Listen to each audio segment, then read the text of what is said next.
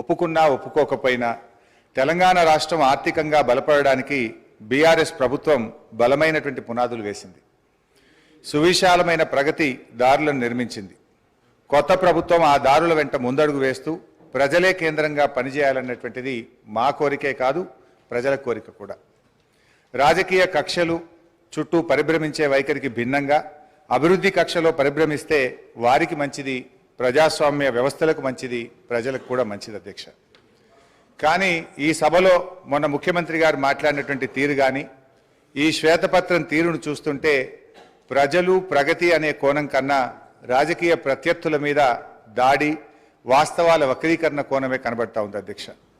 ఎందుకంటే అధ్యక్ష ఈరోజు ఈ ఆర్థిక శ్వేతపత్రం ఒకసారి మనం చూస్తే ఇందులో పేజ్ నెంబర్ 5లో అధ్యక్ష, అంటే చాలా విషయాలు ఉన్నాయి. మేము మాకున్న కొద్ది సమయంలో, ఎందుకంటే ఈ దేశంలోని అనేక రాష్ట్రాల వివరాలు చాలా కన్వీనియంట్గా వాళ్ళకు అవసరమైనటువంటివి ఇందులో పొందుపరిచే ప్రయత్నం చేసినారు. బట్ అధ్యక్ష ఇందులో పేజ్ నెంబర్ 5లో కర్ణాటక రాష్ట్రానికి సంబంధించి బడ్జెట్ ఎస్టిమేట్స్ అండ్ ఎక్స్పెండిచర్ది మేము కాగ్ రిపోర్ట్ ఇప్పుడే నెట్లో ప్రింట్అవుట్ తీస్తే అధ్యక్ష, బడ్జెట్ ఎస్టిమేట్స్ కర్ణాటకది 2,31,142 కోట్లుంటే ఇక్కడ 2,31,642 కోట్లుగా చూపించారు. ఎక్స్పెండిచర్ విషయంలో కూడా అధ్యక్ష 2,61,932 కోట్లను చూపించారు. కానీ కాగ్ రిపోర్టు నివేదిక ఆధారంగా ఎక్స్పెండిచరు 2,54,525 కోట్లు, అంటే దాదాపు 7,000 కోట్లు ఎక్స్పెండిచర్ ఎక్కువ చూపించినట్టుగా ఈ కాగ్ రిపోర్ట్ను బట్టి చూస్తాం. అంటే మొత్తంగా తప్పుల తడకతోని ఈ వివరాలను వాళ్ళు పొందుపరిచిండ్రు. వాళ్ళు కేవలం ఇదంతా కూడా ఒక గత ప్రభుత్వాన్ని బదనాం చేయాలనేటువంటి ధోరణి కనబడతా ఉంది అధ్యక్ష. అదేవిధంగా ఇందులో ఉమ్మడి ఆంధ్రప్రదేశ్ వ్యయము తెలంగాణ వాటా అంటే 1956-57 నుంచి 2013-14 వరకు 41.68% ఖర్చు చేసినట్టుగా గంపగుత్త లెక్క తీసినారు. ఇది మనందరికీ తెలుసు అధ్యక్ష. వాస్తవానికి తెలంగాణ ఉద్యమం ఎందుకు వచ్చింది, ఈ పోరాటాలు ఎందుకు వచ్చినాయి, 69లో ఎందుకు పోరాడినాం అంటే తెలంగాణకు నిధులు తెలంగాణ ప్రాంతంలో ఖర్చు పెట్టాలనే జెంటిల్మెన్ అగ్రిమెంట్ను అమలు చేయకపోవడం వల్లనే ఆ రోజు తెలంగాణ ఉద్యమం వచ్చింది. అంటే దాని మీద గతం మీ కాంగ్రెస్ పార్టీయే, అప్పుడున్నటువంటి కాంగ్రెస్ ప్రభుత్వాలు మరి చాలా కమిటీలు వేసినారు. అప్పటి controller and auditor general Kumar Lalit committee కానీ, supreme court judge Vasishtha Bhargava committee report కానీ, బీపీఆర్ విఠల్ గారి రిపోర్ట్ కానీ, అన్ని రిపోర్ట్లలో కూడా ఏముందంటే తెలంగాణ ఆదాయాన్ని ఆంధ్ర ప్రాంతంలో ఖర్చు పెట్టినారు, తెలంగాణలో ఖర్చు పెట్టలేదని చెప్పి చాలా స్పష్టంగా అనేక రిపోర్ట్లు చెప్పినటువంటి విషయం కూడా మనందరికీ తెలుసు అధ్యక్ష. అందులోనే చూసినట్టయితే ఒకసారి కుమార్ లలిత్ కమిటీ 1956-68 పీరియడ్లో ఒక రిపోర్ట్ ఇచ్చినారు. తెలంగాణ రెవెన్యూ ఇన్కమ్ 102 కోట్లు అయితే మరి Telangana funds spends in Andhra reason 34.09 కోట్లు అని చెప్పి అప్పుడే ఒక రిపోర్ట్ కూడా ఇచ్చారు అధ్యక్ష. అదేవిధంగా వారు మరి జస్టిస్ భార్గవ కమిటీ రిపోర్ట్లో కూడా ఆ వివరాలన్నీ కూడా తేల్చారు. అంటే ఇది నేను ఎందుకు చెప్పే ప్రయత్నం చేస్తున్నా అంటే ఇక్కడ మీరు 41.68% తెలంగాణలో ఖర్చు పెట్టారు అని ఏ లెక్కలైతే చూపించారో ఇది శుద్ధ తప్పు. కావాలంటే దీని మీద ఒక హౌస్ కమిటీ వేయండి, మొత్తం లెక్కలు తీద్దాం, నిజంగా ఎంత ఖర్చు అయిందో కావాలంటే మేము చూపించడానికి రుజువు చేయడానికి సిద్ధంగా ఉన్నాం. అంటే మీరేంటంటే అది 41.68% ఉమ్మడి ఆంధ్రప్రదేశ్లో ఖర్చు అయింది, అది ఏదో మెరుగ్గా ఉందని చెప్పి చూపించేటువంటి ఒక ప్రయత్నం చేసినారు, which is totally false and wrong అధ్యక్ష. అంటే బేసికల్లీ ఇంకోటి కూడా జరిగింది అధ్యక్ష. నాకు తెలిసిన సమాచారం మేరకు ఈ రిపోర్ట్ ఇదంతా కూడా ఇది ఎవరు తయారు చేసిండ్రు, మీకు తెలంగాణ అధికారుల మీద నమ్మకం లేక మన ముఖ్యమంత్రి గారి పాత గురువు గారి శిష్యులు, ఒక రిటైర్డ్ ఐఏఎస్ అధికారి, ఒక సస్పెండ్ అయినటువంటి ఫైనాన్స్ డిపార్ట్మెంట్ ఆంధ్రప్రదేశ్ అధికారులను పెట్టి ఇదంతా ఒక కుక్కుడప్ స్టోరీ తయారు చేసి ఇది ప్రజల ముందు పెట్టేటువంటి ప్రయత్నం చేస్తూ ఉన్నారు. సరే, ఆ వివరాలు వాస్తవాలు వచ్చినప్పుడు నేను అన్ని విషయాలు కూడా బయట పెడతాం అధ్యక్ష. నో, ఐ వుడ్ లైక్ మాకు తెలుస్తాయి కదా, అందుకే మాకు తెలిసిన సమాచారం మేరకు అన్నాను. సరే అధ్యక్ష, పేర్లు చెప్పమంటే చెప్తా, ఆధారాలు చూపించమంటే చూపిస్తా. అందులో నేను ఎందుకంటే అలా బోదలుచుకోలేదు. సో అధ్యక్ష, ఈ మొత్తంగా ఈ report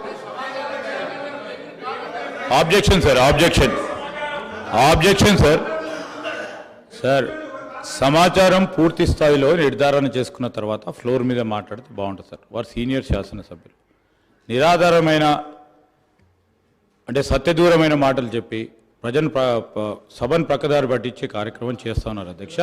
I would like to request use అధ్యక్ష, ఈరోజు లెక్కల తప్పు ఉంటే తప్పకుండా తప్పో ఒప్పో మా ఫైనాన్స్ మినిస్టర్ గారు తప్పకుండా చెప్తారు. కానీ ఎవరో ప్రిపేర్ చేశారు, ఎవరో ముందు పెట్టారు, ఏదో అపోగలదు. I request honourable member to withdraw the word sir, otherwise expunge from the records. ఇక్కడ సార్ పేర్లు చెప్పమంటారా, మరి పేర్లు కూడా చెప్పమంటారా అధ్యక్ష? నేను మాకున్నటువంటి సమాచారం మేరకు అని చెప్పానే తప్ప నేను పేర్లు చెప్పలేదు. సో అది ఒకవేళ తప్పు అయితే మీ సమాధానంలో తప్పని చెప్పండి. నేను I stand on my word అధ్యక్ష. అయితే ఈ రిపోర్ట్లో అధ్యక్ష ముఖ్యంగా ఈ మొత్తం రిపోర్ట్ చూస్తే అధ్యక్ష, అంటే వాళ్ళు బేసికల్లీ ఏ అంశాల్లో అయితే ప్రభుత్వాన్ని తప్పుపట్టచ్చో లేదా గత ప్రభుత్వాన్ని తప్పుపట్టచ్చో, ఏ అంశాల్లోనైతే మనము మెరుగ్గా ఉన్నామని చెప్పే ప్రయత్నం చేసినారో ఒక కన్వీనియంట్గా దీన్ని తయారు చేసినారు. చాలా రంగాల్లో తెలంగాణ రాష్ట్రం అద్భుతమైనటువంటి గత 10 సంవత్సరాల్లో ప్రగతిని సాధించింది. అనేక విషయాల్లో కూడా మనం చాలా మెరుగ్గా ఉన్నాం అధ్యక్ష. కానీ వీళ్ళు తయారు చేసినటువంటి పట్టికలు చూస్తూ ఉంటే అధ్యక్ష, ఏవైతే వాళ్ళకి కన్వీనియంట్గా ఉంటాయో వాటిని చూపించేటువంటి ప్రయత్నం చేసినారు. నార్మల్గా అప్పులను ఎట్లా చూస్తామంటే డెట్ టు జిఎస్డిపి రేషియో చూస్తుంటాం. కానీ ఇక్కడ డెట్ టు జిఎస్డిపి రేషియో టేబుల్ను ఇందులో పెట్టకుండా డెట్ టు రెవెన్యూ రిసిప్ట్ చూపించే ప్రయత్నం చేసినారు. ఇప్పుడు అంతర్జాతీయంగా అయినా జాతీయంగా అయినా అప్పులను కొలిచే విధానము డెట్ టు జిఎస్డిపి రేషియో.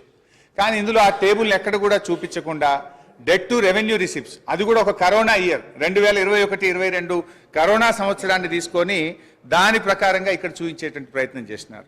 వాస్తవానికి అధ్యక్ష డెట్ టు జిఎస్డిపి రేషియో చూస్తే ఇది నా లెక్క కాదు అధ్యక్ష, రిజర్వ్ బ్యాంక్ ఆఫ్ ఇండియా ప్రకటించినటువంటి లెక్కలు. డెట్ టు జిఎస్డిపిలో చూస్తే అధ్యక్ష అప్పులు తక్కువ తీసుకున్నటువంటి రాష్ట్రాల్లో కింది నుంచి మనం 5వ స్థానంలో ఉన్నాం. అంటే మనకంటే 22 రాష్ట్రాలు తెలంగాణ కంటే అప్పు ఎక్కువ తీసుకున్నటువంటి రాష్ట్రాలు ఈ దేశంలో ఉన్నాయి అధ్యక్ష. అందులో చూస్తే అధ్యక్ష ఆ వివరాల్లోకి మళ్ళీ పోతే కావాలంటే ఈ టేబుల్ మీ ద్వారా గౌరవ ఫైనాన్స్ మినిస్టర్ గారికి ప్రభుత్వానికి కూడా నేను ఇవ్వడానికి నాకేం అభ్యంతరం లేదు అధ్యక్ష.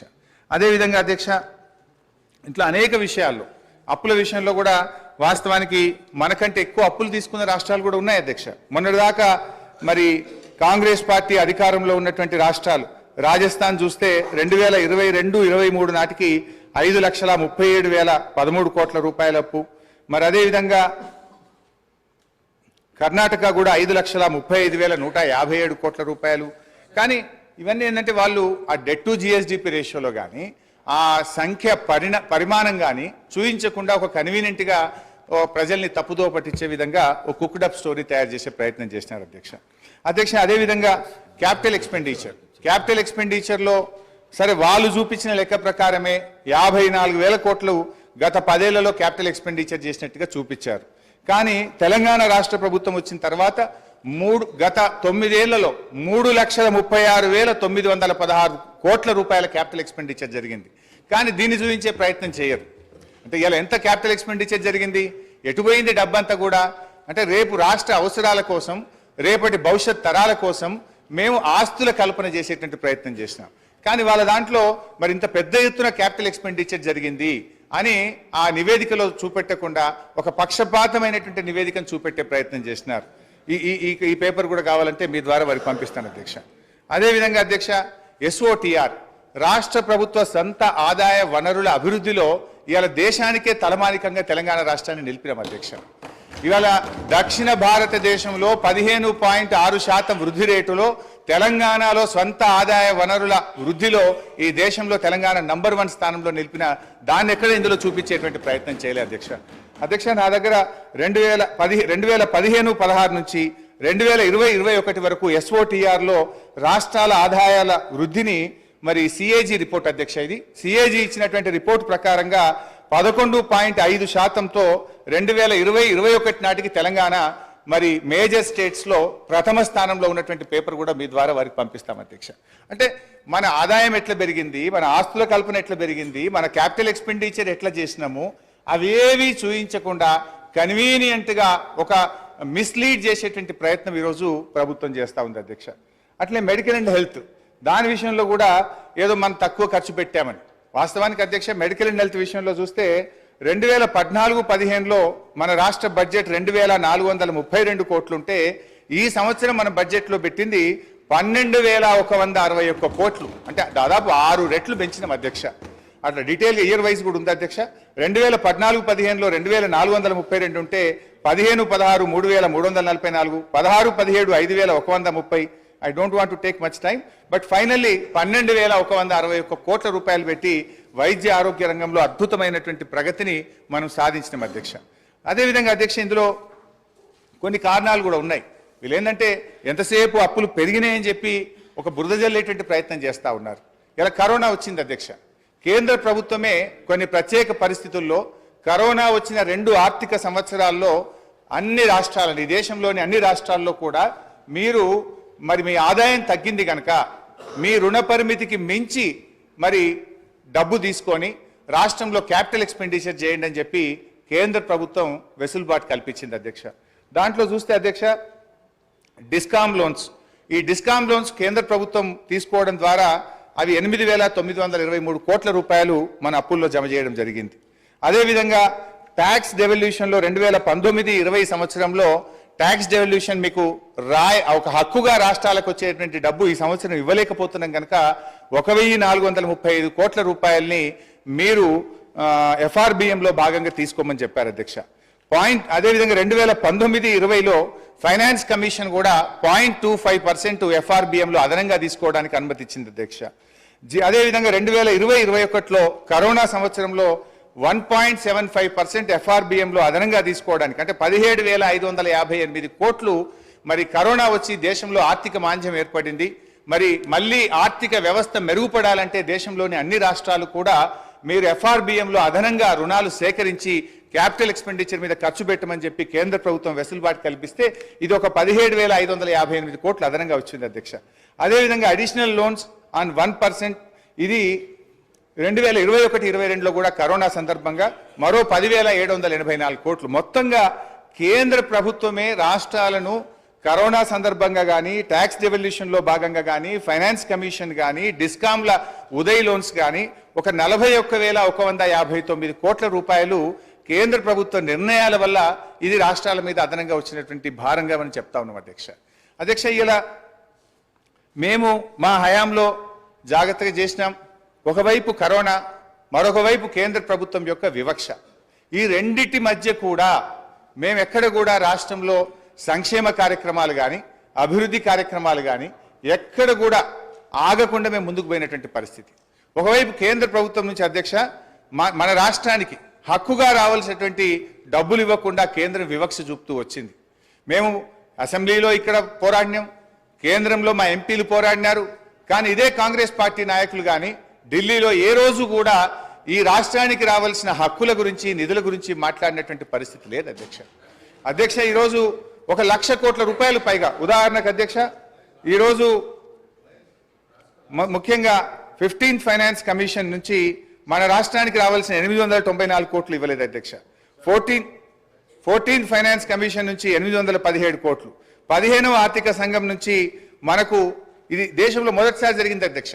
ఆర్థిక సంఘం ఎప్పుడైనా ఒక రిపోర్ట్ ఇస్తే దాన్ని తూచా తప్పకుండా గత ప్రభుత్వాలు అమలు చేస్తే, ప్రస్తుతం కేంద్రంలో అధికారంలో ఉన్నటువంటి బీజేపీ ప్రభుత్వం 15th ఫైనాన్స్ కమిషన్ 5,374 కోట్ల రూపాయలు సెక్టర్ స్పెసిఫిక్ గా, స్టేట్ స్పెసిఫిక్ గా మన రాష్ట్రానికి ఇవ్వమంటే ఈ డబ్బు ఇవ్వకుండా ఈరోజు కేంద్ర ప్రభుత్వం మన రాష్ట్రానికి అన్యాయం చేసింది అధ్యక్ష.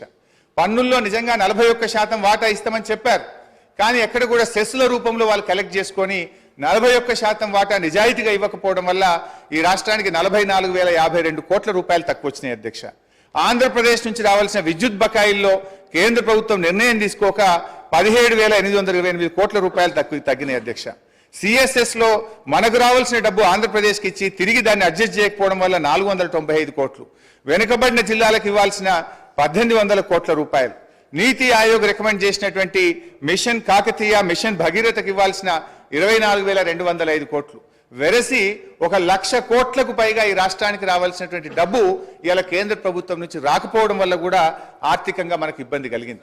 నిజంగా ఈ 1,00,000 కోట్ల రూపాయలు ఈ రాష్ట్రానికి వచ్చుంటే ఈరోజు మనకు ఇంకొక 1,00,000 కోట్ల రూపాయలు అప్పు తక్కువ తీసుకునేటువంటి అవకాశం ఉండేది అధ్యక్ష.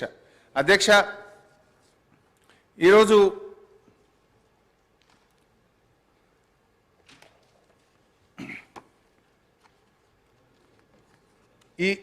ఈ బుక్లో కూడా అధ్యక్ష మీరు చూసినట్టయితే రెండు మూడు రకాలుగా మీరు ఇందులో చూస్తే అధ్యక్ష అసలు వీళ్ళే స్పష్టంగా రాసిండ్రు. ప్రభుత్వ హామీతో ఎస్పీవీ ద్వారా సేకరించి ఎస్పీవీలు చెల్లించే రుణాలు అంటే స్పెషల్ పర్పస్ వెహికల్ ద్వారా సేకరించిండ్రు, వాళ్ళే రుణాలు చెల్లిస్తారు, రాష్ట్ర ప్రభుత్వ ఖజానా మీద భారం ఉండదు అని చెప్పి కూడా దాన్ని కూడా ఈరోజు రాష్ట్ర అప్పులుగా చూపించేటువంటి ప్రయత్నం. ఇందులో పేజ్ 24లో కూడా ప్రభుత్వం చెల్లించని మరియు ప్రభుత్వం హామీ లేని రుణాలు 59,414 కోట్ల రూపాయలని మీరే రాశారు స్పష్టంగా. కానీ మీరు ఏం చేసే ప్రయత్నం చేస్తుండ్రు, అన్ని కలిపి మళ్ళీ లెక్కబెట్టి రాష్ట్ర ప్రభుత్వం ఈరోజు దాదాపు 6,71,000 కోట్ల రూపాయల అప్పు ఉంది అని చెప్తున్నారు. మీరే ఈ బుక్లో అంటారు, ఒకవైపు రాష్ట్ర ప్రభుత్వం చెల్లించని హామీ లేని రుణాలను రాశారు, ప్రభుత్వ హామీతో సేకరించి రాష్ట్ర ప్రభుత్వం ఎస్పీవీలే చెల్లించుకునే డబ్బులని చెప్పినారు, వాటినన్నింటినీ కలిపి అప్పులను ఎక్కువగా చూపించేటట్టు ఒక తప్పుడు ప్రచారానికి మీరు పాల్పడ్డారు. అదేవిధంగా ప్రభుత్వ హామీతో ఎస్పీవీ ద్వారా సేకరించి ప్రభుత్వమే చెల్లిస్తారని కూడా రాసినారు అధ్యక్ష. ఇందులో కూడా చాలా విషయాలు తప్పుగా పెట్టినారు చాలా కార్పొరేషన్స్ను. ఉదాహరణకు ఈరోజు టీఎస్ఐఐసి గురించి రాసినారు. టీఎస్ఐఐసి కానీ, Telangana super speciality hospital corporation కానీ, హైదరాబాద్ మెట్రో వాటర్ వర్క్స్ కానీ, హౌసింగ్ బోర్డు కానీ, రోడ్ డెవలప్మెంట్ కార్పొరేషన్ కానీ, ఇట్లా చాలా విషయాలు ఇవన్నీ కూడా వాస్తవానికి వాళ్ళ సొంత ఆదాయ వనరుల మీద వాళ్ళు చెల్లిస్తారు అధ్యక్ష. కానీ ఇది రాష్ట్ర ప్రభుత్వమే చెల్లిస్తుందని, ఇది రాష్ట్ర ప్రభుత్వ అప్పుగా చూపించేటువంటి ఒక తప్పుడు ప్రయత్నానికి కూడా దీంట్లో పాల్పడ్డారు. అంటే బేసిక్గా ఇదంతా కూడా ఒక తప్పుల తడక, ఒక అంకెల గ్యారెడ్తోని ఇది ఏదో ఈ రాష్ట్ర ప్రభుత్వం మీద గత ప్రభుత్వం మీద బురద జల్లాలే, లేదు వాళ్ళ హామీల నుంచి తప్పించుకునేటువంటి ఒక ప్రయత్నానికి దారులు వెతుకుతున్నారేమో అని అనిపిస్తూ ఉంది అధ్యక్ష. ఇంకా డీటెయిల్స్లో పోదామంటే మళ్ళీ మీరు టైం ఇయ్యరేమో, నేను చాలా విషయాలు చెప్పాల్సిన అవసరం ఉంది, అందువల్ల నేను షార్ట్గా చెప్పేటువంటి ప్రయత్నం చేస్తూ ఉన్నా అధ్యక్ష. ఇందులో ఇంకో మాట అంటారు, పేజ్ 41లో చేసిన డబ్బుకు అనుగుణంగా ఎటువంటి స్పష్టమైన ఆస్తులు సృష్టించలేదు. ఇది శుద్ధ అబద్ధం అధ్యక్ష.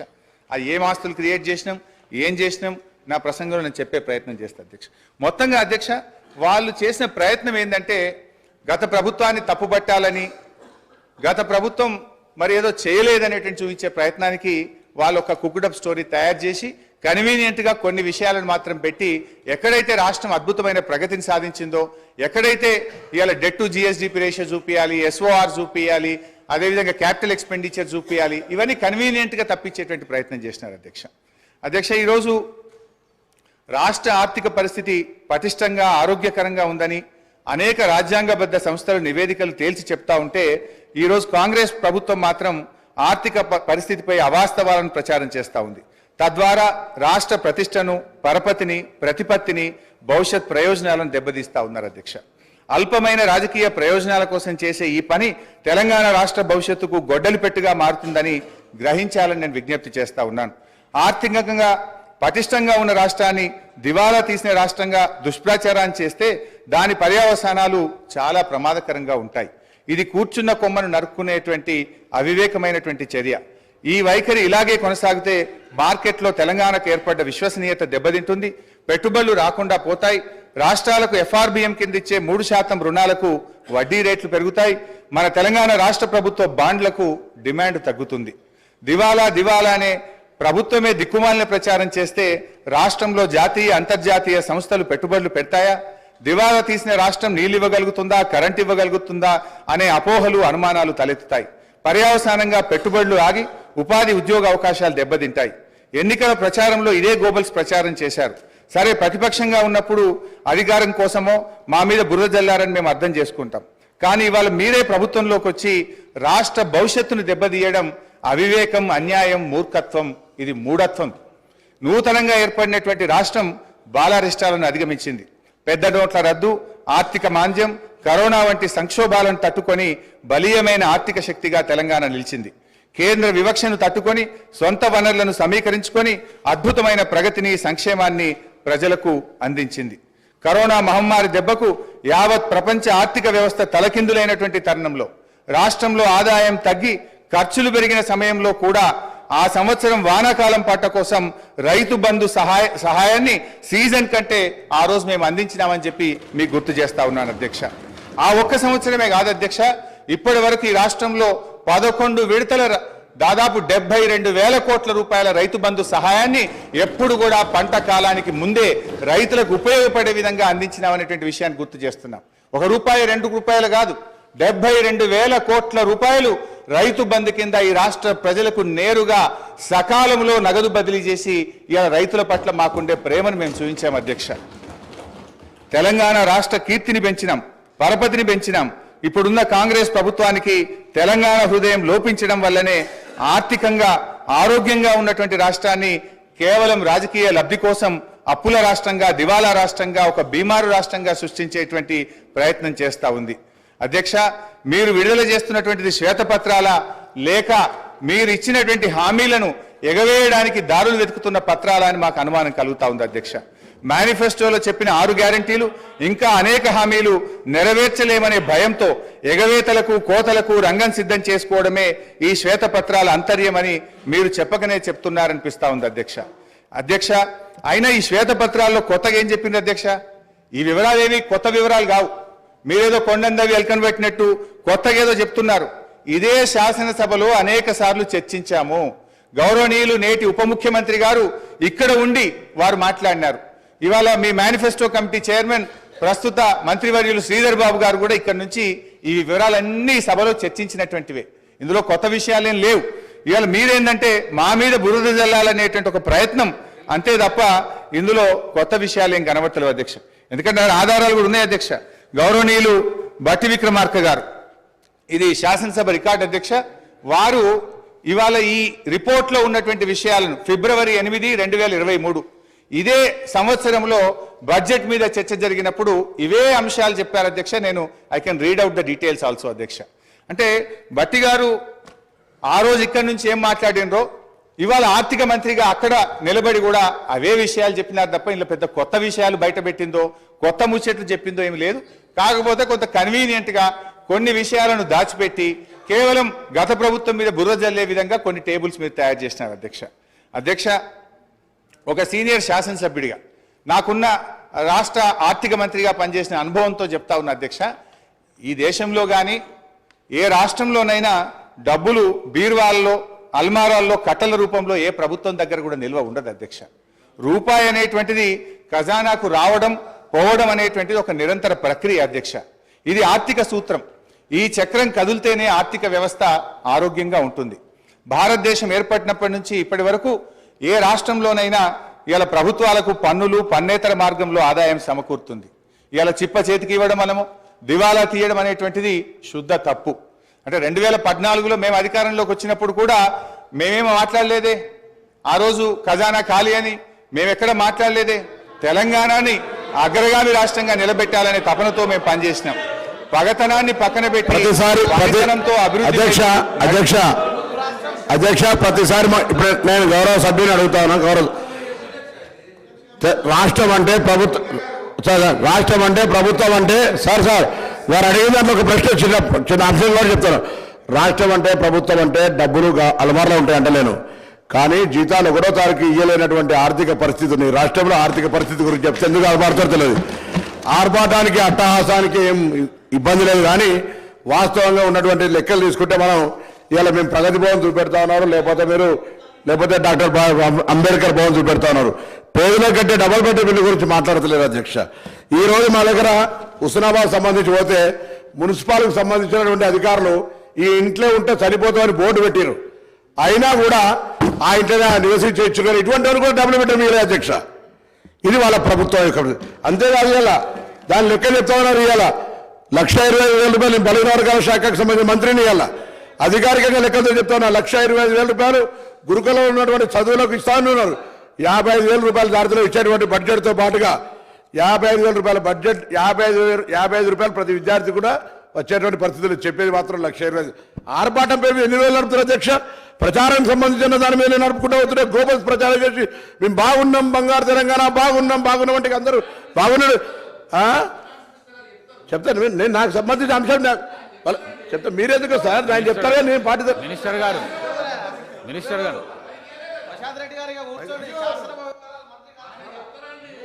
హరీష్ రావు గారు.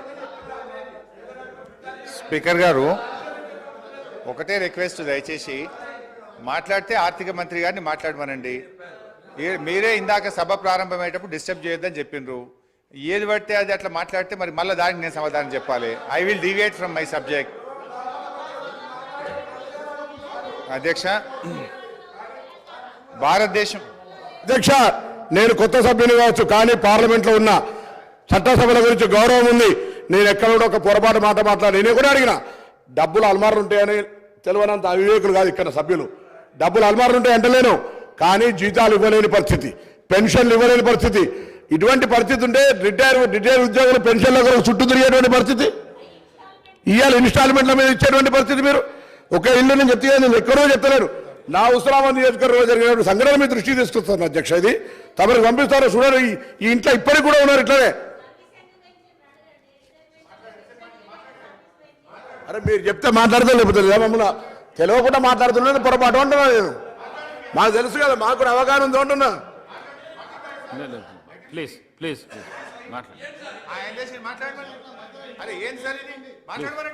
ప్లీజ్ మాట్లాడండి హరీష్ రావు, ప్లీజ్ మాట్లాడండి. ఇది పద్ధతి కాదు అధ్యక్ష. మీరు కూడా ఇట్లా మీరు ఇంటరప్ట్ చేయడం ఇది సభకు మంచిది కాదు అధ్యక్ష. అధ్యక్ష, ప్రజాస్వామ్యం దేవాలయంగా భావించే పవిత్రమైనటువంటి ఈ శాసనసభ వేదికగా రాష్ట్ర ఆర్థిక పరిస్థితి పటిష్టంగా ఉందని, బీఆర్ఎస్ ప్రభుత్వ హయాంలో ఆర్థిక నిర్వహణ సమర్థవంతంగా జరిగిందని నిరూపించే వాస్తవాలతో కూడిన స్థూల ఆర్థిక వివరాలు మీ ద్వారా ఈ సభ ముందు ఉంచే ప్రయత్నం చేస్తాం అధ్యక్ష. అధ్యక్ష, ఈ వివరాలు కూడా ఎక్కడి నుంచో నేను చెప్తలేను. నిన్నగాక మొన్న కొత్తగా పదవీ బాధ్యతలు చేపట్టినటువంటి మన రాష్ట్ర ఆర్థిక మంత్రివర్యులు ఉప ముఖ్యమంత్రి గారు విడుదల చేసిన నివేదికల నుంచే చెప్తున్నా. ఇదేమి నేను సొంతగా చెప్తున్నది లేదు. This is your own report, this is your own book released by finance minister గారు. అధ్యక్ష, 2013-14 ఆర్థిక సంవత్సరానికి ఉమ్మడి ఆంధ్రప్రదేశ్లో ఆ రోజు 1,61,348 కోట్ల బడ్జెట్ పెడితే అధ్యక్ష, తెలంగాణ ఏర్పాటు కాగానే 2014-15 ఆర్థిక సంవత్సరానికి 10 జిల్లాల తెలంగాణ కోసం 1,637 కోట్ల రూపాయల బడ్జెట్ పెట్టినాం అధ్యక్ష. అదే 2023-24 సంవత్సరానికి 2,90,296 కోట్ల రూపాయల బడ్జెట్ ప్రవేశపెట్టాం. అంటే 9 ఏళ్ల మా ప్రభుత్వ హయాంలో దాదాపు 3 రెట్లు బడ్జెట్ పెరిగిందనేటువంటి విషయాన్ని మీ ద్వారా సభ దృష్టికి తెస్తా ఉన్నాను అధ్యక్ష. అదేవిధంగా జిఎస్డిపి, జీడిపి అధ్యక్ష, తెలంగాణ ఏర్పడే నాటికి రాష్ట్ర ఆర్థిక పరిస్థితి దయనీయంగా ఉండేది. రాష్ట్ర ఏర్పాటుకు ముందు 2 ఏళ్లలో జిఎస్డిపి వార్షిక వృద్ధి రేటు 12% మాత్రమే. ఇది జాతీయ వృద్ధి రేటు అయినటువంటి 13.4% కంటే తక్కువ. రాష్ట్రం ఆవిర్భవించిన తర్వాత మా ప్రభుత్వం అనుసరించిన పటిష్టమైన ఆర్థిక విధానాల వల్ల జిఎస్డిపి క్రమేణా పెరుగుతూ వచ్చింది. 2013-14లో జిఎస్డిపి 4,51,580 కోట్లు, వృద్ధి శాతం 12.4%. 2022-23లో మన రాష్ట్ర జిఎస్డిపి 13,13,391 కోట్లు, వృద్ధి శాతం 16.3గా నమోదైంది. గత 9 ఏళ్లలో తెలంగాణ రాష్ట్ర జిఎస్డిపి 150.6% వృద్ధి రేటును సాధించింది. 4 కోట్ల ప్రజానికం కలిగిన తెలంగాణ చిన్న రాష్ట్రమైన ఆర్థికంగా మిన్న రాష్ట్రంగా నిలిచింది. దేశంలో ఎక్కువ జిఎస్డిపి కలిగిన 8వ రాష్ట్రంగా నిలిచింది. ఇదే సమయానికి దేశ జీడిపి 1,12,33,522 కోట్ల నుంచి 2,72,40,712 కోట్లకు పెరిగింది. అంటే 118% వృద్ధి రేటుకు పరిమితమైంది. 9 ఏళ్ల దేశ జీడిపి 118% వృద్ధి రేటు సాధిస్తే మన రాష్ట్ర జీడిపి మాత్రం 159.6% వృద్ధి రేటును సాధించింది. అంటే 41.6% అధిక వృద్ధి రేటును తెలంగాణ నమోదు చేసి మన మెరుగైనటువంటి ప్రగతిని ఇవాళ నమోదు చేసింది అధ్యక్ష. ఇది ఎక్కడా వాళ్ళ నివేదికలో కనబడదు అధ్యక్ష. దేశ జనాభాలో 2.9% ఉన్న తెలంగాణ దేశ జీడిపికి 4.9% వాటా కాంట్రిబ్యూట్ చేయడం మన రాష్ట్ర ఆర్థిక పటిష్టతకు ఇది తిరుగులేని నిదర్శనం. దేశ ఆర్థిక వ్యవస్థకు ఎక్కువ కాంట్రిబ్యూట్ చేస్తున్న టాప్ 5 రాష్ట్రాల్లో తెలంగాణ ఒకటి. దయచేసి ఈ కీర్తి మసకబారేటట్లు ప్రచారం చేయకండి, అది విజ్ఞత కాదు. ఏ రాష్ట్ర ముఖ్యమంత్రి అయినా తన రాష్ట్ర కీర్తిని ఉన్నదానికంటే పెంచుకోవాలే కానీ ఉన్నదానికంటే తగ్గించుకోవడం ఇది మంచిది కాదు అని చెప్పి మీ ద్వారా తెలియజేస్తా ఉన్నాను అధ్యక్ష. తలసరి ఆదాయం రాష్ట్ర అభివృద్ధిని సూచించే ప్రజల సూచిక తలసరి ఆదాయం. 2013-14లో తలసరి ఆదాయం 1,12,162 రూపాయలు, వృద్ధి రేటు 11%. 2022-23 సంవత్సరంలో తెలంగాణ తలసరి ఆదాయం 3,12,398, వృద్ధి రేటు 15.3%. దేశ తలసరి ఆదాయం 1,72,276 రూపాయల కంటే తెలంగాణ తలసరి ఆదాయం 1,40,122 రూపాయలు ఎక్కువ, అంటే దాదాపు డబుల్ అధ్యక్ష. చిన్న రాష్ట్రాలు సిక్కిం, ఢిల్లీ మినహా తలసరి ఆదాయంలో తెలంగాణ దేశంలో నంబర్ 1 స్థానంలో ఉంది. ఇది శ్వేతపత్రాలతోనో రాతపత్రాలతోనో చెరిపేయలేనటువంటి సత్యం, ఇది నిజం. కానీ ఇది ఎక్కడ మీ శ్వేతపత్రంలో కనబడదు. రాష్ట్రం యొక్క ప్రతిష్టను తగ్గించే ప్రయత్నం చేసింది తప్ప రాష్ట్రం సాధించిన విజయాలను శ్వేతపత్రంలో జాగ్రత్తగా దాచిపెట్టినారు అధ్యక్ష. 2014లో 10వ స్థానంలో ఉన్న తెలంగాణ ఇప్పుడు మొదటి స్థానానికి ఎగబాకింది అధ్యక్ష. స్వంత పన్నుల రాబడి అధ్యక్ష, నిన్నగాక మొన్న మరి ఆర్బీఐ విడుదల చేసిన తాజా report A state finances A study of budgets మొన్ననే ఈ మధ్యనే రిలీజ్ అయింది. కావాలంటే మీ ద్వారా గౌరవ మంత్రి గారు కూడా పంపిస్తాను అధ్యక్ష. ఇవాళ సొంత పన్నుల రాబడి నుండి ఇవాళ 84.2% రెవెన్యూ ఎక్స్పెండిచర్ చేస్తున్నటువంటి రాష్ట్రాల్లో ఇవాళ దేశంలోనే ద్వితీయ స్థానంలో నిలిచిన అధ్యక్ష. మొదటి స్థానంలో హర్యానా 86.9%తో ఉండగా 84.2%తో తెలంగాణ దేశంలో 2వ స్థానంలో నిలిచిందని ఈ నెల 11న ఆర్బీఐ ఇచ్చినటువంటి రిపోర్ట్లో స్పష్టంగా చెప్పినారు అధ్యక్ష. అదేవిధంగా అధ్యక్ష, అప్పుల విషయంలో కూడా ఇవాళ వాళ్ళు తప్పుదో పట్టించే ప్రయత్నం చేస్తూ ఉన్నారు అధ్యక్ష. ఇవాళ 25% దాటిందని కూడా ఒక దగ్గర నివేదికలు చెప్పినారు అధ్యక్ష. యాక్చువల్లీ అది ఎందుకు దాటిందో కూడా ఆ రోజు ఇదే ఆర్థిక శాఖ అధికారులు ఉన్నారు, ఇవాళ ఇదే ఆర్థిక శాఖ అధికారులు ఉన్నారు. కాకపోతే మీరు చెప్పినట్టుగా వాళ్ళు కన్వీనియంట్గా చేసి ఉండొచ్చు. ఈరోజు కరోనా వల్ల, కేంద్ర ప్రభుత్వ నిర్ణయాల వల్ల, ఉదయ్ స్కీమ్స్ కేంద్ర ప్రభుత్వం తీసుకోవడం వల్ల ఇవి కొంత మనం ఆ 25% దాటినటువంటి విషయం ఇది ప్రభుత్వానికి తెలుసు, అధికారులకు దృష్టిలో కూడా ఉంది అధ్యక్ష. అయినా అప్పులు అనేటువంటివి ఏ రాష్ట్రమైనా ఇష్టారీతిన చేసేటువంటి అవకాశం ఉండదు అధ్యక్ష. భారత రాజ్యాంగంలో ఆర్టికల్ 293 ప్రకారం కేంద్ర అనుమతి లేకుండా రాష్ట్రాలు అప్పులు తీసుకోజాలవు. Fiscal responsibility and budget management అనే యాక్ట్ ఉంది, దీన్నే మనం FRBM అని పిలుస్తూ ఉంటాం. ఈ చట్టానికి లోబడి ఫైనాన్స్ కమిషన్ నిబంధనలకు లోబడి మాత్రమే రాష్ట్రాలు అప్పులు తీసుకోవడం సాధ్యమవుతుంది. తెలంగాణ రాష్ట్రం FRBM చట్ట పరిధిలో దాటకుండా ఆర్థిక క్రమశిక్షణ పాటించింది, పరిమితి మేరకు మాత్రమే రుణాలు తీసుకుంది. ఈ వాస్తవాన్ని కప్పిపుచ్చేందుకు ఇవాళ ప్రభుత్వ పెద్దలు ప్రయత్నం చేస్తూ ఉన్నారు అధ్యక్ష. ఇంకా నిజంగా మేము అప్పులు తీసుకోవాలని అనుకుంటే ఆ రోజు ఎలక్ట్రిసిటీ రిఫార్మ్స్ విషయంలో కేంద్ర ప్రభుత్వం 0.5% మీకు అదనంగా 5 ఏళ్ల పాటు FRBMలో మీకు వెసులుబాటు కల్పిస్తాం, మీరు తీసుకోండి అని చెప్తున్నారు అధ్యక్ష. నిజంగా మాకు అప్పులే తీసుకోవడం అవసరం అనుకుంటే, రాష్ట్ర ప్రయోజనాల కంటే అప్పులు ముఖ్యమని మేము అనుకుంటే మాకు మరో 35,000 కోట్ల రూపాయలు ఇవాళ అదనంగా వచ్చేది. ఇదే శాసనసభలో అక్కడి నుంచి గౌరవనీయులు ఆనాటి ముఖ్యమంత్రి కేసీఆర్ గారు ఒక మాట చెప్పినారు అధ్యక్ష. ఈ 0.5 FRBM తీసుకోవాలంటే కేంద్ర ప్రభుత్వం పెట్టిన షరతులు ఏంది అధ్యక్ష? బోరు బావుల దగ్గర మీటర్లు పెట్టి రైతుల ఇంటికాడికి బిల్లు పంపించాలని చెప్పి కేంద్ర ప్రభుత్వం షరతు పెడితే ఆనాడు కేసీఆర్ గారు ఇదే నిండు సభలో సభానాయకుడిగా ఆయన చెప్పిన మాటలు మీ ద్వారా కొత్త సభ్యులు ఉన్నారు గుర్తు చేస్తా ఉన్నాను అధ్యక్ష. ఆ రోజు ఏమన్నారంటే ముఖ్యమంత్రి గారు, నా గొంతులో ప్రాణముండంగా రైతుల బోరు బావుల దగ్గర మీటర్లు పెట్టముగాక పెట్టమని చెప్పింది మా నాయకుడు కేసీఆర్ గారు అధ్యక్ష. నిజంగా ఒకవేళ 0.5% FRBM మేము తీసుకున్నామంటే మాకు మరో 35,000 కోట్లు ఈ రాష్ట్రానికి వచ్చేటి అధ్యక్ష. ఈ విషయాన్ని స్వయంగా నిర్మలా సీతారామన్ గారు ఢిల్లీకి వచ్చినప్పుడు చెప్పింది కదా. నిన్నగాక మొన్న ఎన్నికల ప్రచారంలో నిర్మలా సీతారామన్ గారు ఏం చెప్పారు? మిగతా రాష్ట్రాలు బోరు బావుల దగ్గర మీటర్లు పెట్టమన్నారు కనుక వాళ్ళకి డబ్బులు ఇచ్చినాం. తెలంగాణ మీటర్లు పెట్టలేదు కనుక తెలంగాణ రాష్ట్రానికి డబ్బులు ఇవ్వలేదని చెప్పి గౌరవనీయులు నిర్మలా సీతారామన్ గారే స్పష్టంగా చెప్పారు అధ్యక్ష. అయితే నేను ఈ సందర్భంగా గౌరవ సభా నాయకుడికి ఆర్థిక మంత్రి గారికి కూడా ఒక విజ్ఞప్తి చేయాలనుకుంటున్నా అధ్యక్ష. ఎందుకంటే కాంగ్రెస్ పాలిత రాష్ట్రాలు కూడా ఈ 0.5 సార్ నాకు ఇంకొక 45 నిమిషాలు కావాలి సార్. సో అధ్యక్ష 0.5 అరే ఇది చాలా ఒక నిమిషం సార్, ఇది చాలా ముఖ్యమైనటువంటి సబ్జెక్టు. ప్రభుత్వానికి మనకు సూచనలు గౌరవ హరీశ్వరరావు గారు మీకు 30 నిమిషాల టైం కేటాయించబడింది. 30 నిమిషాలు ఇవ్వకండి, ఆయన తీయకండి, ఎందుకు సరిగా 30 నిమిషాలు మాట్లాడడం కూర్చుంటాం. 30 నిమిషాల లోపల మీరు మాట్లాడొద్దు అంటే కూర్చుంటాం సార్. మరి వాళ్ళని మాట్లాడుకోండి, బయట పోయి మాట్లాడుకుంటాం. If you don't want to give us the mic, మొన్న కూడా మీరు మైక్ కట్ చేసిండ్రు, ప్రొటెస్ట్ కూడా అవకాశం ఇవ్వలేదు. మా గొంతు నొక్కుతాం, మీకు మైక్ ఇవ్వమంటే కూర్చుంటాం సార్.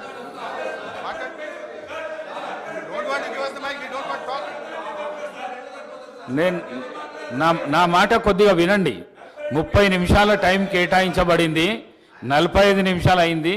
45 నిమిషాల తర్వాత బెల్లు కొడితే కూడా మీరు ఈ విధంగా చేసుడు మంచిది కాదు. మాట్లాడండి హరీశ్వరరావు గారు, మాట్లాడండి సార్. మీరు ఇట్లా బెల్లు కొట్టడం ఇది కరెక్ట్ కాదు సార్. ఇంత మంచి ఇంపార్టెంట్ సబ్జెక్ట్ మీద 39 మంది సభ్యులు ఉన్నాం మేము ఇక్కడ. మీరు ఏది బట్టి అది వాళ్ళు మాట్లాడితే దానికి మేము సమాధానం చెప్పకపోతే ఎట్లా సార్?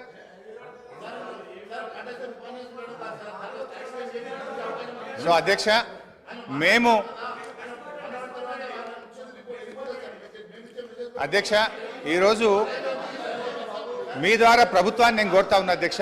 ఇవాళ కాంగ్రెస్ పాలిత రాష్ట్రాలు రాజస్థాన్, హిమాచల్ ప్రదేశ్లు కూడా ఈ బోరు బావుల దగ్గర మీటర్లు పెట్టమని ఈ 0.5% FRBM-ను వారు 0.5% FRBM-ను వాళ్ళు యూటిలైజ్ చేసుకున్నారు అధ్యక్ష. నిన్నగాక మొన్న కొత్తగా అధికారంలోకి వచ్చిన కర్ణాటక రాష్ట్రంలో కూడా మేము ఈ 0.5% FRBM వాడుకుంటామని వాళ్ళ బడ్జెట్లో పొందుపరిచారు అధ్యక్ష. నేను దయచేసి ప్రభుత్వాన్ని కోరుతా ఉన్నాను, మీరు ఎట్టి పరిస్థితుల్లో కూడా మరి బోరు బావుల దగ్గర మీటర్లు పెట్టడానికి అంగీకరించొద్దని, ఈ 0.5 FRBM-ను తీసుకోవద్దని కూడా మీ ద్వారా నేను ప్రభుత్వాన్ని కోరుతా ఉన్నాను అధ్యక్ష. ఎందుకంటే అధ్యక్ష, ఆనాడు కేసీఆర్ గారు ఆలోచించింది ఒకటే, 35,000 కోట్లు ముఖ్యమా, 70 లక్షల మంది రాష్ట్ర రైతుల ప్రయోజనాలు ముఖ్యమా అని ఆలోచించిన అధ్యక్ష. 35,000 కోట్ల రూపాయలు వాళ్ళు ఇచ్చే అదనపు అప్పు కంటే మంత్రి గారు అధ్యక్ష సీనియర్ శాసనసభ్యులు హరీష్ రావు గారు మాట్లాడడం ఇది అవాస్తవము. రైతులకి వ్యవసాయపు కరెంటుకి బిల్లు కట్టమని ఏ చట్టము ఏ కేంద్ర ప్రభుత్వం రికమెండ్ చేయలేదు. నేనెందుకు ఇంటర్వ్యూ అవుతానంటే, గతంలో మీ ముఖ్యమంత్రి ఆ విషయంలో అబద్ధాలు మాట్లాడిండు, ఈ రోజు మీరు అబద్ధాలు మాట్లాడుతున్నారు. బిల్లు కట్టమని చెప్పలేదు. నేను ఆ పార్లమెంట్ కమిటీ సభ్యుణ్ణి ఆ విషయం పదే పదే మీరు ప్రస్తావించడం దయచేసి అవాస్తవాలు శాసనసభలో ప్రస్తావించొద్దు. మహేశ్వర్ రెడ్డి గారు అవకాశం వస్తుంది. బోరు బావుల దగ్గర మీటర్లు పెట్టాలని చెప్పింది నిజమా కాదా? ఉత్తమ్ కుమార్ రెడ్డి గారిని అడుగుతున్నా. బోరు బావుల దగ్గర మీటర్లు పెట్టాలని నిజమా కాదా? అధ్యక్ష, ఒకవేళ రైతుల నుంచి బిల్లు వసూలు చేయాలని చెప్పి ఆ రిఫార్మ్స్ లో ఉన్నట్టుగా హరీష్ రావు గారు శాసనసభలో ఇప్పుడే చెప్పారు. ఆ రిఫార్మ్స్ లో రైతుల నుంచి బిల్లు వసూలు చేయమని చెప్పి ఎక్కడా లేదు అని ఆ పార్లమెంట్ కమిటీ సభ్యుడిగా మీకు చెప్తున్నా.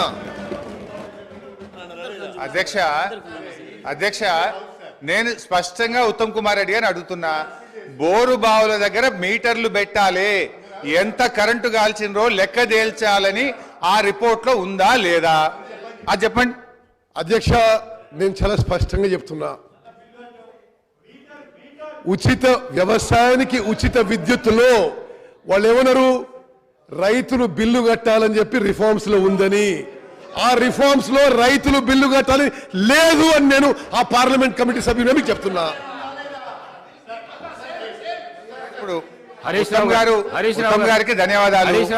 మీటర్లు పెట్టాలని మాత్రం వారు అంగీకరించారు, దాని మీద వాళ్ళు క్లారిటీ ఇవ్వలేదంటే వారు అంగీకరించారు, వారికి ధన్యవాదాలు.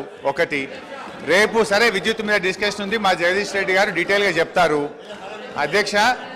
అధ్యక్ష ఎందుకంటే అధ్యక్ష, ఈ కేంద్రంలో ఉన్న బీజేపీ వైఖరి ఎట్లా ఉందంటే, గతంలో గ్యాస్ సిలిండర్ల విషయంలో ఏం చేసింది అధ్యక్ష, డబ్బులు మీరు కట్టి ఫుల్ సిలిండర్ తీసుకోండి, సబ్సిడీ మీ అకౌంట్లో వేస్తామని అలాగ దించిండ్రు. దించినాక ఏం చేసిండ్రు అధ్యక్ష? సబ్సిడీ సిలిండర్ ధర 1000 రూపాయలు అయింది, సబ్సిడీ మాత్రం ఎత్తేసిండ్రు అధ్యక్ష. ఇది కూడా అట్లనే ఉంటుంది అధ్యక్ష. రేపు మీటర్లు పెడతారు, ఎల్లుండి బిల్లులు పంపించి కడితేనే చేస్తామని చెప్పి మెలిక పెట్టేటువంటి ప్రభుత్వం ఉన్నది అధ్యక్ష. ఈరోజు జాతీయ అంతర్జాతీయంగా చూస్తే జిఎస్డిపి వర్సెస్ డెట్ రేషియోలోనే అప్పులు చూస్తారు అధ్యక్ష. ఇందాకనే నేను చెప్పినట్టు ఆర్బీఐ స్టేట్ ఫైనాన్షియల్ బడ్జెట్ ప్రకారంగా అప్పులు తక్కువగా తీసుకున్న రాష్ట్రాల్లో తెలంగాణ దేశంలో 22 రాష్ట్రాలు తెలంగాణ కంటే ఎక్కువగా ఉన్నాయి. ఒకసారి జిఎస్డిపి టు డెట్ రేషియో ప్రకారం కొన్ని రాష్ట్రాల రుణాలు చూస్తే పంజాబ్ 48.7%, రాజస్థాన్ 40.6%, కేరళ 38.9%, ఉత్తరప్రదేశ్ 36.4%, తమిళనాడు 31.5%, మధ్యప్రదేశ్ 29.8%, ఛత్తీస్గఢ్ 28.6%. కానీ తెలంగాణ తీసుకున్న రుణం కేవలం 28.2%. ఇది ఆర్బీఐ తేల్చినటువంటి లెక్క అధ్యక్ష. ఈ పట్టిక కావాలంటే గౌరవ సభ్యులందరికీ కూడా నేను పంపిస్తాను అధ్యక్ష. ఈ అత్యధిక రుణాలు తీసుకున్న పంజాబ్, రాజస్థాన్ రెండు కూడా నిన్న మొన్నటి దాకా కాంగ్రెస్ పార్టీ అధికారంలో ఉన్న రాష్ట్రాలే అధ్యక్ష. అదేవిధంగా అధ్యక్ష, దేశంలో ఎప్పటి నుంచో ఉండి స్థిరపడ్డ రాష్ట్రాలు, ఆర్థికంగా బలపడ్డ రాష్ట్రాలు తెలంగాణ కంటే ఎక్కువ అప్పులు తీసుకున్నాయి. వివక్షతో, విద్రోహంతో విధ్వంసమైన తెలంగాణ పునర్నిర్మాణం కోసం, ప్రజల ఆకాంక్షల్ని వేగవంతంగా తీర్చడం కోసం తెలంగాణ అప్పు వాటికన్నా చాలా తక్కువగా ఉన్నది అధ్యక్ష. తెలంగాణ రాష్ట్రానికి ఎక్కువ శాతం రుణాలు దీర్ఘకాలిక రుణాలు. ఈ రుణాలు 58% 10 ఏళ్ల తర్వాత చెల్లించాల్సినవి. రీపేమెంట్ ఒత్తిడి కూడా తక్కువగా ఉన్న రాష్ట్రం మనది. ఇది ఆర్బీఐ చెప్పిన లెక్క. ఆర్థిక పరిపుష్టి ఉన్న రాష్ట్రం కావడం వల్లనే రీపేమెంట్ కెపాసిటీని దృష్టిలో ఉంచుకొని అప్పు ఇచ్చిన సంస్థలు కూడా తక్కువ వడ్డీకే రుణాలు చెల్లించేందుకు ముందుకు వచ్చాయి. వడ్డీ చెల్లింపుల విషయంలో తెలంగాణపై ఉన్న ఒత్తిడి కూడా తక్కువనే అధ్యక్ష. అవి చూస్తే ఒకసారి పంజాబ్ 24.4%, హర్యానా 23.5%, బెంగాల్ 20.6%, తమిళనాడు 20%, గుజరాత్ 15.1%, తెలంగాణ కేవలం 15% మాత్రమే అధ్యక్ష. అదేవిధంగా అధ్యక్ష, ఇవాళ వాళ్ళు నేను ఇందాక చెప్పే ప్రయత్నం చేసిన అప్పుల పరిమాణాన్ని ఎక్కువగా చూపించేందుకు కార్పొరేషన్ లోన్లను కలిపి ఇదంతా ఎక్కువగా తీసుకున్నారని చూపేటువంటి ప్రయత్నం చేస్తున్నారు. ఉదాహరణకు సివిల్ సప్లైస్ కార్పొరేషన్ ఉంటుంది అధ్యక్ష.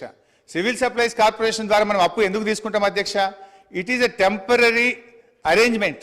రైతులకు మనము 2 రోజుల్లోగా డబ్బు చెల్లించాలని, తీసుకున్న వడ్లకు వెంటనే డబ్బులు ఇవ్వాలని మనము లోన్ తీసుకొని రైతులకు పేమెంట్ చేస్తాం అధ్యక్ష. మనకు ఎఫ్సిఐ నుంచి డబ్బులు వచ్చిన తర్వాత ఆ డబ్బు తిరిగి బ్యాంకులకు మనం కట్టడం జరుగుతుంది అధ్యక్ష. అదేవిధంగా కేంద్ర ప్రభుత్వం నుంచి కూడా డబ్బులు రావడానికి కొంత టైం పడుతుంటుంది. అది మనం ఆ టైం పీరియడ్లో మనము అప్పు తీసుకొని అటు రైతులకు ఇబ్బంది కాకుండా మనం ముందుకు పోతూ ఉంటాం. కానీ ఏంటంటే వీళ్ళు ఇదంతా కూడా ఇదేదో రాష్ట్ర ప్రభుత్వ అప్పుల కుప్పైందని చెప్పి చూపించేటువంటి ప్రయత్నం. అట్లే విద్యుత్ కార్పొరేషన్ల విషయంలో కూడా రేపు మంత్రి గారు డీటెయిల్గా చెప్తారు, నేను వాళ్ళకి ఫోన్ కానీ అధ్యక్ష. మనము విద్యుత్ కార్పొరేషన్ల విషయంలో కూడా మా మాజీ మంత్రి గారు జగదీష్ రెడ్డి గారు సభ్యులు డీటెయిల్గా చెప్తారు అధ్యక్ష రేపు. అయితే అధ్యక్ష, విద్యుత్ సంస్థలు కూడా వాళ్ళు ఎంతసేపు అప్పుల గురించి చెప్తున్నారు తప్ప ఆస్తుల కల్పన గురించి చెప్తలేదు. అది నేను నెక్స్ట్ లాస్ట్లో in my conclusion I will tell sir.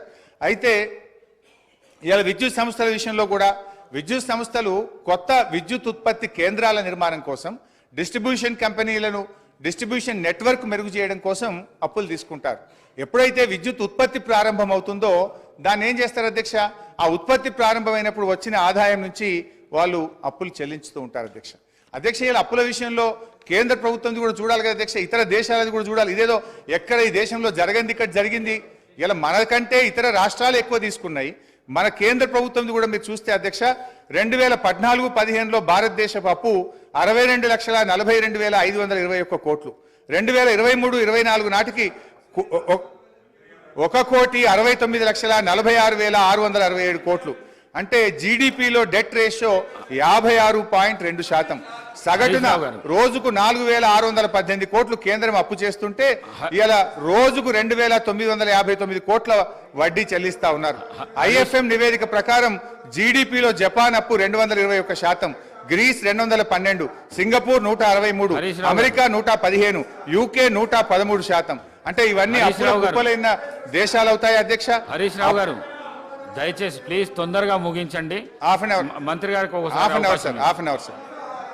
అప్పులు ఎందుకు చేశారు, దేనికోసం? అధ్యక్ష, హరీష్ రావు గారు. అధ్యక్ష, ఫైనాన్స్ మినిస్టర్ హరీష్ రావు మాట్లాడుతూ సారీ మాజీ మాజీ మాజీ మాజీ మాజీ మాజీ భవిష్యత్తులో ఉండరు కూడా. ఓకే అధ్యక్ష, వారు మాట్లాడుతూ కార్పొరేషన్ తీసుకున్న అప్పులు ప్రభుత్వానికి ఏం సంబంధం, ప్రభుత్వ సంబంధం మాట్లాడుతారు. నేను ఒకటి సూటిగా ప్రశ్నిస్తా ఉన్నాను హరీష్ రావు గారిని. ఏదైతే ఇరిగేషన్ కార్పొరేషన్ ద్వారా ప్రాజెక్టుల గురించి అయితే లోన్ తీసుకున్నారో, అట్లాగే మిషన్ భగీరథ ద్వారా అయితే కార్పొరేట్ లోన్ తీసుకున్నారో, మీరు అంటే నీళ్లు తాగే ప్రజల నుంచి డబ్బులు వసూలు చేసి కార్పొరేషన్ దగ్గర కడతారా, ప్రభుత్వ డబ్బుల దగ్గర కడతారా? రైతాంగానికి అయితే మీరు ఇరిగేషన్ పార్టీలో నీళ్ళు ఇస్తా ఉన్నారో, రైతుల దగ్గర పన్నులు వసూలు చేసి కడతాం అనుకున్నారా? అంటే directly or indirectly is it not the responsibility of the government? Definitely it is part and parcel of the government responsibility, not the corporation. ఒకసారి చెప్పండి. ఇదే వేదిక ద్వారా ఒక మాట చెప్పండి. మేము మిషన్ భాగ్యాల ద్వారా అయితే నీళ్ళు ఇస్తా ఉన్నామో, ఆ యొక్క ప్రజలు నీళ్లు తాగే ప్రజల దగ్గర నుంచి డబ్బులు వసూలు చేసి కడతారా? చెప్పండి, ఒప్పుకోమని చెప్పండి. రైతుల ప్రాజెక్టుల ద్వారా నీళ్ళు ఇస్తా ఉన్నారో, రైతుల దగ్గర పన్ను సెస్ వసూలు చేసి కడతారా, తిరిగి కడతారా? గవర్నమెంట్ కాదు కట్టేది. Is it not fact? అంటే ప్రభుత్వ రాష్ట్ర ప్రధాని గారు మిస్లీడ్ చేయట్లేదా? డెఫినెట్లీ ఇది misleading total state. It fact, ఒప్పుకోమని చెప్పండి. మేము ప్రాజెక్టు కట్టించిన దానిపైన రైతాంగం నుంచి పన్ను వసూలు చేసి కార్పొరేషన్ ద్వారా ఈ రుణాలు చెల్లిస్తామని చెప్పండి. మిషన్ భగీరథ ద్వారా నీళ్ళు అయితే ప్రజలు నీళ్లు తాగుతా ఉన్నారో, ఆ డబ్బులు ప్రజల నుంచి వసూలు చేసి కడతామని చెప్పండి. ఫ్రీ ఇస్తామన్నారు కదా. మీరు సాంకేతికంగా మీరు మీ యొక్క టోటల్గా మీకు ఉన్నటువంటి మేధాశక్తిని ఉపయోగించి, సాంకేతిక పరిజ్ఞానం ఉపయోగించి టెక్నికల్ మాట్లాడుతూ ఉంటే వాస్తవాలే ఉంటాయి.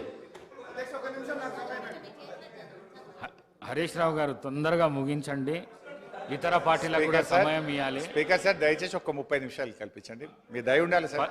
10 నిమిషాల్లో కూడా ముగించండి దయచేసి ప్లీజ్. ఇది రాష్ట్ర ప్రయోజనాల కోసం సార్, నా కోసం కాదు సార్. అధ్యక్ష, గౌరవనీయులు మంత్రి గారు జూపల్లి గారు ఒక విషయం అడిగారు. అధ్యక్ష, మీ హయాంలో అధ్యక్ష, ఇక నేను మళ్ళీ చెప్తేనేమో నా సబ్జెక్ట్ డీవియేట్ అయితే మళ్ళీ టైం కట్ అవుతుంది. That's my problem.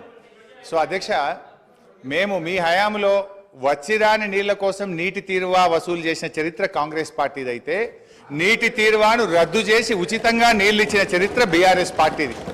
పాత నీటి తీరువా బకాయిలను రద్దు చేసినాం. ఈ రాష్ట్రంలో రైతులకు ఉచితంగా సాగునీరిస్తూ నిర్ణయం తీసుకున్న ప్రభుత్వం మా బీఆర్ఎస్ ప్రభుత్వం అధ్యక్ష. ఇకపోతే అధ్యక్ష, మంచినీళ్ల విషయంలో గత 3 సంవత్సరాల నుంచి కూడా ఈ రాష్ట్రంలో ఎక్కడా ప్రజల నుంచి ఒక్క రూపాయి కూడా వసూలు చేయలేదు. ఈ రాష్ట్ర ప్రజలకు ఉచితంగా త్రాగునీరు గత 3 సంవత్సరాల నుంచి ఇస్తున్న విషయం రాష్ట్ర ప్రజలందరికీ కూడా తెలుసు అధ్యక్ష. ఇకపోతే అధ్యక్ష, ఈరోజు అప్పులు ఎందుకోసం చేశారు, దేనికోసం వినియోగించారు, దానివల్ల కలిగిన ఫలితం ఏమిటి అనేటువంటిది ముఖ్యం అధ్యక్ష. తెచ్చిన అప్పులను ఎలా వినియోగించామనే దానిపై ఈ రాష్ట్ర ఆర్థిక క్రమశిక్షణ ఉంటుంది అధ్యక్ష. ఈ విషయం సగటు ఆర్థిక పరిజ్ఞానం కలిగిన వారిని ఎవరిని అడిగినా కూడా చెప్తారు.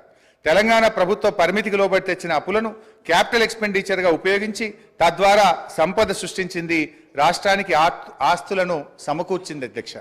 ఇవాళ బీఆర్ఎస్ తెచ్చిన రుణాల గురించి మాట్లాడుతున్న కాంగ్రెస్ ప్రభుత్వం ఆ రుణాలతో సృష్టించిన ఆస్తుల గురించి కానీ, వాటి విలువ గురించి కానీ, తద్వారా పెరిగిన సంపద గురించి కానీ, పెరిగిన తలసరి ఆదాయం గురించి మాట్లాడకపోవడం వారి కుట్రపూరిత వైఖరికి నిదర్శనం అధ్యక్ష. ఈ వైఖరిని ప్రజలు కూడా గమనిస్తున్నారు అధ్యక్ష. గుమ్మి నిండా వడ్లుండాలి, గూటమూల పిల్లలు ఉండాలంటే ఎట్లా అధ్యక్ష? ఇదేం థింకింగ్ అధ్యక్ష? తెచ్చిన ప్రతి పైసా భవిష్యత్ ప్రయోజనాల కోసం పెట్టుబడి పెట్టినాం. గర్వంగా చెప్తున్నాం అధ్యక్ష. అత్యధిక క్యాపిటల్ ఎక్స్పెండిచర్ను ఖర్చు చేసి సామాజిక ఆస్తులను ఇవాళ ఈ రాష్ట్రం కోసం బీఆర్ఎస్ పార్టీ ప్రభుత్వం సమకూర్చింది అధ్యక్ష.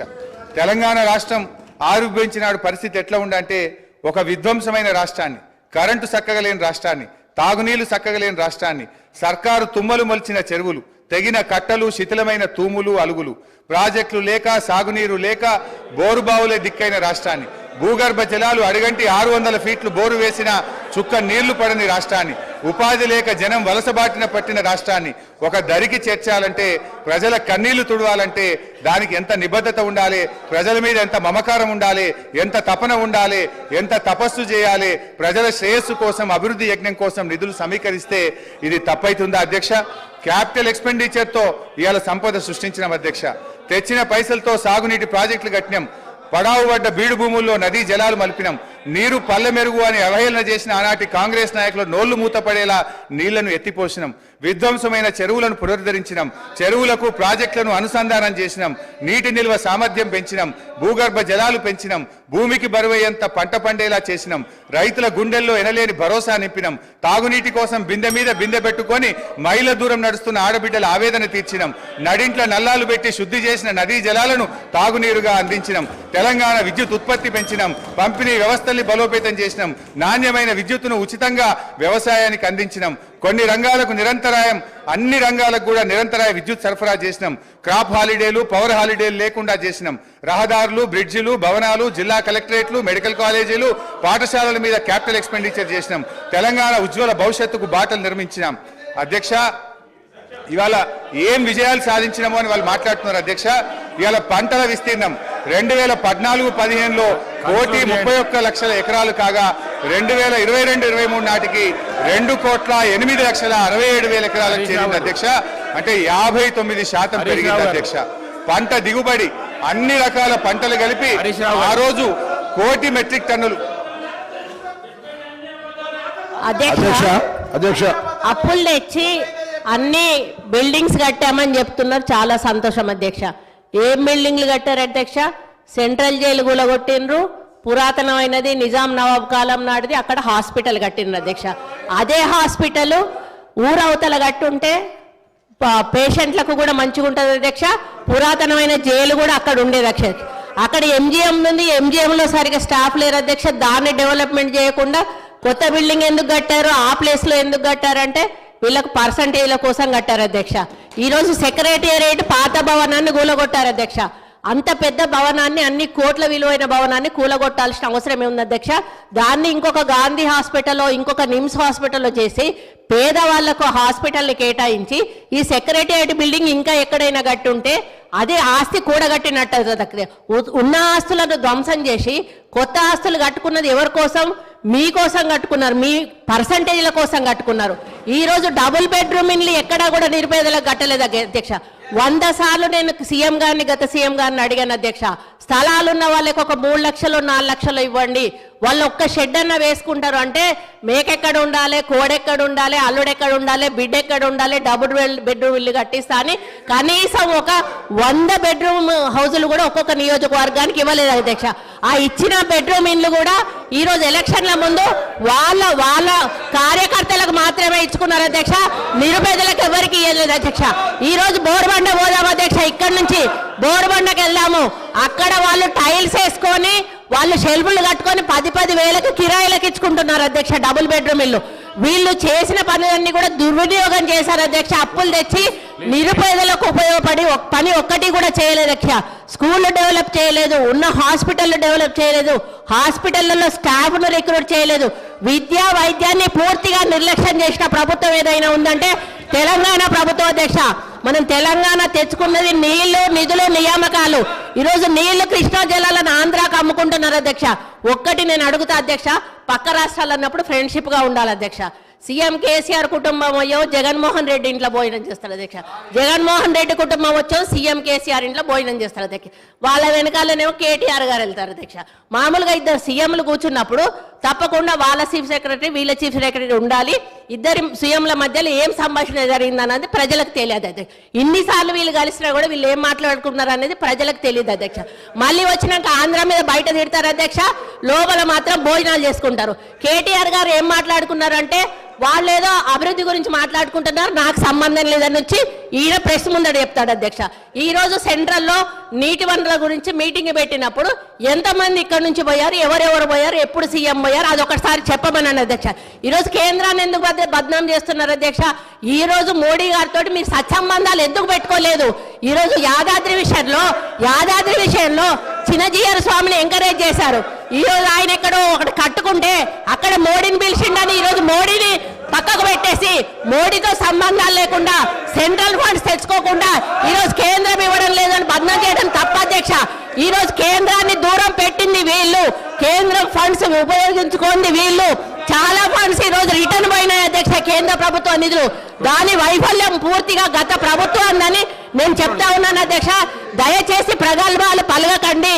ఈరోజు తెలంగాణ లాభాల బాటలో ఉన్న తెలంగాణను కాంగ్రెస్ పార్టీ మీకు అప్పచెప్పింది.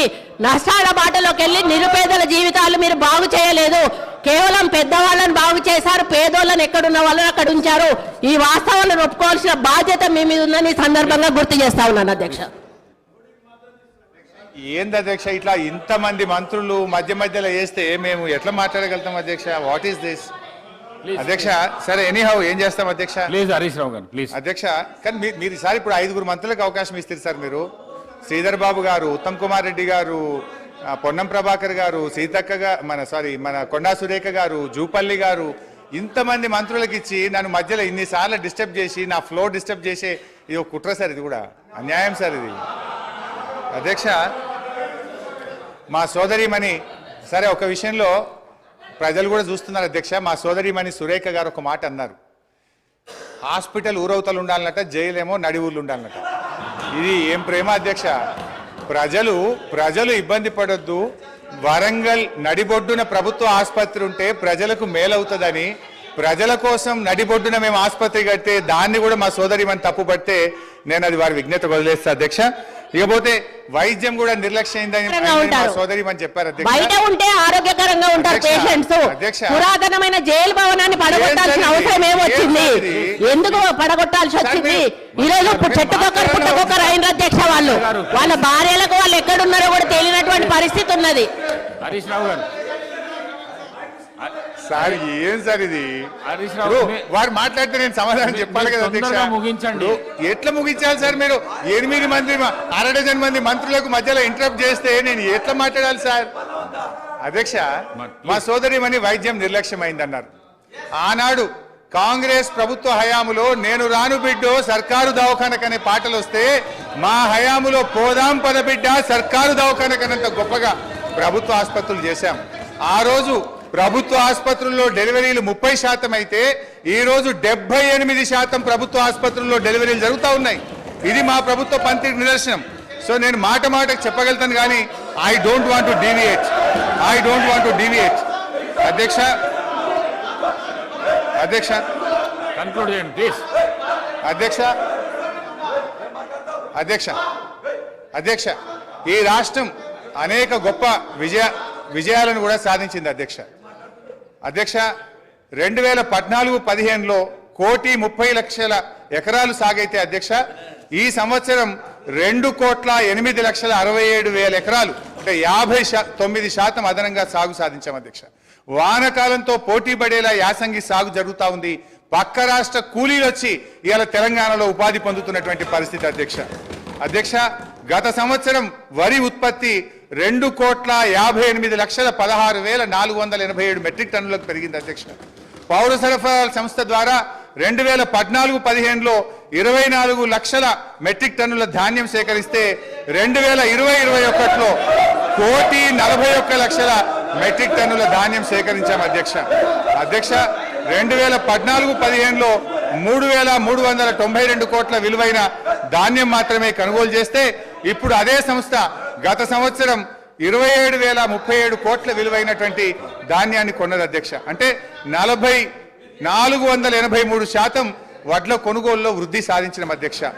9 ఏళ్లలో రైతుల నుంచి 1,34,768 కోట్ల విలువైన ధాన్యాన్ని కొనుగోలు చేసిన అధ్యక్ష. ఇది నిజం కాదా అధ్యక్ష? అన్ని రకాల పంటలు కలిపి మేము అధికారంలోకి వచ్చిన నాడు కోటి మెట్రిక్ టన్నుల పంట దిగుబడి వస్తే ఇవాళ 4 రెట్ల అధ్యక్ష 4 కోట్ల మెట్రిక్ టన్నుల పంట దిగుబడి వచ్చింది అధ్యక్ష. ఇరిగేషన్లో దాదాపు వాళ్ళ విజ్ఞత లేకపోతే వాళ్ళకు వదిలేద్దాం. మీరు కొద్దిగా నిశ్శబ్దంగా పీపుల్ ఆర్ అబ్జర్వింగ్. వాళ్ళ విజ్ఞతకు వదిలేద్దాం. స్పీకర్ గారు సభానాయకుడు చూసుకుంటారు. ఎల్ఏ మినిస్టర్ గారు కంట్రోల్ చేసుకోవాలి నిజాలు చెప్తుంటే వినే ఓపిక లేకపోతే ఎట్లా అధ్యక్ష వాళ్ళకు? మీరు కన్క్లూడ్ చేయండి ప్లీజ్. అధ్యక్ష 15 నిమిషాలు అధ్యక్ష, 15 minutes. అధ్యక్ష ఇరిగేషన్ లో దాదాపు అధ్యక్ష 200 TMCల కొత్త రిజర్వాయర్ల సామర్థ్యాన్ని ఇలా మేము రాష్ట్రంలో ఏర్పాటు చేసినాం అధ్యక్ష. 200 TMCలు అంటే TMCల రిజర్వాయర్లు కొత్తగా ఈ రాష్ట్రంలో రావాలంటే దానికి డబ్బు ఖర్చు కాదా అధ్యక్ష?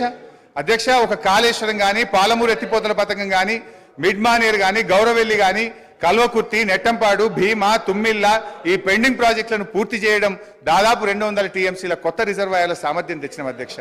అదేవిధంగా విద్యుత్ స్థాపిత సామర్థ్యం 7,778 మెగావాట్ల నుంచి 18,567 మెగావాట్లకు పెంచిన అధ్యక్ష.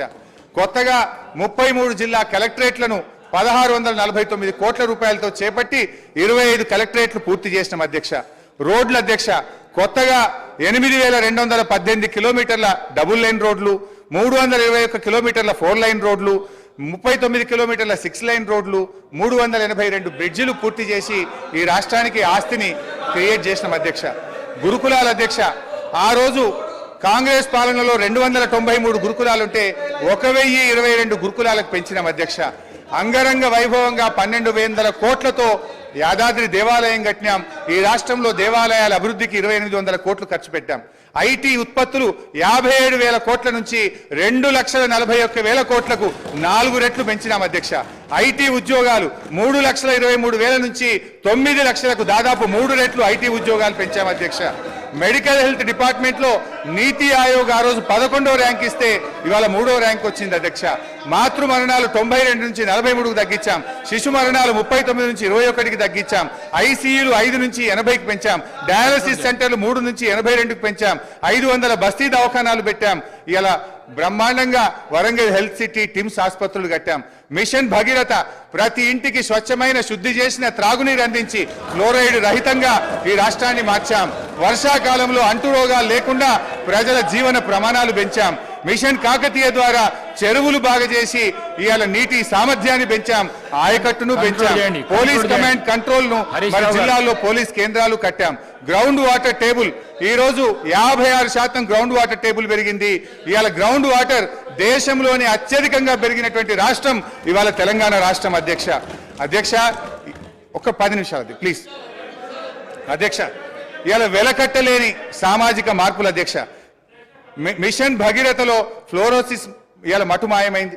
మైళ్ళ దూరం ప్రయాణించి నీళ్లు మోసే బాధలు తప్పాయి.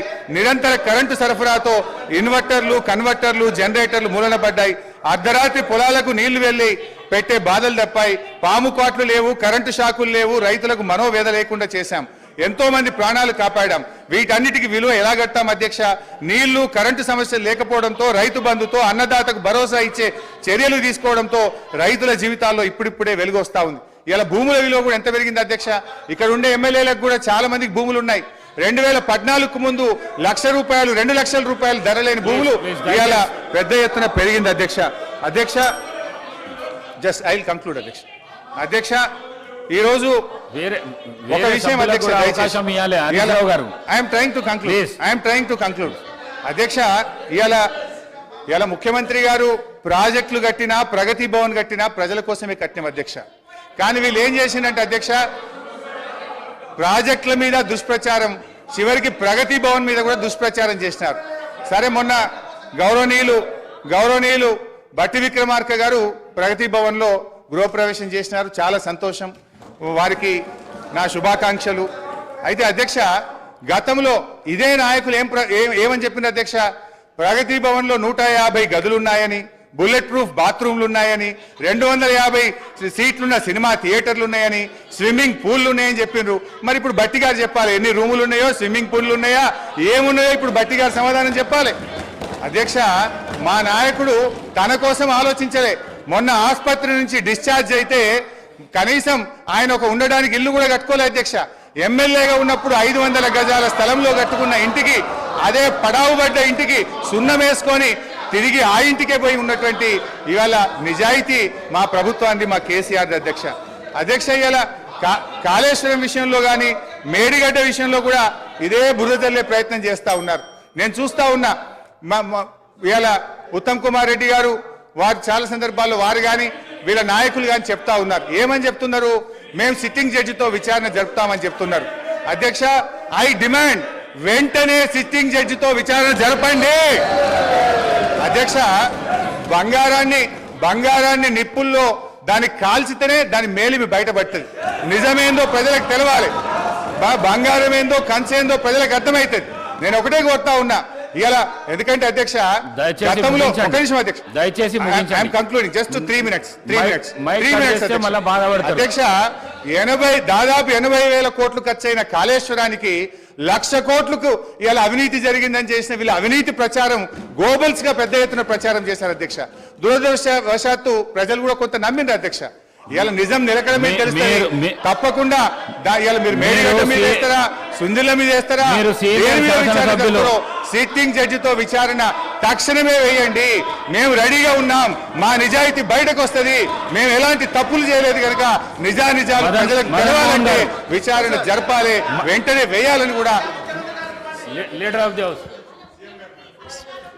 స్పీకర్ సార్,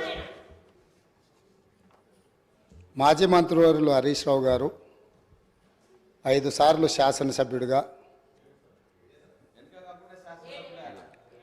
నా తెలిసక్క లెక్కలు 5 సార్, ఆయన ఏదో దొంగ లెక్కలు కలుపుకొని వేయడని చెప్తుంటాడు. కానీ ఆయన ఎన్నికైందే 2005, 2005, 2009, 2014, 2018, 2023. ఇంకా అన్ని రాసుకోండి, బై ఎలక్షన్స్ రాసుకోండి, వాళ్ళ మామ గెలిచినవి కూడా ఆయన దాంట్లో రాసుకోండి, ఏం అభ్యంతరం లేదు. వారు వివిధ హోదాలలో వారు పనిచేయడం జరిగింది. 2014 నుంచి 2018 వరకు వారే సాగునీటి పారుదల శాఖ మంత్రిగా పనిచేసిండ్రు. వారి తర్వాత మాజీ ముఖ్యమంత్రి గారు చంద్రశేఖరరావు గారు సాగునీటి పారుదల శాఖ మంత్రిగా పనిచేసిండ్రు. అంటే ఈ 9.5 సంవత్సరాలు వాళ్ళ కుటుంబము తప్ప ఇతరులు ఎవ్వరు సాగునీటి పారుదల శాఖ మంత్రిగా పనిచేయలేదు. వారు ఆర్థిక మంత్రి తర్వాత ఈ రాష్ట్రం మీద ఉన్న అప్పులు కానీ, వివిధ కార్పొరేషన్ల పేరు మీద చేసిన అప్పులు కానీ సంపూర్ణంగా వారి దగ్గర సమాచారం ఉంటుంది. ఎందుకంటే ప్రతిరోజు రిజర్వ్ బ్యాంకు వాళ్ళ దగ్గర ఉన్న నిల్వలన్నీ మన అవసరం ఎంత అనే రిపోర్ట్ ఫైనాన్స్ సెక్రటరీ గారికి ఇస్తారు. ఫైనాన్స్ సెక్రటరీ గారికి ఇచ్చినట్టే అది ఫైనాన్స్ మినిస్టర్ ఇచ్చినట్టే. ఇప్పుడు నేను వారు పదే ఎన్నికల సందర్భంలో కాళేశ్వరం ప్రాజెక్టు అంచనాలే 80,000 కోట్లు, 1,00,000 కోట్ల అవినీతి జరిగిందని ఎట్లా అంటారు? వీళ్ళు లీడర్లు కాదు, వీళ్ళు రీడర్లు, రాసిచ్చింది మాత్రమే చదువుతారని చెప్పి ప్రజల్ని మభ్యపెట్టడానికి శాయశక్తుల్లో వాళ్ళ కుటుంబం అంతా ప్రయత్నం చేసిండ్రు. సరే, మేమేం చెప్పినాం, వాళ్ళు ఏం చెప్పినారు, ప్రజలాలు అనేది పక్కన పెడితే వాస్తవాలు అనేటివి కొన్ని ఉంటాయి. ఆర్థిక శాఖ ఉన్నది. ఈరోజు ఆర్థిక శాఖకు మొన్నటి వరకు పనిచేసిన మంత్రి గారు పేజీ నెంబర్ 21 వారు చూసుకోవాలి తమరి ద్వారా, మిగతా సభ్యులు కూడా. ఇప్పుడు ప్రభుత్వం ఇచ్చిన నివేదిక ఏదైతే ఉందో పేజీ నెంబర్ 21లో ప్రభుత్వ హామీతో ఎస్పీవీల ద్వారా సేకరించబడి ప్రభుత్వమే చెల్లింపులు చేయబడతాయి అని చెప్పిన దాంట్లో మొట్టమొదటి Kaleshwaram irrigation project corporation limited sanctioned loan 97,000 కోట్ల 449 97,449 కోట్ల రూపాయలు రుణం మంజూరైంది. ఇందులో లోను విడుదలయ్యింది 79,287 కోట్ల రూపాయలు. నేనిప్పుడు తమరి ద్వారా ఆర్థిక మంత్రి గారిని సూటిగా ప్రశ్నించదలుచుకున్నా. మాజీ వాళ్ళు అనుకోవాలి, ఆ భ్రమలలోనే ఉంటే బయటికి పోతారు. అయితే ఈరోజు అధికారిక లెక్కలు ఇవి కార్పొరేషన్ ద్వారా లోన్లు చేయబడిన అప్పు 97,449 కోట్లు. ఇవి కాకుండా కాళేశ్వరం ప్రాజెక్టుకు రాష్ట్ర ప్రభుత్వం ఖర్చు పెట్టింది. వాటి వివరాలను కూడా తీసుకొని మేము ఇస్తాము. ఈరోజు వారు సభను మళ్ళీ మీ ముందు తప్పుదో పట్టిస్తున్నారు. కాబట్టి సభలో సంపూర్ణమైన సమాచారంతో అనుభవంతో ఆ సభ్యులు మాట్లాడితే మాకు ఎలాంటి అభ్యంతరం లేదు. కానీ ఈ సభ ద్వారా తెలంగాణ రాష్ట్ర ప్రజలని తప్పుదోవ పట్టించి కాళేశ్వరం అద్భుతం అని చెప్పుకునే ప్రయత్నం ఏదైతే చేస్తుండ్రో, ఈ సభ ఇచ్చిన అవకాశాన్ని దుర్వినియోగం చేయడం అనేది ఇది దుర్మార్గమైన చర్య. కాళేశ్వరం ప్రాజెక్టు పూర్తి అంచనాలు నేను ఆర్థిక శాఖకు ఆదేశాలు ఇచ్చిన. రేపు మా సాగునీటి పారుదల శాఖ మంత్రి గారు మాట్లాడేటప్పుడు టోటల్గా వేసిన అంచనా ఎంత, అందులో కార్పొరేషన్ పేరు మీద మంజూరైన లోన్లు ఎంత, మంజూరైన లోన్ల నుంచి ఇప్పటి వరకు వినియోగించుకున్న నిధులెన్ని, అదేవిధంగా రాష్ట్ర ప్రభుత్వం తన బడ్జెట్ నుంచి ఖర్చు పెట్టిన నిధులెన్ని, వీటన్నిటిని వివరాలను మళ్ళీ అక్కడ చెప్తాం. కాబట్టి ఇప్పుడు నేనేం చెప్పదలుచుకున్నా అంటే, వారు మాట్లాడుతున్నది లోపభూయిష్టమైన అబద్ధము. కాళేశ్వరం ప్రాజెక్టు యొక్క అంచనాలు 80,000 కోట్లు కాదు, లోన్లే 97,449 కోట్ల రూపాయలు ఆల్రెడీ లోన్లు మంజూరు తెచ్చుకున్నారు. రాష్ట్ర ప్రభుత్వం ఖర్చు పెట్టింది. మొత్తానికి వీళ్ళు వేసి అంచనాలు లెక్కలేస్తే అది ఎక్కడికో వెళ్తుంది. అదొకటి అధ్యక్ష. రెండవది, ఇంతకుముందు మంత్రులు జూపల్లి కృష్ణారావు గారు మాట్లాడబోతుంటే పాపం వారిని దబాయించే ప్రయత్నం చేస్తున్నారు. నేను 2 విషయాలు ఇక్కడ చెప్పదలుచుకున్నా. ఆర్థిక మంత్రి గారే కాళేశ్వరం మీద పెట్టిన నివేదికలో, రాష్ట్ర ప్రభుత్వం ఇచ్చిన నివేదికలో వీళ్ళు చెప్పింది కాళేశ్వరం ప్రాజెక్టు కట్టడం ద్వారా ఆ నీళ్లు రైతులకు అమ్ముతాము, ఆ నీళ్లు ఇండస్ట్రీస్కి అమ్ముకుంటాము, ఇట్లా ఈ ప్రాజెక్టు ద్వారా నీళ్ళన్నీ పైసలకే అమ్ముతాం, ఉచితంగా ఎవరికి ఇయ్యము. వ్యవసాయంతో సహా ఏం చూపించిండ్రు? ఒక్క సంవత్సరానికి ఆదాయం 5,199 కోట్ల రూపాయల ఆదాయం వస్తుంది. కాళేశ్వరం ప్రాజెక్టు కట్టి వ్యవసాయానికి నీళ్ళు అమ్ముతాం, పరిశ్రమలకు నీళ్ళు అమ్ముతాం, తాగడానికి నీళ్ళు అమ్ముతాం, మొత్తం వ్యాపారమే చేస్తాం. మా ప్రభుత్వం ఉన్నదే వ్యాపారం చేయడానికి. మా ప్రభుత్వం సేవ చేయదు, మా ప్రభుత్వం ప్రజలకు సహాయం చేయదు, వ్యాపారం చేస్తాము. ఆ వ్యాపారం ద్వారా 5,199 కోట్ల రూపాయల ఆదాయం వస్తుందని చూపించి వీళ్ళు ఈ అప్పులు చేసింది. ఈ సంతకాలు పెట్టింది ఎవరు? ఈరోజు అక్కడ కూర్చొని మాట్లాడుతున్న మాజీ ఆర్థిక మంత్రి గారు. ఇది మొదటి విషయం. రెండవది, మిషన్ భగీరథ. మిషన్ భగీరథ మీద కూడా ఈరోజు మేము ఇంటింటికి నల్లాలు ఇచ్చినాం. అసలు మీరు పుట్టినప్పుడు ఇటు ఉన్నోళ్ళని అందరిని అడుగుతున్నా, వారిని కూడా అడుగుతున్నా. 2014 కంటే ముందు మన మంచినీళ్ళు తాగలేదా అధ్యక్ష? మన గ్రామాలలో నల్లాలు లేవా? మన గ్రామాలలో నీళ్ళ ట్యాంకులు లేవా?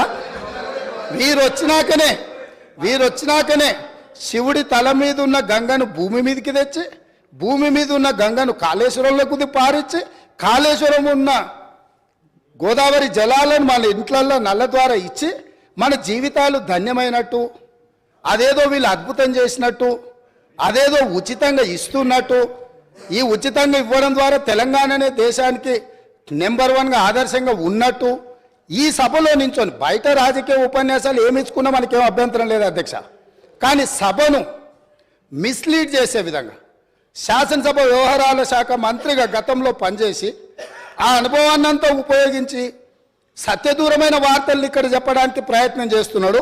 అందుకే మిషన్ భగీరథ మీద కూడా నేను చెప్పదలుచుకున్నా అధ్యక్ష.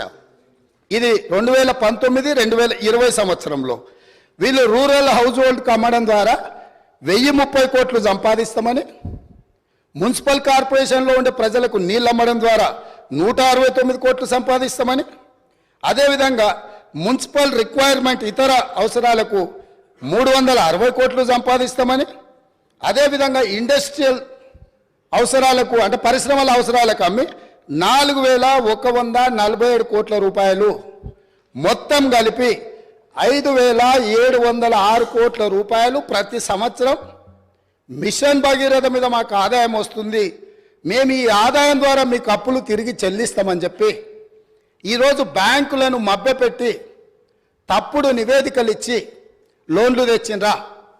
మాజీ ఆర్థిక మంత్రి గారు చెప్పాలి.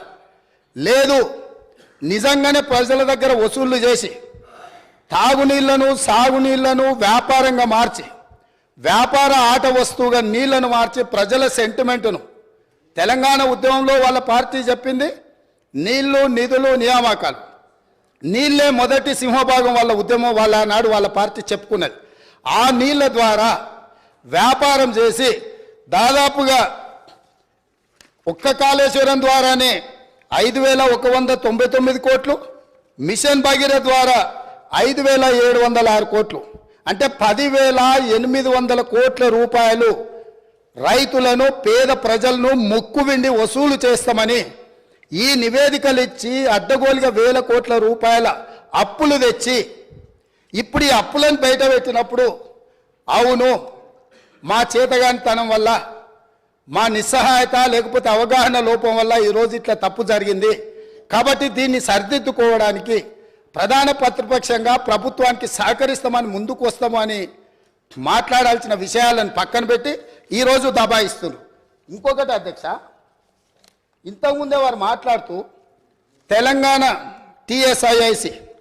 టీఎస్ఐఐసి ద్వారా ఏవైతే లోన్లు ఉన్నాయో వాళ్ళే కట్టుకుంటారు, మాకేం సంబంధం లేదు అని, అసలు మేము కట్టాల్సిన పనే లేదని మాజీ ఆర్థిక మంత్రి గారు ఇదే సభలో అక్కడి నించొని చెప్పారు.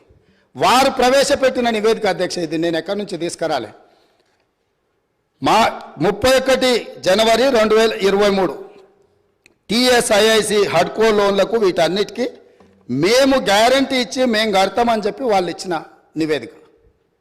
అంటే ఈరోజు ఏ కార్పొరేషన్ల ద్వారా లోన్లు తెచ్చినా పర్టికులర్గా వారు టీఎస్ఐఐసికి సంబంధించిన నిధులు మేము చెల్లించాల్సిన అవసరం లేదు, ప్రభుత్వానికి సంబంధం లేదు, వాళ్ళే చెల్లిస్తారనేది అయితే చెప్పిండో వారు సత్యదూరమైన అంశాలను ఇక్కడ ప్రస్తావించారు.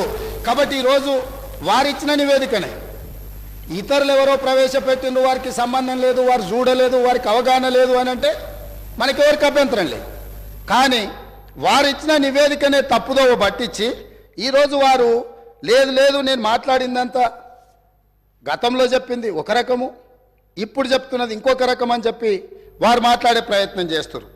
అదేవిధంగా వారు చాలా అద్భుతమైన బడ్జెట్ను ప్రవేశపెట్టినాం, మా అద్భుతమంతా చూసి దేశమంతా మమ్మల్ని ఏమంటారు మమ్మల్ని అనుకరించాలి, అంత అద్భుతమని 2015-16 క్యాగ్ నివేదిక ఏమన్నది అధ్యక్ష?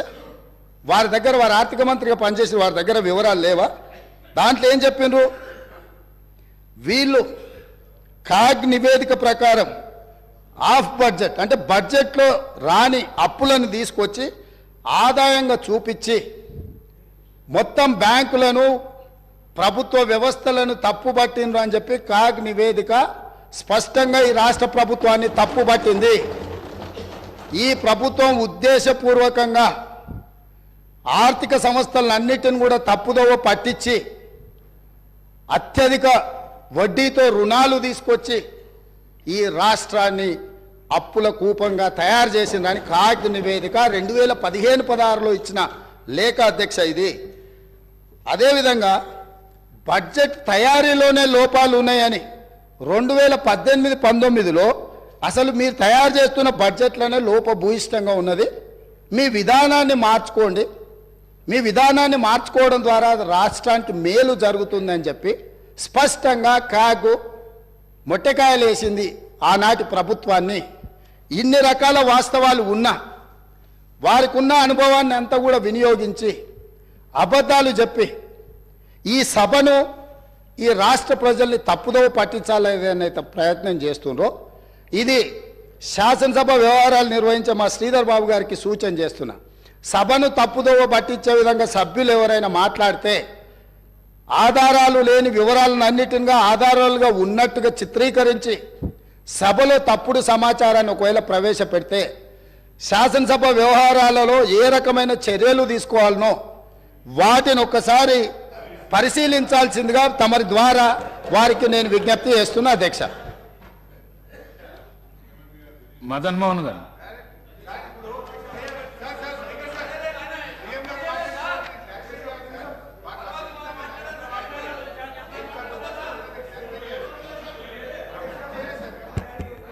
సార్, హానరబుల్ స్పీకర్ గారికి, sir, honourable speaker, I request, sir, you have given enough time to him, sir. He already spoke 45 minutes, sir. We've been waiting. Sir ఒక్క నిమిషం sir. Speaker sir, first of all నేను conclude చేయలేదు, మధ్యలో ముఖ్యమంత్రి గారు లేచి ఒక నిమిషం సార్ ముఖ్యమంత్రి గారు లేచి మాట్లాడినారు అధ్యక్ష. నేను I want to set right the record. CM గారు నిజానికి నేను సభను తప్పుదో పట్టించలేదు, గౌరవ సభానాయకుడు గారే తప్పుదో పట్టించారు. నేను ఐ వాంట్ టు క్లారిఫై. ఏంటంటే అధ్యక్ష, ఇవాళ ముఖ్యమంత్రి గారు కూడా వినాలి. నేను అఫ్కోర్స్ వాడిని తప్పనను, కొత్తగా ముఖ్యమంత్రి అయినట్టు టైం పడుతుంది విషయాలు తెలుసుకోవడానికి, నేను తప్పనట్లేదు.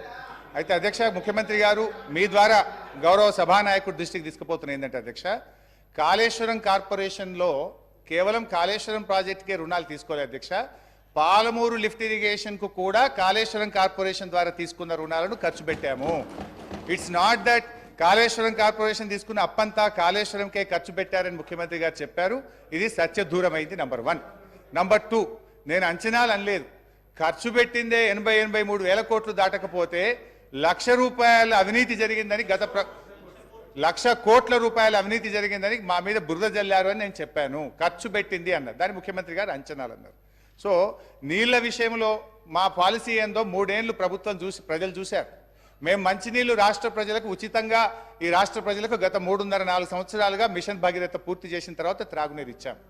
గత ప్రభుత్వం నీటి తీరువ నాగార్జున సాగర్ ప్రాజెక్ట్ కింద ఎస్ఆర్ఎస్పి కింద నీటి తీరువ వసూలు చేస్తే మేము ₹1 కూడా తీసుకోకుండా ఉచితంగా సాగునీళ్లు అందించిన మా విధానం రాష్ట్ర ప్రజలకు తెలుసు అధ్యక్ష.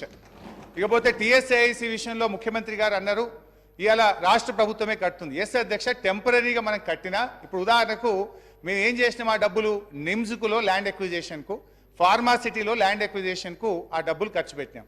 ఒకసారి ఇండస్ట్రియలిస్టులకు ఫార్మాసిటీలో భూమిలు కేటాయించిన, నిమ్స్లో ఇండస్ట్రీలకు భూమి కేటాయించిన తర్వాత డబ్బులు వస్తాయి టీఎస్ఐసికి. Then they will give it back to the government.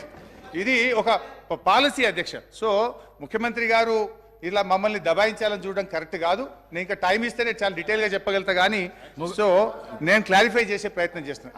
I'm going to conclude sir. మీ సమయం అయిపోయింది. సార్ నేను కంక్లూడ్ చేస్తాను సార్.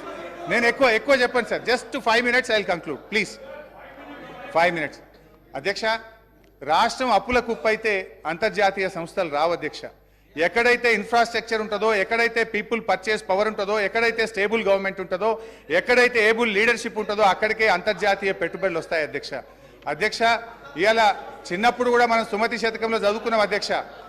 ఎప్పుడు సంపద కలిగినా అప్పుడే బంధువులు వత్తురది ఎట్లన్నన్, దెప్పలుగా చెరువు నిండిన కప్పలు 10,000 జేరుగదరా సుమతి. సంపద వసతులున్న చోటికే కంపెనీలు వస్తాయి, ఉద్యోగ ఉపాధి అవకాశాలు వస్తాయి అధ్యక్ష. నేను ఐ వాంట్ టు కంక్లూడ్ అధ్యక్ష. నేను ప్రభుత్వానికి ఒక విజ్ఞప్తి అధ్యక్ష.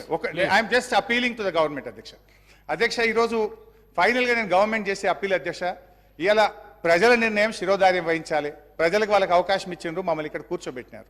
వి యాక్సెప్ట్ దట్ అధ్యక్ష. నేను ఒకటే అంటే, సంపూర్ణ మెజార్టీతో ప్రజలు మీకు అవకాశం ఇచ్చినప్పుడు మీ తెలివితేటల్ని, మీ విజ్ఞతను ప్రదర్శించి నిధులు సమకూర్చుకోండి, రాష్ట్రాన్ని ముందుకు నడపండి.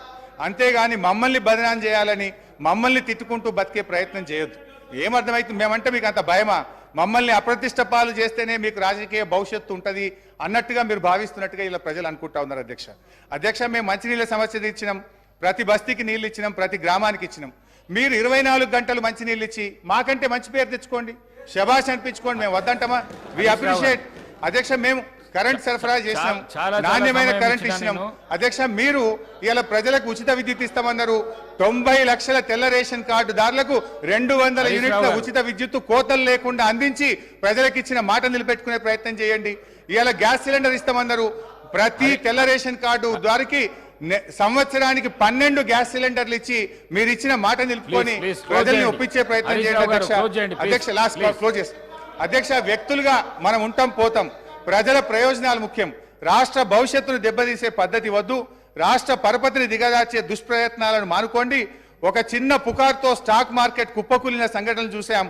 మీరు మన రాష్ట్ర ఆర్థిక పరిస్థితి మీద అధికారికంగా పుకార్లు సృష్టించి రాష్ట్ర భవిష్యత్తును ప్రశ్నార్థకం చేయకండి. ఈ శ్వేతపత్రాలు రాష్ట్ర ఆర్థిక ప్రగతికి కోతపత్రాలు అవుతాయి. దేశానికి దిక్సూచిగా ఉన్న తెలంగాణను దివాలా అనే ముద్ర వేయకండి. సంపద ఉన్నది, సమృద్ధి ఉన్నది, వృద్ధి రేటును పెంచండి, మరింత పకడ్బందీగా రెవెన్యూ లీకేజీలను అరికట్టండి, రాష్ట్ర అభివృద్ధిని చేయండి. అంతేగాని ఈ దుర్మార్గపు దుష్ప్రచారాలతోని దయచేసి బురద జల్లే ప్రయత్నం చేయొద్దు. This is my sincere and honest appeal to the government. Thank you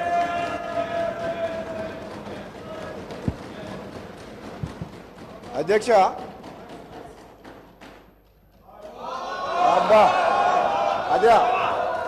అధ్యక్ష అధ్యక్ష అధ్యక్ష కూర్చొని చెప్తాను అధ్యక్ష మన హరీష్ రావు గారికి గంట సమయం ఇచ్చినా కానీ హరీష్ రావు గారికి గంట సమయం ఇచ్చినా కానీ సమయం సరిపోలేదని అంటున్నారు అధ్యక్ష. సార్ కూర్చో సార్ హరీష్ రావు గారు అధ్యక్ష హరీష్ రావు గారు హరీష్ రావు గారికి గంట సమయం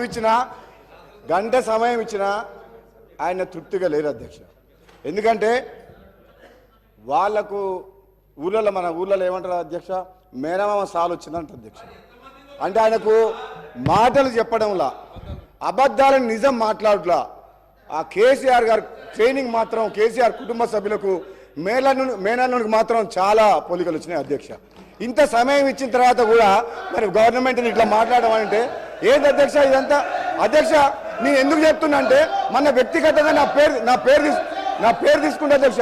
వ్యక్తిగతంగా నన్ను ఏమన్నాడు, నేను ప్రసంగానికి అడ్డు తగులితే ఏమన్నాడు, నువ్వు ఎంత మొత్తుకున్నా నీకు మంత్రి పదవి రాదు అని అన్నాడు అధ్యక్ష. సభా సాక్షిగా మైక్లో ఏమన్నాడు, నేను అడ్డుకుంటుంటే నువ్వు లేచి నిలబడితే మంత్రి పదవి రాదు కూర్చో అన్నాడు అధ్యక్ష. నన్ను అన్నాడు. నేనేమంటున్నా, నువ్వెన్నేళ్ళు కష్టపడ్డ హరీష్ రావు గారు కేసీఆర్ తర్వాత కేటీఆర్ అవుతారు కానీ నీకు మోసం జరుగుతుంది కానీ వాళ్ళు ఏం చేయరు నీకు. నువ్వు మాత్రం ఎంత కష్టపడ్డా నిన్ను వాళ్ళు నీకు తండ్రి కొడుకులు వాడుకుంటారు తప్పితే నీకు అక్కడ న్యాయం జరగదు. అధ్యక్ష ఒక్క నిమిషం ఒక్క నిమిషం నాకు కంప్లీట్ అయిపోతుంది ఒక్క నిమిషం. నన్ను ఒక మాట అధ్యక్ష, నాకు క్లారిఫికేషన్ ఇస్తున్నా. నాకు మంత్రి పదవి రావాలన్నా వద్దా మా ముఖ్యమంత్రి గారు మా అధిష్టానం నిర్ణయం తీసుకుంటుంది.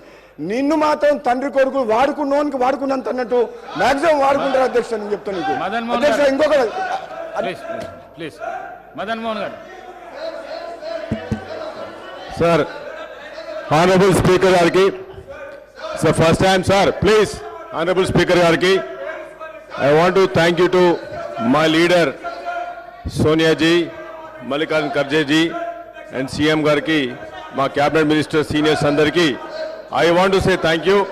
Sir, I want to start Sir, please stop them. Please stop them. Sir, ఈరోజు BRS పార్టీకి ఇంకా మత్తు దిగలేదు సార్. ఆయన he has forgotten. Mr. Harish Rao has forgotten that he has lost. He is not anymore finance minister in BRS party. Today, the mandate has been given to the Congress party. Honorable CM Garu is a leadership. వాళ్ళకి ఇంకా అర్థం కావట్లేదు sir. Sir ఏం మాట్లాడుతా ఉన్నారు? 2014లో నేను ఇస్తా అవకాశం, 2014లో హరీష్ రావు గారికి ఇస్తా, నేను అవకాశం ఇస్తా సార్. Please stop. 2014లో వాళ్ళు మాట్లాడుతున్నారు దయమైన పరిస్థితి ఉందని చెప్తున్నారు.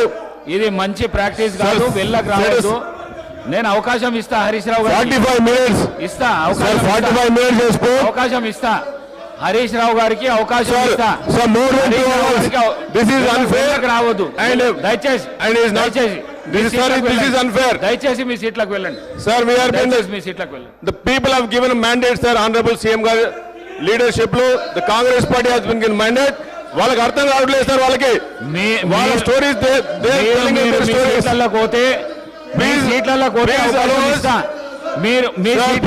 అవకాశం ఇస్తా. ప్లీజ్ దయచేసి పోండి.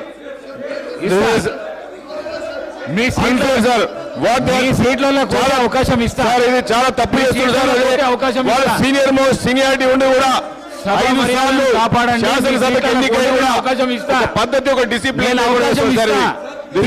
వెళ్ళండి సార్. మాట్లాడి సార్ కొత్త వచ్చిన నేను అవకాశం ఇస్తా. మీ రైట్ దయచేసి.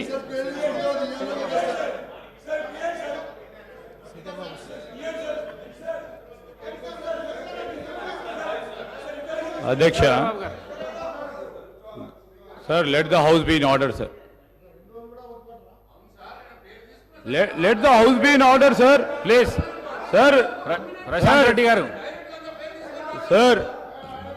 ప్రశాంత్ రెడ్డి గారు,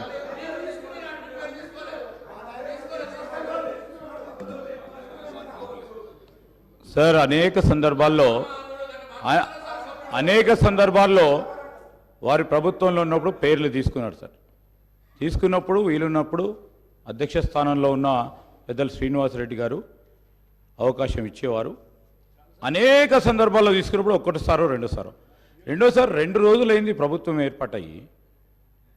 ఈరోజు ప్రభుత్వంపై ఈ విధంగా ఎదురు దాడి చేయడం, స్పీకర్ చైర్పై అస్పర్షన్ క్రియేట్ చేయడం, స్పీకర్ చైర్ దగ్గరకు వచ్చి స్పీకర్ని ఇబ్బంది పెట్టడం, స్పీకర్ గారి చైర్కు సంబంధించి కొత్తగా ఎంపికైన శాసనసభ్యులు వచ్చి బెదిరించడం, ఇది సరికాదు సార్.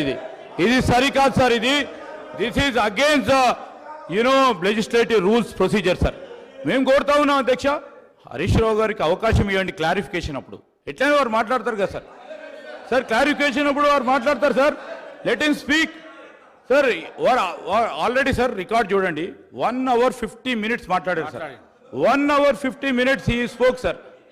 నేను దయచేసి చెప్తా ఉన్నాను, పెద్దలు హరీష్ రావు గారిని కూడా కోరుతా ఉన్నాను, క్లారిఫికేషన్ సందర్భంలో వారికి మాట్లాడే అవకాశం ఇవ్వండి. వారు చెప్పదలుచుకునే విషయాలు చెప్పమనండి.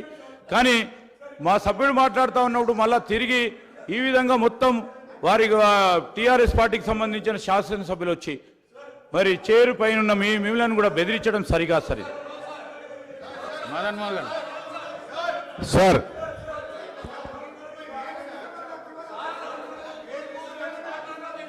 సార్ ఆనరబుల్ స్పీకర్ గారికి దయచేసి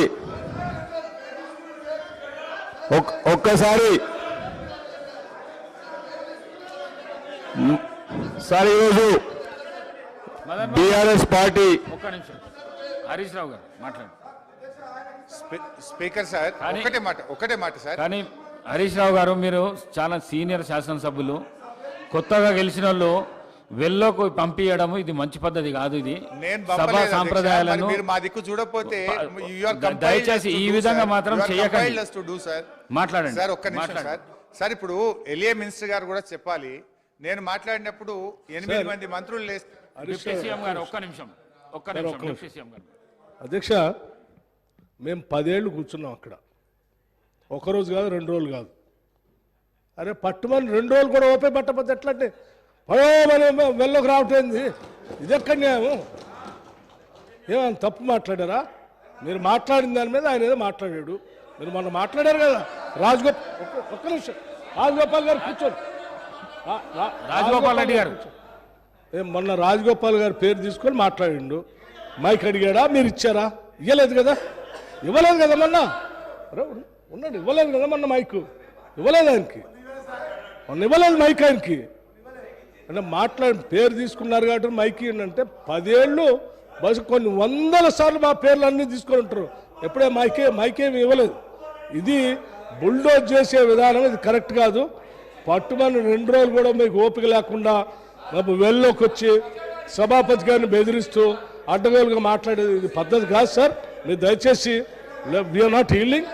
ఈ ప్రెజర్ టాక్టిక్స్కి మేమేమో హీల్డ్ కావటానికి సిద్ధంగా లేవు. గౌరవ సభ్యులు మాట్లాడేది ఉంది, మాట్లాడించండి. వాళ్ళు ఏమైనా సమాధానం చెప్పాలంటే క్లారిఫికేషన్లో చెప్పాలి. No let us not yield, sir.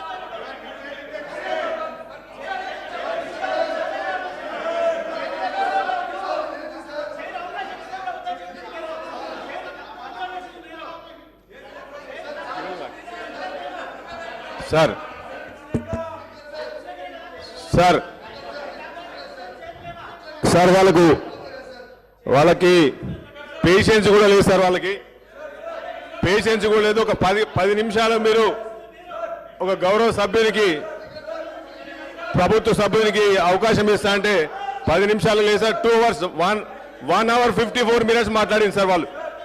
This is unfair sir. 1 hour 54 minutes.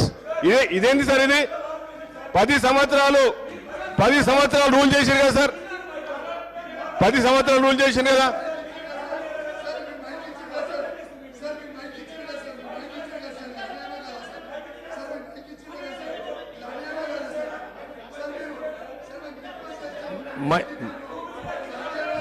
Sir ఈరోజు హరీష్ రావు గారు మాట్లాడుతూ శ్రీధర్ బాబు గారు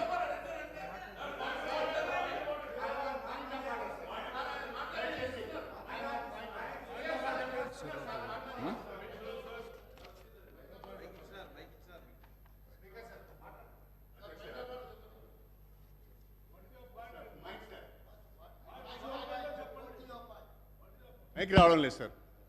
అధ్యక్ష అదే చెప్తున్నాను. పాయింట్ ఆఫ్ ఆర్డర్ వినరా? ఓపిక లేదా? I'm coming to that point. I'm coming to regulate the business. Speaker has every right to regulate the business. That is my point of order. నేనేమంటా సార్ అంటే, లెజిస్లేటివ్ అఫేర్స్ మినిస్టర్ గారు మాట్లాడుతూ వారు చాలా స్పష్టంగా ఒక సజెషన్ ఇచ్చారు, హరీష్ రావు గారికి టైం ఇవ్వమని. అండ్ యూఆర్ కైండ్ ఎనఫ్, మీరు హరీష్ రావు గారికి టైం ఇచ్చారు. మళ్ళీ డిప్యూటీ సీఎం గారు లేచి మిమ్మల్ని డిక్టేట్ చేస్తూ మీరు టైం ఇవ్వద్దు అని అంటే ఇది ఎక్కడ సభ సాంప్రదాయం సార్?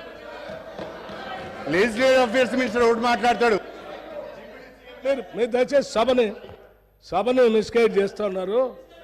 నేనేం డిక్టేట్ చేయాలి, నేనేం చెప్తున్నంటే no sir, that's not correct. చెప్పారు కాబట్టి మైక్ ఇచ్చారు, అది వదిలిపెట్టి ఏదో మాట్లాడుతూ ఉంటే చాలని చెప్పారు. నో దట్స్ నాట్ కరెక్ట్ అండి. I'm sorry, that's not correct sir. మీరు గౌరవ సభ్యులు, సీనియర్, మీరు అట్లా మిస్గైడ్ చేయకూడదు. నేను చెప్పింది ఒకటి, మీరు మాట్లాడేది ఒకటి. ప్లీజ్. మదన్ మోహన్ గారు.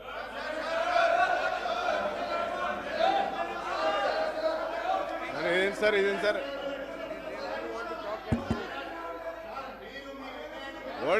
What is this, sir? Sir what is this sir? అసలు వాళ్ళకి సీనియారిటీ ఉందా sir? What is this sir? They not even allowing me to talk. ఒక 10 నిమిషాలు ఓపిక పట్టలేదా మీరు? Can't you wait for 10 minutes? మీరు 1 hour 54 minutes మాట్లాడినారు. 10 years you been ruling. మీరు కూర్చోండి, మీ సీట్లలో మీరు కూర్చోండి. సార్, ఆయనకంత ఓపిక లేకపోతే ఎట్లా సార్? ఒక గౌరవ సభ్యునిగా ఉండి 5 సార్లు శాసనసభకి ఎన్నికై ఒక 10 నిమిషాలు ఓపిక లేకపోతే ఎట్లా సార్ ఆయనకి? అంటే కాంప్రహెండ్ చేసుకోలేకపోతున్నారు sir. They are not able to digest. They have lost election. They want to rule forever. It will never happen. You will stay forever. ఆ పొజిషన్ అక్కడే ఉంటారు సార్. మీరు పబ్లిక్ చూస్తున్నారు sir, ప్రజలు చూస్తున్నారు. People are watching. They are watching the house. Public చూస్తున్నారు sir. ఇది ఎంత అన్యాయం అంటే, ఒక గౌరవ సభ్యునికి, తొలిసారి ఎన్నికైన గౌరవ సభ్యునికి, ప్రభుత్వంలోని సభ్యునికి 5 నిమిషాలు కూడా మాట్లాడలేకపోతుంది సార్. సార్, ఈరోజు కాంట్రడిక్టరీ స్టేట్మెంట్ ఇస్తున్నారు. హరీష్ రావు గారు కూర్చోండి, దయచేసి కూర్చోండి. మీరు కూర్చోండి మీరు. అరే కూర్చో 5 నిమిషాలు కూర్చో. 5 నిమిషాలు లేకపోతే మీరేం ప్రభుత్వంలో వచ్చినారు? మదన్ మోహన్ గారు, మీరు ఒక 5 minutes ప్లీజ్. సార్, ఈరోజు 2014లో ఈరోజు తెలంగాణ వచ్చినప్పుడు రిఫార్మ్ వాళ్ళు ఏమన్నారు సార్? ధనిక రాష్ట్రమని వాళ్ళ మాజీ సీఎం గారు చెప్పడం జరిగింది. ఇదే కాంట్రడిక్టరీ స్టేట్మెంట్ ఈరోజు హరీష్ రావు గారు సభలో ఏం చెప్తున్నారు? దయనీయ పరిస్థితుల్లో ఆ రోజు తెలంగాణ వచ్చిందని చెప్తున్నారు. మరి ఈ రోజు ఆ రోజు 64 కోట్ల అవకాశం ఇస్తా. రెవెన్యూ మీరు ఈ విధంగా చేస్తే అవకాశం. రెవెన్యూ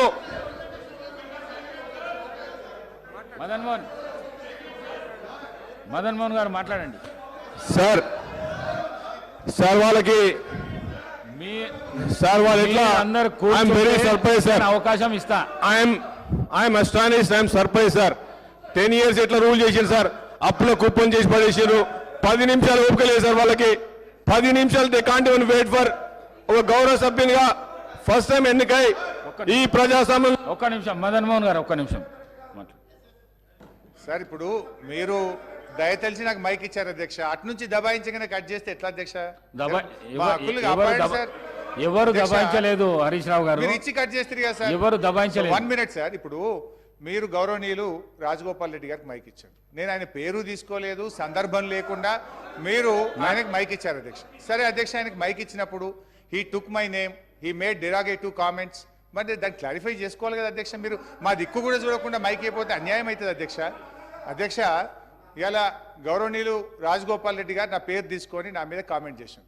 నేను ఒక విషయం చెప్పదలుచుకున్న రాజగోపాల్ రెడ్డి గారికి, ఆ పార్టీకి, మీ పార్టీ లాగా 50 కోట్ల రూపాయలు ఇచ్చి పిసిసి అధ్యక్ష పదవి కొనుక్కునే కర్మ మాకు అక్కర్లేదు.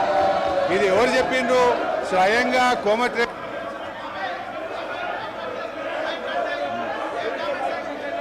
శ్రీధర్ బాబు గారు.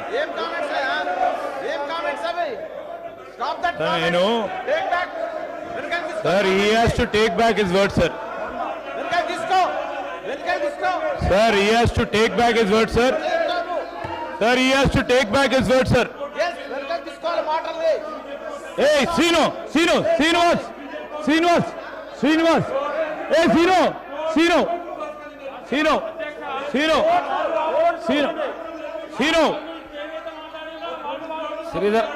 శ్రీధర్ బాబు గారు. Sir.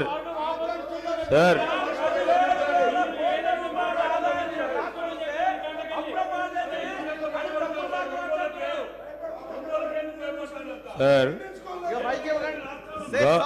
గౌరవ సీనియర్ శాసనసభ్యులు హరీష్ రావు గారికి అవకాశం ఇచ్చారు, వారి పేరు తీశారని.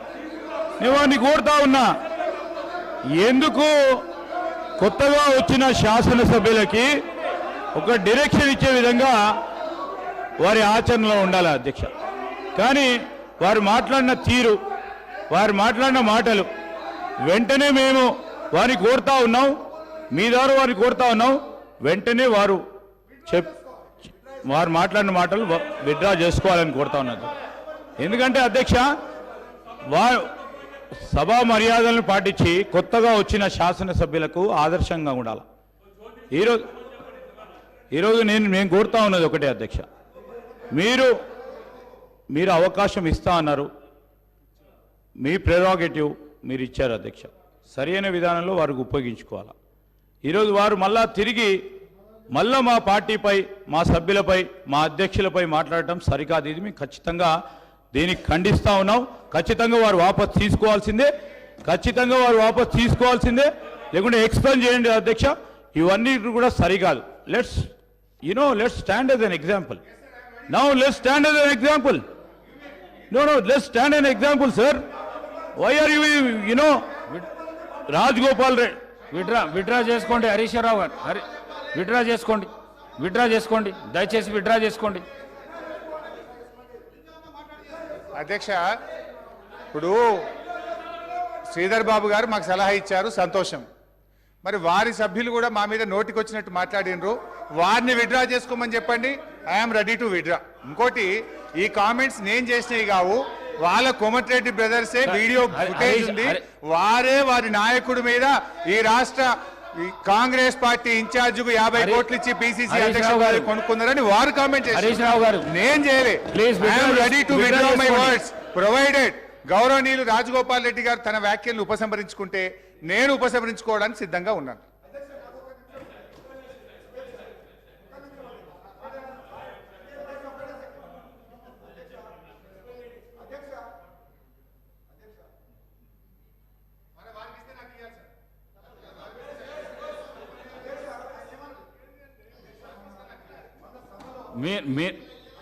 మీకు ఇచ్చిన సమయం 1.5 hours ఇచ్చిన దాని లోపల మీరు ఈ వర్డ్ ఏదైతే యూజ్ చేసినారో అది విత్డ్రా చేసుకోండి. శాసనసభకు మంచి పరిణామం అది. విత్డ్రా చేసుకో. ఒక సభా నాయకుని మీద ఈ విధంగా మీరు వ్యాఖ్యానాలు చేయడం మంచిది కాదు. విత్డ్రా చేసుకోండి ప్లీజ్. సార్, స్పీకర్ సార్, నేను కామెంట్ చేయలేదు సార్. సభా నాయకుడు నువ్వు పేరు చెప్పలేదు, ఏం చెప్పలేదు. ఒకటి అయితే. రెండోది అధ్యక్ష, కామెంట్స్ ఎప్పుడు వచ్చినాయి అధ్యక్ష?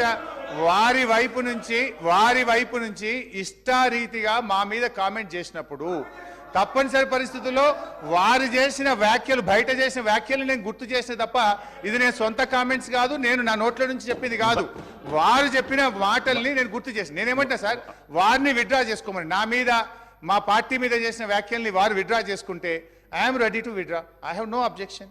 నాకు కూడా ఈ సభ హుందాగా నడవాలని కోరుకుంటున్నా అధ్యక్ష. హరీష్ రావు గారు, నేను ఇంకా చాలా విషయాలు చెప్పాల్సి ఉండే, కానీ హరీష్ రావు గారు, రాజగోపాల్ రెడ్డి గారు మీ మీద ఏమన్నా అభియోగం చేస్తే మీరు వారి మీద చేయండి, కానీ దాన్ని తీసుకొని వారన్నదే చెప్పిన సార్. రాజగోపాల్ రెడ్డి గారు బయట ఏం మాట్లాడిండో అది గుర్తు చేసిన. రాజగోపాల్ రెడ్డి గారు చెప్పిన తప్ప నేను సొంతంగా చెప్పలేదు, నేను కొత్త ఆరోపణలు చేయలేదు. బయట మాట్లాడిన మాటలు హౌస్ లో మాట్లాడడానికి ప్రయత్నం చేయకండి.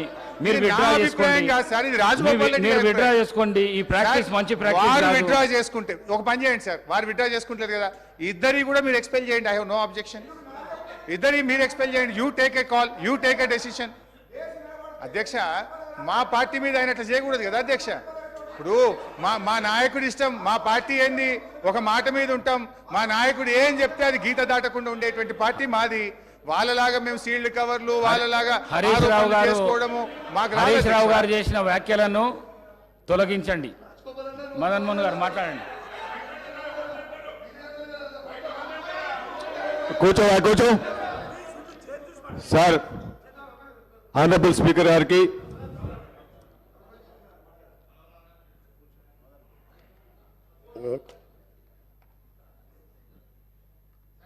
సార్ ఎవరో నేను మన కేటీఆర్ గారు కూడా అన్నారు. మన కేటీఆర్ గారు కూడా ఇదే వాడు చేసిన ఒకసారి గౌరవ సభ్యుడు హరీష్ రావు గారికి మీరు మొన్న కేటీఆర్ గారు కూడా మాట్లాడిన నేను హాస్పిటల్ రాలేదు, మీకు మా ఇంటర్నల్ పార్టీ విషయంలో మాట అయిపోయింది ఎప్పుడో పట్టుకొని అదే అది కాదు ఆయన గురించి మాట్లాడలేదు. అదే మీరు ఆడి ఒకటి ఇవ్వండి. ఇప్పుడు మా కాంగ్రెస్ పార్టీ నేషనల్ పార్టీ ఒక సిద్ధాంతం, నాయకుని ఎన్నుకున్నాం. ముఖ్యమంత్రి గారు రేవంత్ రెడ్డి గారు ఉన్నారు. ఆయన నాయకత్వంలో ఇలా మంత్రివర్గం ఏర్పడి గవర్నమెంట్ ఏర్పడింది. మీకేం పని లేదా? మీరు ఏం చేసిన 10 ఏళ్లలో ఏ విధంగా పెట్టిను, ఎట్లా దోసుకున్నారో ఇవాళ ప్రజల ముందు బయట పెడుతుంటే మీరు పాటు పట్టుకుంటా. నీకేమైనా ఉంటే 10 ఏళ్లలో నువ్వు ఏం చేసినావు? ఒక ఉద్యోగం ఇచ్చినావా, ఒక ఇల్లు కట్టావా? అది చెప్పకుండా ఎంతసేపు మాట్లాడు. మేము చెప్పాలా మీ బాబు ఎట్లా కొట్లాడుకుంటూ చెప్పాలా? ఆ విషయం ఉన్నప్పుడు అది క్లోజ్ అయిన మ్యాటర్. అది దాన్ని పట్టుకొని ప్రతిరోజు ఈ విధంగా మాట్లాడు. సార్ ఇది సీరియస్ కామెంట్, సీరియస్ గా వార్నింగ్ ఇస్తాను నేను.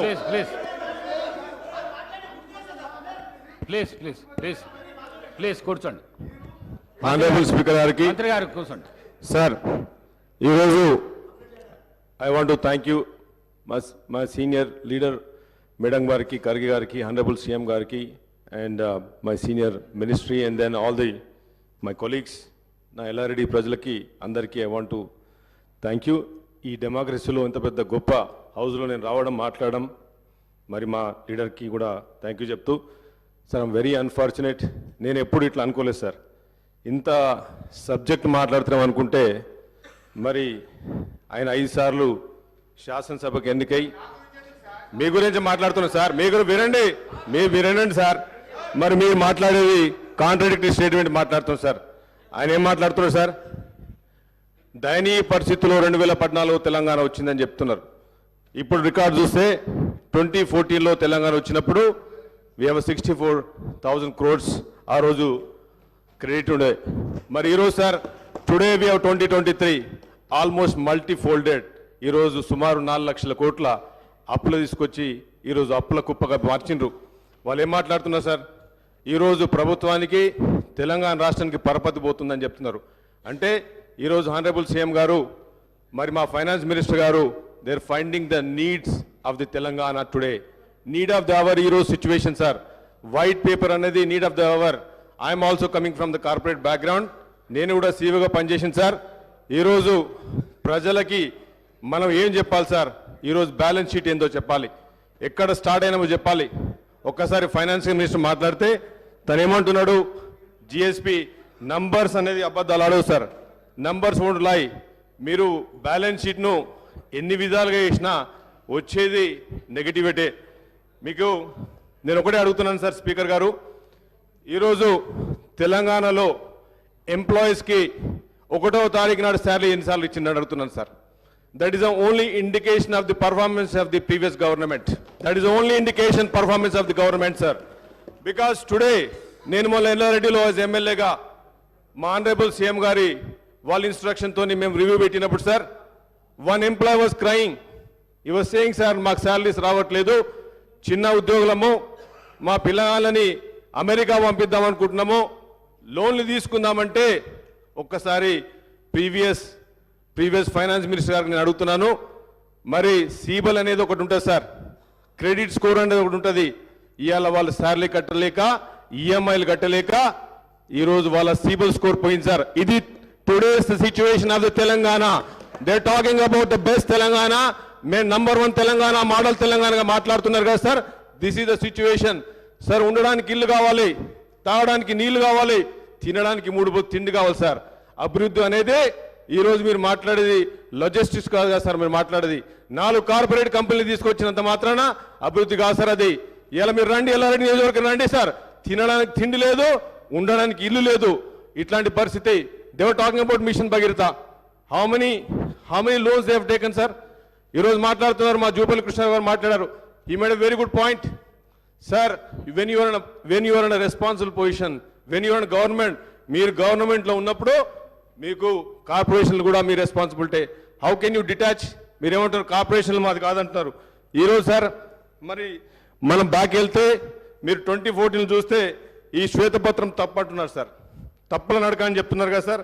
మరి ఈ శ్వేతపత్రాన్ని ఇదే revenue minister, previous revenue minister గారు అదే ఐఏఎస్ ఆఫీస్తో చేసినారు. ఈరోజు ఏమంటారంటే వాళ్ళే తప్పు చెప్పినట్టు చెప్తున్నారు సార్. మీరు లుక్ చూస్తే total revenue receipts, trends in revenue రిసిప్ట్లో there are state tax returns, share of central taxes, non tax revenue sir. ఇప్పుడు మీరు ఒక ట్రెండ్ చూస్తే, గ్రాఫ్ చూస్తే ఫ్రమ్ 2014 నుంచి sir, if you look at today budget year 2023 తీసుకుంటే 15.3% as per this book. మరి ఇప్పుడు మీరు if you go back to out standing debt sir, this is very important sir. Income versus expenditure. Income, when income is going down, expenditure is going down, up. How can you sustain in the party? How can you sustain a family? How can you sustain the government? Today, if you look at the numbers, sir, outstanding debt trends within budget borrowing, sir. This is within budget borrowing. He has to understand. Being a finance minister, previous finance, entasepu 1 hour 50 minutes matladi, sir. 1 hour 50 minutes matladi. And ఆయనకున్న knowledge అనుకుంటుంది sir. He has to understand the basic fundamentals of the mathematics. He has to understand. ఇక్కడ చూడండి sir, 27.8%. This is outstanding debt trend. This is RBI's sir. 14 SPs. వినండి sir, వినండి. మీరు మాట్లాడారు కదా, 1:50 నిమిషాలు మాట్లాడారు కదా, ఎంత ఓపిక లేకపోతే ఎట్లా? 10 ఏళ్ళు రూల్ చేసింది కదా మీరు. మేము వచ్చిన రోజైంది, 1 వీక్ అయింది కదా గవర్నమెంట్కి వచ్చి. మా సీఎం గారు ఇప్పుడే వచ్చింది కదా, ఇప్పుడే వచ్చారు కదా, సీఎం గారు ఇప్పుడే వచ్చారు కదా సార్. ఈరోజు టుడేస్ బడ్జెట్ సార్, అధ్యక్ష, ఈరోజు if look at this number sir, ఈరోజు total I'm just going very summary sir, I don't have much time కనుక మీకు సమ్మరీ చెప్తున్నా సార్. ఈరోజు situation indication of the previous government.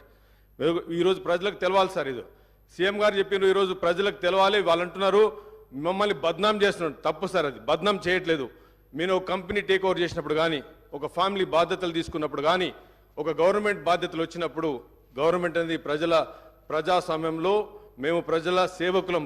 ప్రజల రాజ్యాలు మీలాగా రాజ్యాలు కాదు సార్. అందుకే ప్రజాసేవకు ఉన్నప్పుడు మేము ముందు వైట్ పేపర్ పెట్టి ఇది వీఆర్ స్టార్టింగ్ ఫ్రమ్ ఇయర్ వీళ్ళు చేసింది సార్. ఇప్పుడు లుక్ ఎట్ సుమారు 40 కోట్ల అదర్ పెండింగ్ బిల్స్ ఉన్నాయి సార్. ఈరోజు ఎక్స్పెండిచర్, శాలరీ, పెన్షన్స్ మీరు చూసుకుంటే సార్, ఇప్పుడు ఆర్బీఐ అనేది ఏదైతే మన బ్యాంకర్స్ నుంచి వచ్చిందో మీకు ways and means of advance sir, ఇది WMA.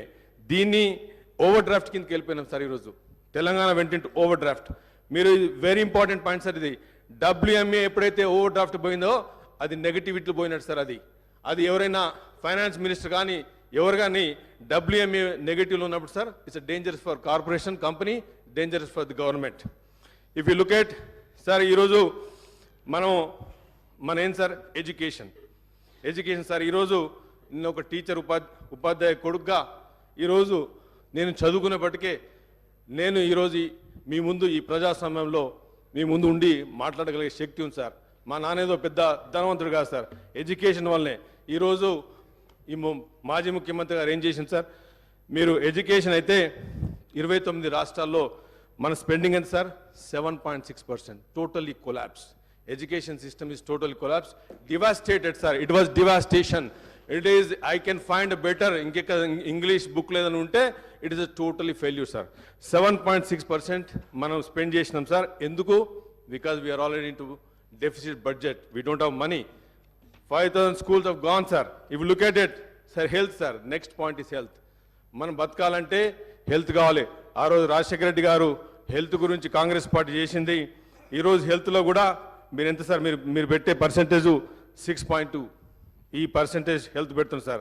లాస్ట్ 57 yearsలో ఇంత లోయెస్ట్ స్పెండింగ్ ఎడ్యుకేషన్ మీద జరగలేదు సార్. వీళ్ళు మాట్లాడతారు ఆంధ్ర పాలకులు సార్, తెలంగాణ వచ్చినప్పుడే ఎప్పుడైతే బీఆర్ఎస్ పార్టీ కానీ మాజీ పార్టీ కానీ వాళ్ళు నేర్పించింది సార్.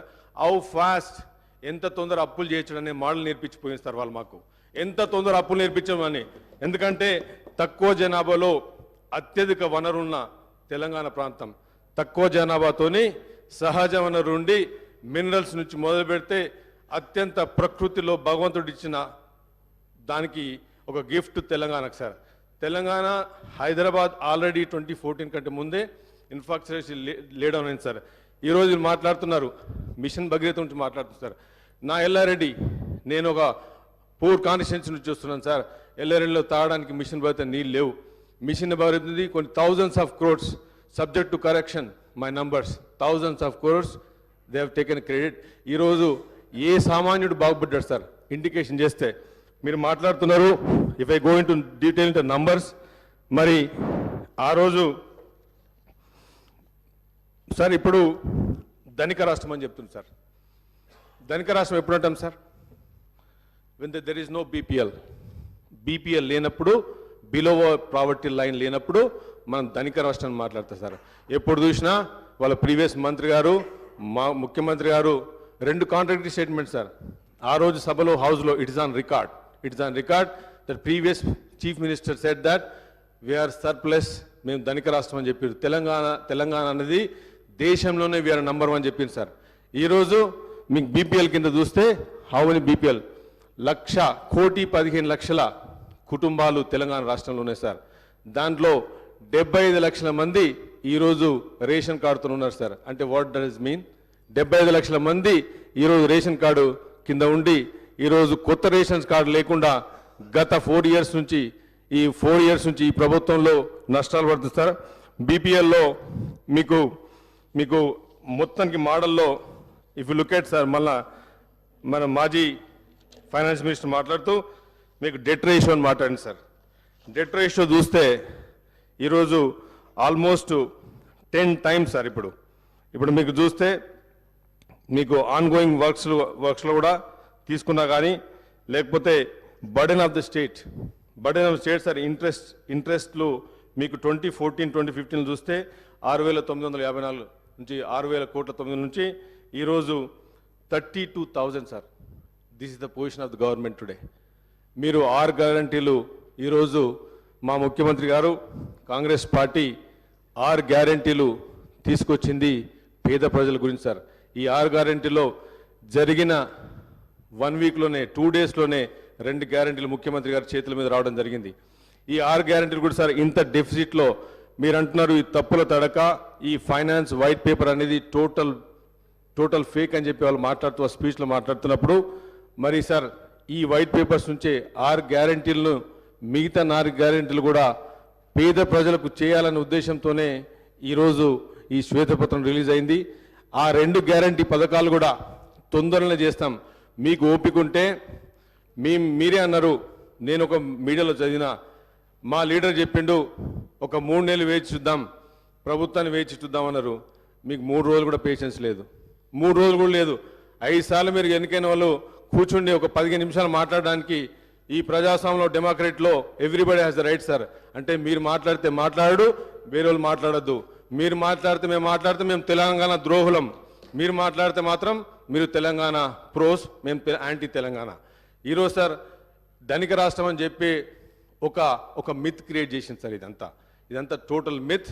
ఈరోజు ధనిక రాష్ట్రం కాదు సార్, ఇది వాళ్ళ కుటుంబం. ఎవరైతే ధనిక రాష్ట్రం వజ్రాలు వచ్చినాయి సార్, మా కుటుంబంలో రాలేదు. సామాన్యుడిగా మిగిలిపోయింది sir. This is a very unbalance situation, very pathetic situation of Telangana today. 4 బిల్డింగ్లు చూసి, ఫైనాన్షియల్ డిస్ట్రిక్ట్ చూసి తెలంగాణ నంబర్ 1 అని చెప్పుకుంటే మాత్రం it is absolutely ruthless, it's absolutely wrong sir. ఎందుకంటే సామాన్యుడు ఈరోజు నీళ్లు తాగలేకపోతున్నాడు, రోడ్లు లేవు, ఉండడానికి ఇల్లు లేవు సార్. ఈరోజు మీరు మాట్లాడుతుంటే పర్ క్యాపిటా మాట్లాడుతుంది sir. What is GST sir, what is GDP, ఇవన్నీ నంబర్స్ సార్ పేపర్ మీద. ఇలా సామాన్యునికి రియల్ జీడిపి రానప్పుడు, పర్ క్యాపిటా అన్నప్పుడు మాట్లాడుతున్నాం, తెలంగాణ నంబర్ 1 మాట్లాడుతున్నాం. ఇలా గ్రామాల్లో ఇలా సర్పంచులు ఆత్మహత్య చేసుకుని చచ్చిపోయింది సార్. ఇది వాస్తవం కాదా? Is it on record? Sarpanch ఒక ఫైనాన్షియల్ స్ట్రగుల్తోని, ఫైనాన్షియల్ డిఫికల్ట్తోని ఒక మనిషి చచ్చిపోతున్నాడు అంటే ఆ రోజు పంచాయతీల బిల్లులు లేకుండా, ఈరోజు మీరు టర్న్ చేసిన ఇరిగేషన్ ప్రాజెక్టులు కానీ ఇవన్నీ డిపార్ట్మెంట్లు కానీ డెఫిసిట్లో ఉండి మీకు ఈరోజు ఫైనాన్సెస్ నుంచి ఇంట్రెస్ట్ రేట్స్ ప్రిన్సిపల్స్ అన్ని బర్డెన్ అయిపోయింది సార్. ఈరోజు ఈ పొజిషన్లో కాంగ్రెస్ పార్టీ తీసుకోవడం, హానరబుల్ సీఎం గారు ఈరోజు తీసుకోవడం, మరి ఈ పార్టీ మేము వచ్చింది ప్రజల గురించి 10 సంవత్సరాలు మేము వెయిట్ చేసినాం సార్. 10 సంవత్సరాలు వెయిట్ చేసిన తర్వాత కూడా మమ్మల్ని పెసులుబాటు లేనియకుండా హౌస్లో కానీ మేము చెప్పలేకుండా సార్ ఈరోజు ఈ సభను ప్రజలు వినాలి సార్, ప్రజలు చూడాలి, ప్రజలకు అర్థం కావాలి. నథింగ్ ఈజ్ రాంగ్ సార్, తప్పేం లేదు. ఏ గవర్నమెంట్ మీద ఫాల్స్ అలిగేషన్ చెప్పినప్పుడు ఎవ్రీ రైట్ మాకుంది సార్ ప్రజెంటేషన్ ఇచ్చి. ఈరోజు మీరు అనుకుంటున్నారు కార్పొరేట్స్ కంపెనీస్ రావు, వాళ్ళ స్పీచ్లో మాట్లాడుతున్నారు, మీరు తప్పుడు చేస్తున్నారు, కావాలని అలిగేషన్ చేస్తున్నారు, మమ్మల్ని పక్క పెట్టడానికి ట్రై చేస్తున్నారు, మీకు చాలా ఇబ్బంది, చాలా కార్పొరేట్స్ కంపెనీస్ రావు, ఐటీ ఎక్స్పోస్ రావు. సార్ 2014లో I'm also coming from IT background. I have done IT sir, 25 years of IT experience. 54,000 crores నుంచి ఈరోజు మీరు అంటున్నారు 2.5 crores, 2.5 lakhs crores ఎక్స్పోర్ట్స్ అంటున్నారు sir. It is like, overall expansion, sir. Overall world has increased their exports, sir. Not only Hyderabad. Hyderabad definitely has done. But మీరు చెప్పేది 2.5 lakhs crores అనేది ఈరోజు పేదవాడికి అంతలేదు సార్. ఈరోజు పేదవాడికి లేదు. సర్పంచ్ ఆత్మహత్యలు చేసుకుంటున్నాడు. ఇలా 80%, 75% నుంచి 80% వరకు గ్రామాల్లో ఉంటున్నారు సార్. మీరు చూస్తుంటే ఈ డెఫిసిట్లో, ఇంత డెఫిసిట్లో 32,000 crores sir. How you can survive with the 32,000 crores? Me principal income versus expenditure is behind the expansion, sir. You are not in a negative, you are in red. You are in negative. ఈ రోజు మేము 6 guarantee తీసుకొచ్చాం sir, పేద ప్రజల గురించి తీసుకొచ్చినాం sir. ఈరోజు మేము రైతులు ఆత్మహత్య చేసుకుంటారని కాంగ్రెస్ పార్టీ ఆలోచించి 2 లక్షల రుణాల మాఫీ తీసుకొచ్చింది సార్. ఈరోజు మహిళలకు గ్రామాల్లో రెవెన్యూ సిస్టమే లేదు సార్. పంట వండుతూనే నీళ్ళు ఇచ్చినాము, ఇరిగేషన్ ఇచ్చినాము అంటే మా ఎల్లారెడ్డిలో సార్ పోయిన సీఎం గారు 1,00,000 ఎకరాలకు నీళ్ళు ఇస్తా అని చెప్పి 22 ఇంతవరకు ఒక 30 మట్టి కూడా జరగలేదు సార్. అక్కడ రెవెన్యూ సిస్టమే లేదు సార్. ఊర్లలో మహిళలకు వేరే దిక్కు దివానా లేదు సార్. ఎక్కడ డెవలప్ అయినాం సార్? ఎక్కడ అభివృద్ధి జరిగింది సార్? ఎక్కడ నంబర్ 1 తెలంగాణ అయింది సార్? మీరు మనిషికి ఉండడానికి తినడానికి ఒక రెవెన్యూ సిస్టమ్ క్రియేట్ కాలేదు సార్. మీరు నీళ్ళు ఇచ్చినామంటున్నారు సార్, నీళ్ళు ఇచ్చినామని చెప్తున్నారు. ఎక్కడ నీళ్ళు వచ్చి మిషన్ భగీరథ వాళ్ళు అగ్రిమెంట్లో నేను అగ్రిమెంట్ చూసినాను sir. I have seen SPV bank agreements నేను ఇంటర్నెట్లో చూశాను. They have clearly written commercialise projects అని చెప్పారు సార్. It's absolutely wrong. ఈరోజు హౌస్లో ఆన్ రికార్డ్ చెప్తున్నాను, వాళ్ళు అబద్ధం ఆడి ఇట్స్ నాట్ వాళ్ళు మేము డబ్బులు తీసుకొచ్చి పెడతామని చెప్పి ఇంట్రెస్ట్ పే చేస్తాము అని బ్యాంక్స్కు ప్రూవ్ చేసింది సార్. మరి మిషన్ భగీరథ నుంచి ఎన్ని డబ్బులు ఈరోజు వాళ్ళు కలెక్ట్ చేసింది సార్. బ్యాంక్స్ కూడా వాళ్ళు ఈరోజు వచ్చిన గవర్నమెంట్కి మాకున్న సార్. ఇప్పుడు మీకు చూస్తే సార్ టోటల్ రెవెన్యూస్లో ఇప్పుడు మీరు నంబర్ ఇక్కడ sir 2021-22 shortfall in the state's revenue in comparison with its expenditure was nearly 5 times the shortfall in physical year 2014-2015 sir. Very dangerous sign. ఒక 5 times షార్ట్ ఫాల్ సార్ ఈరోజు budget. మీరు మాట్లాడితే వాళ్ళు మాట్లాడుతున్నారు, మీరు debt ratio మాట్లాడలేదు, FD to GSDP మాట్లాడుతున్నారు, ఇది తప్పంటున్నారు సార్. సార్ నంబర్స్ను ఏ విధంగా వేసినా కానీ మీరు లెఫ్ట్కి వేసినా, రైట్కి వేసినా, GSDP వేసినా, OST వేసినా, డెట్ రేషియో చేసినా కానీ it's basically the shortfall is 5 times which is dangerous. If it's not negative sir. ఇది ఇప్పుడు మీరు చూస్తే అకౌంటింగ్ ఇర్రెగ్యులారిటీస్లో the state understand it's physical deficit is 7,636 crores sir in 2015-21. మరి ఈరోజు మీరు ఏ పర్సెంటేజ్లో మనం ఇంక్రీజ్ చేసినాం? ఈరోజు మీరు చూసే sir, if you go back to ఈ వైట్ పేపర్లో సార్ గవర్నమెంట్ గ్యారంటీ లోన్స్ తీసుకున్నారు సార్. 14 SPVC తయారు చేసింది సార్ ఇన్స్టిట్యూషన్స్. ఈ 14 SPVలో they have raised around 1,18,000 crores, 557 crores sir of budget. ఇది కూడా of budget borrowing sir. As of today, total outstanding debt in this category is 95,000 crores, sir.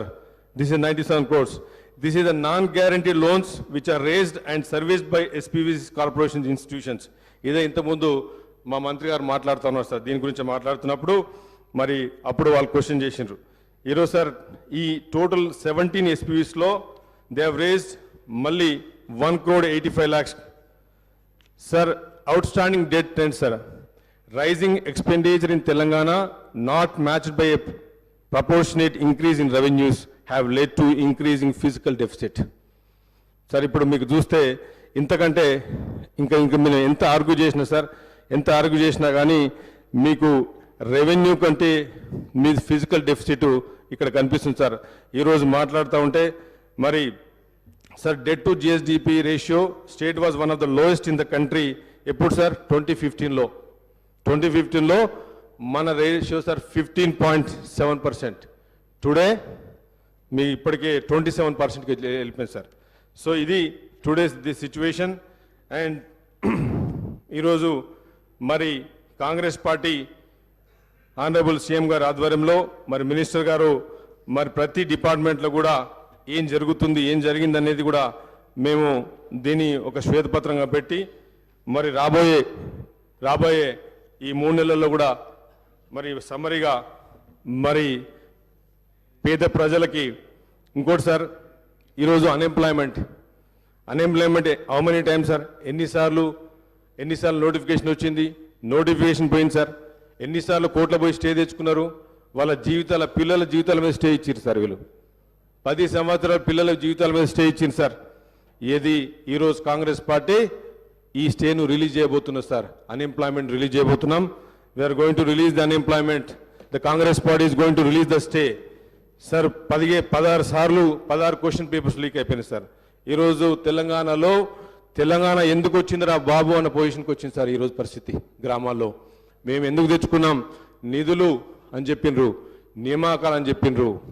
మరి నిధులు ఎక్కడ పోయినాయి, నియామకాలు ఎక్కడ పోయినాయి, నీళ్ళు ఎక్కడ పోయినాయి? ఎప్పుడు మాట్లాడితే సస్యశాలం అని చెప్తున్నారు సార్. మరి పిల్లల ఉద్యోగాలు ఎక్కడైనా సార్. ఈరోజు ఇదే హరీష్ రావు గారిని, కేటీఆర్ గారు నేను అడుగుతున్నాను, నాతో మీరు ఉస్మాన్ యూనివర్సిటీకి వస్తారా అని అడుగుతున్నాను. మేము కాంగ్రెస్ పార్టీ అందరం తీసుకెళ్తాం సార్, మేమందరం తీసుకెళ్తాం సార్. సార్ ఈరోజు మరి మాట్లాడుతుంటే సార్ మనం అప్పుడు మాట్లాడిన ఏవైతే 6 గ్యారంటీస్ ఉన్నాయి సార్, తప్పకుండా 6 గ్యారంటీస్లో మేము తీసుకున్నది ఇప్పుడు మళ్ళీ హెల్త్ గురించి మాట్లాడితే ప్రైమరీ హెల్త్ సెంటర్స్ గురించి నా కాన్స్టిట్యున్సీలో అయితే ఇట్స్ కంప్లీట్లీ డిస్ఫంక్షన్ సార్. అక్కడ స్టాఫ్ లేదు, నర్సెస్ లేరు. మరి నాకైతే తెలియదు sir. I'm the new MLA, I will just joint the house. నాకైతే తెలుసు సార్. పిహెచ్సి సార్ మరి ఇంతకుముందు మాజీ మంత్రి గారు మాట్లాడుతూ ఉన్నారు. మరి ఆ మాట్లాడడంలో పిహెచ్సి సెంటరు బస్తీ దవాఖానలు అని చెప్తున్నారు. మరి మా ఎల్లారెడ్డిలో మాత్రం PHC is completely collapse sir. Pregnancy delivery కూడా సరిగ్గా చేస్తలేరు. మరి వాళ్ళు చెప్తా ఉన్నారు. ఆన్ ద రికార్డ్స్ ఏం చేస్తలేదు సార్. తప్పకుండా రాబోయే మేము ఒకటే కోరుకుతున్నాం సార్. కాంగ్రెస్ పార్టీ వచ్చింది, మాకు సమయం ఇవ్వండి. మరి మా ఆనరబుల్ సీఎం గారు, ఆనరబుల్ గారు క్యాబినెట్ మాట్లాడుతూ ఉన్నది. మేము తప్పకుండా చేస్తామని చెప్పి ఇంత సమయం ఇచ్చినందుకు సార్, తప్పకుండా నాకు ఇంత టైం ఇచ్చినందుకు కూడా మరి అందరు కూడా, హౌస్ కూడా, స్పీకర్ గారు కూడా ధన్యవాదాలు చెప్తూ ముగిస్తున్నాను సార్. ఎల్లేటి మహేశ్వర రెడ్డి గారు.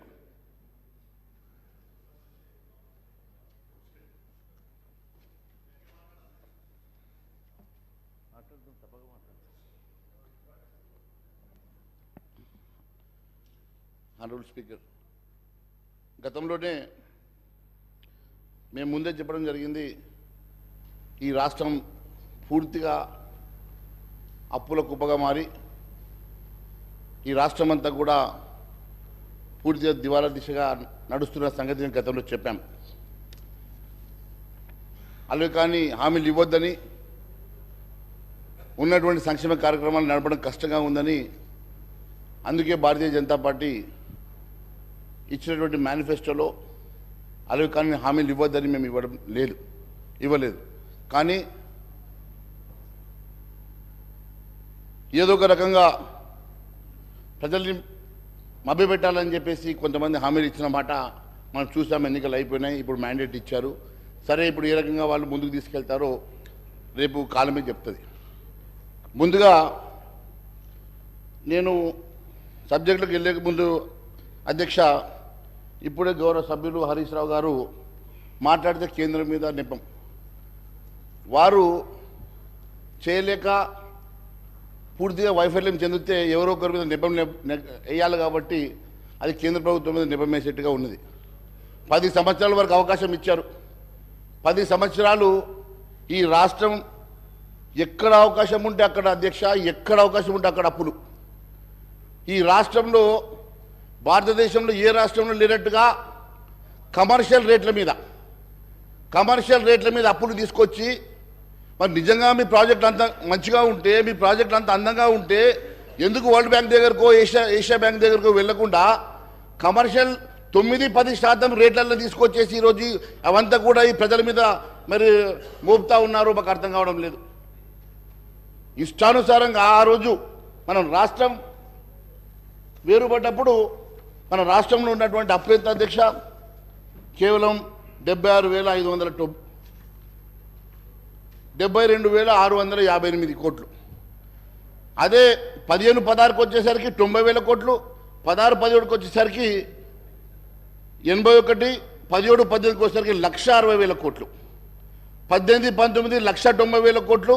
ఈ రకంగా ప్రతి సంవత్సరం అప్పులు పెంచుకుంటూ 3,89,673 కోట్ల రూపాయలు ఈరోజు అప్పు చేసినట్టుగా వారు చెప్తా ఉన్నారు. అది కాకుండా ఇది కేవలం FRBM లోన్స్ అధ్యక్ష. అది కాకుండా గవర్నమెంట్ గ్యారంటీడ్ లోన్స్ అని ఈ ఎస్పీబీ ద్వారా మళ్ళీ అవి కూడా సర్వీస్ గవర్నమెంటే రీపేమెంట్ చేసే విధంగా 1,27,000 కోట్లు, 1,27,208 కోట్లు. గవర్నమెంట్ గ్యారంటీ ఇచ్చినటువంటి లోన్లు 95,465 కోట్లు. నాన్ గ్యారంటీడ్ లోన్స్ 59,414 కోట్లు. మొత్తం కలిపితే 6,71,757 కోట్ల రూపాయల అప్పు తీసుకొచ్చి, అది కూడా అధ్యక్ష ఇష్టానుసారంగా 9-10% కమర్షియల్ లోన్లు తీసుకొచ్చి ఈరోజు ఈ రాష్ట్రం మీద ఒక పెద్ద భారాన్ని మోపి ఈరోజు మరి కేంద్ర ప్రభుత్వాన్ని మాట్లాడుతున్నారు కదా అధ్యక్ష. కేంద్ర ప్రభుత్వం ఏం చేసిందో ఆర్థిక మంత్రిగా ఉన్నటువంటి వారికి గతంలో తెలియదా అధ్యక్ష? కేంద్రం ఇప్పటివరకు ఎన్ని రకాలుగా ఆర్థికంగా ఆదుకున్నదో వారికి తెలిసినా కూడా కేవలం ఏదో ఒక నెపంతో మా మీద అబండం వేసే ప్రయత్నం చేస్తూ ఉన్నారు కదా. నేను వారికి ఒకసారి గుర్తు చేయాలనుకుంటున్నాను అధ్యక్ష. కేంద్ర రాష్ట్ర అభివృద్ధి కోసం అందించినటువంటి సహకారాన్ని అధ్యక్ష, పన్నుల వాటా పంపిణీలో తెలంగాణకు కేంద్రం అందించింది 1,78,000 కోట్ల అధ్యక్ష. అదే మాదిరిగా రాష్ట్ర అభివృద్ధి ప్రజా సంక్షేమం కోసం నిధులు ఇచ్చింది 4,99,000 కోట్ల అధ్యక్ష. వివిధ వర్గాల ద్వారా ప్రజలకు అందించినటువంటి వ్యక్తిగత రుణాల అధ్యక్ష 9,80,904 కోట్ల అధ్యక్ష. ఎంపీ లాడ్స్ ద్వారా తెలంగాణ ఎంపీలకు కేటాయించిన నిధుల అధ్యక్ష 983 కోట్ల అధ్యక్ష. 2014 రాష్ట్ర పునర్వ్యవస్థీకరణ చట్టం ప్రకారం అందించినటువంటి సాయం అధ్యక్ష 2,250 కోట్ల అధ్యక్ష. రామగుండంలో కొత్త పవర్ ప్లాంట్ నిర్మాణం కోసం అందించిన సాయం అధ్యక్ష 10,998 కోట్ల అధ్యక్ష. మన రాష్ట్రంలో ప్రధానమైనటువంటి వ్యవసాయ రంగం కోసం కేంద్రం ఇచ్చినటువంటి నిధుల అధ్యక్ష 1,58,000 కోట్ల అధ్యక్ష.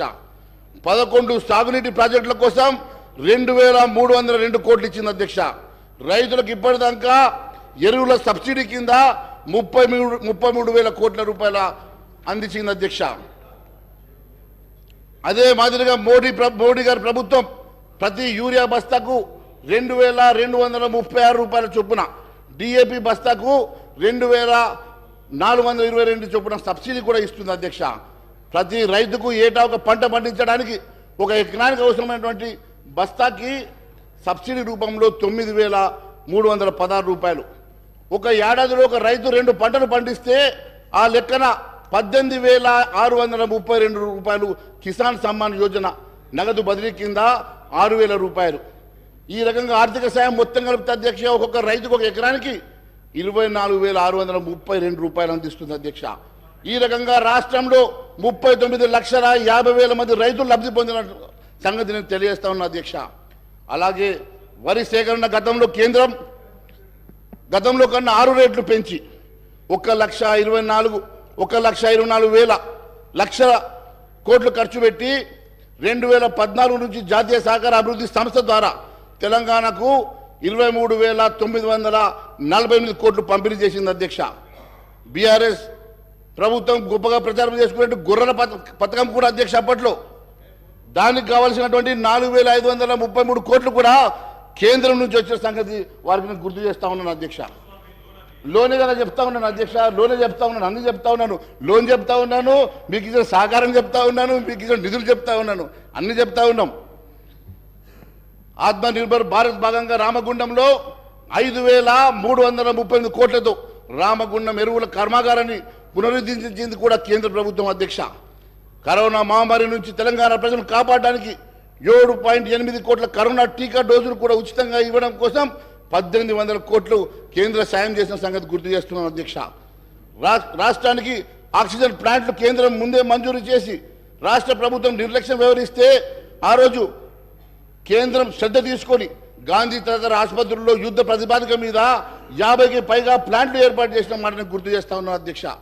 కేంద్ర ఆయుష్మాన్ భారత్ పేరుతో ఒక్క కుటుంబానికి 5 లక్షల దాకా వైద్య సేవల కోసం అందిస్తోంది. ఈ పథకం కింద రాష్ట్రంలో ఇప్పటికే 5.88 లక్షల మంది దాదాపు 2,342 కోట్ల విలువైన వైద్య సాయాన్ని కూడా అందజేసిన సంగతి. ఈ రకంగా అధ్యక్ష ఇన్ని రకాలుగా సహాయ పొంది కూడా వారికి ఏమి తోయక కేంద్రం మీద ఏదో ఒక రకంగా మరి అపవాద చేసే ప్రయత్నం చేస్తూ ఉన్నారు అధ్యక్ష. కేంద్రం ఎప్పుడు కూడా తెలంగాణ మీద ప్రేమతోటి తెలంగాణ మీద అభిమానంతో ఎప్పుడు కూడా అభివృద్ధి చేయాలని చెప్పి అత్యధిక నిధులు ఇచ్చే సంగతి కూడా నేను గుర్తు చేస్తా ఉన్నాను అధ్యక్ష. ఎన్ని రకాలుగా నిధులు ఇచ్చినా, ఎన్ని రకాలుగా వారికి లోన్ల కోసం అవకాశాలు ఇచ్చిన, పర్మిషన్స్ ఇచ్చినా కూడా ఎప్పుడు కూడా వాటిని ప్రాపర్గా యూటిలైజ్ చేయలేక, ప్రాపర్గా వాళ్ళు ఇన్వెస్ట్ చేయలేక ఈరోజు ఏదో ఒక రకంగా కేంద్రాన్ని నిందించేటువంటి ప్రయత్నం చేస్తున్నందుకు నేను వారికి ఇవన్నీ చెప్పాల్సి వస్తుంది అధ్యక్ష. ఇంకా ఇలాంటి ఎన్నో సంక్షేమ కార్యక్రమాలు అధ్యక్ష చదువుతూ పోతే స్వచ్ఛ భారత్ కానీ, నిరుపేదలకు PM గరీబీ కళ్యాణ్ కింద ఇచ్చేటువంటి 18.52 లక్షల కోట్ల ఆహార సబ్సిడీ కానీ, ఈ రకంగా కొన్ని లక్షల కోట్ల రూపాయలు కేంద్ర ప్రభుత్వం సహకారం చేసినప్పటికీ కూడా వారు మర్చిపోవడం అనేది చాలా బాధాకరంగా ఉంది అధ్యక్ష. ఎక్కడ తక్కువ చేయలేదు, అన్నీ ఇచ్చినారు. మీకు ఇంకా కావాలంటే ఇప్పిస్తాం, డోంట్ వరీ. మీకు కావాలంటే చెప్పండి, ఎన్ని కావాలంటే ఇప్పిస్తాం మేము. రైల్వే వ్యాగన్ ఫ్యాక్టరీ కోసం మీకు తెలుసు, దానికోసం కూడా దాదాపు 3,000 మందికి ఉపాధి కలిగే విధంగా మరి అక్కడ మన రాష్ట్రంలో ఏర్పాటు చేసుకున్న సంగతి కానీ, ఈ రకంగా గ్రామీణ అభివృద్ధి భాగంగా 12,769 గ్రామ పంచాయతీలకు 14 ఆర్థిక సంఘం సిఫార్సు ప్రకారం 5,380 కోట్లు కానీ, ఈ రకంగా వేల కోట్లు, లక్షల కోట్ల రూపాయలు ఈ ప్రభుత్వానికి మరి కేంద్రం సాయం చేసిన సంగతి నేను గుర్తు చేస్తూ, ఇంకా చాలా ఉంది అధ్యక్ష. కానీ నాకు ఇచ్చిన సమయంలో మరి ఇవన్నీ చదవడం కన్నా నేను ముఖ్యంగా వారు చెప్పినటువంటి పవర్ దాని మీద నేను చెప్పాలనుకుంటున్నాను అధ్యక్ష. ఇప్పుడే గౌరవ సభ్యులు హరీష్ రావు గారు మాట్లాడుతూ ఇందాక మీటర్లు పెట్టాలని చెప్పి కేంద్ర ప్రభుత్వం చెప్పిందని. ఇంత శుద్ధ అబద్ధం అధ్యక్ష, ఇంత అబద్ధం ఒక సీనియర్ లెజిస్లేటరు, 5 సార్లు గెలిచిన లెజిస్లేటర్ ఈ రకంగా అబద్ధాలు చెప్పడము, సభలో అబద్ధాలు చెప్పడం ఎంతవరకు సమంజసం అధ్యక్ష? ఈ రకంగా కేంద్రం ఎక్కడన్నా మీటర్లు పెట్టమని అంటే దాన్ని ఒకసారి చూపించమనండి అధ్యక్ష. ఎక్కడన్నా అలాంటి నోట్ ఇచ్చినా, జీవో ఇచ్చినా, సర్క్యులేషన్ ఇచ్చినా కూడా ఒకసారి చూపించమనండి అధ్యక్ష. కేవలం బూటక మాటలు, అబద్ధ మాటలతోటి ఇంతకాలం 10 సంవత్సరాలు పబ్బం గడిపినటువంటి వీళ్ళు మళ్ళీ ఈరోజు హౌజులు కూడా మిస్లీడ్ చేయడం చాలా బాధాకరంగా ఉంది అధ్యక్ష. సెప్టెంబర్ 15వ తారీఖు రోజు కేంద్ర మంత్రివర్యులు ఆర్కే సింగ్ గారు హైదరాబాద్లో ప్రెస్ మీట్ పెట్టారు అధ్యక్ష. దాంట్లో కిషన్ రెడ్డి గారితో నేను కూడా ప్రెస్ మీట్లో పార్టిసిపేట్ చేశాను అధ్యక్ష. ఆ రోజు ఇచ్చినటువంటి ప్రెస్ మీట్లో వారు చెప్పిన మాట చెప్తా ఉన్నాను అధ్యక్ష. కేంద్ర ప్రభుత్వం రైతుల వ్యవసాయ మోటార్లు, మీటర్లు పెడుతుందని చెప్పి దుష్ప్రచారం చేస్తూ ఉన్నారు. విద్యుత్తును ప్రైవేట్ పరం చేస్తున్నదని చెప్పి బీఆర్ఎస్ ప్రభుత్వం దుష్ప్రచారం చేస్తూ ఉన్నది. కానీ ఆర్పి సింగ్ గారు చెప్పిన మాట, రాష్ట్రానికి అన్ని విధాలుగా సహకరిస్తున్నాం, చాలా విషయాల్లో ఈ ప్రభుత్వం అబద్ధాలు, ఆరోపణలు చేస్తూ ఉన్నది. పవర్ ప్రాజెక్టులో మేము ఇన్ని కోట్ల రూపాయలు లోన్లు ఇచ్చాం, ఇన్ని లక్షల కోట్ల లోన్లు ఇచ్చాం. అంతేకాకుండా ఈ రకంగా మా మీద అబద్ధం చెప్తా ఉన్నది.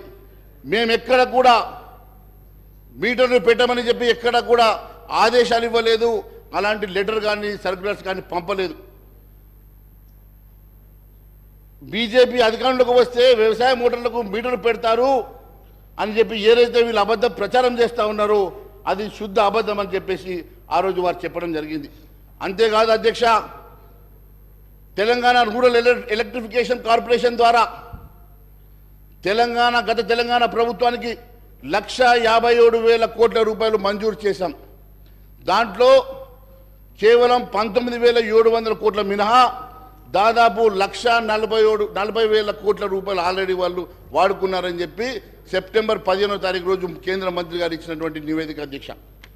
మరి అంతేకాకుండా పవర్ ఫైనాన్స్ కార్పొరేషన్ ద్వారా 1,08,000 కోట్ల రూపాయలు రుణాలు మంజూరు చేశాం. దాంట్లో 91,000 కోట్ల రూపాయలు ఆల్రెడీ దాంట్లో వాడుకున్నారని చెప్పి, మరి ఇన్ని లక్షల కోట్ల రూపాయలు కేంద్ర ప్రభుత్వం ద్వారా సహాయ పొంది కూడా కేంద్ర ప్రభుత్వం మీద ఈ రకంగా నెపం పెట్టడం, కేంద్ర ప్రభుత్వం మీద అబద్ధాలు చెప్పడం ఇది ఎంతవరకు మరి సమంజసమని చెప్పి అడుగుతా ఉన్నాను. కేంద్ర ప్రభుత్వం ఎక్కడ కూడా మీటర్ల విషయం చెప్పలేదు, కేంద్ర ప్రభుత్వం ఎక్కడ మీటర్ బిగిస్తామని చెప్పలేదు. కానీ కేంద్ర ప్రభుత్వం మీద భారతీయ జనతా పార్టీ మీద ఈ రకమైనటువంటి అబద్ధ ప్రచారాలు చేయడం మానుకోవాల్సిందిగా నేను మీ ద్వారా వారిని సూచిస్తూ ఉన్నాను. అంతేకాకుండా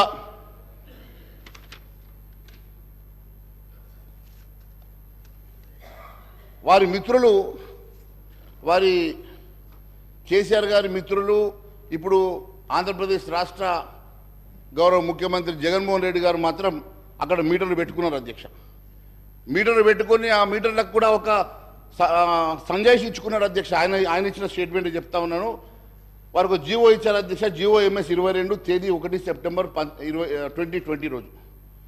ఆ ప్రభుత్వ ఉత్తర్వుల ప్రకారం చెప్తున్నాం అధ్యక్ష, అంటే మీటర్ల ఏర్పాటు రైతుకు ₹1 కూడా చెల్లించాల్సిన అవసరం లేదు. రైతులు ఎన్ని యూనిట్లు వినియోగిస్తారో దానికి అయ్యే ఖర్చు మొత్తం ప్రభుత్వమే భరిస్తుంది.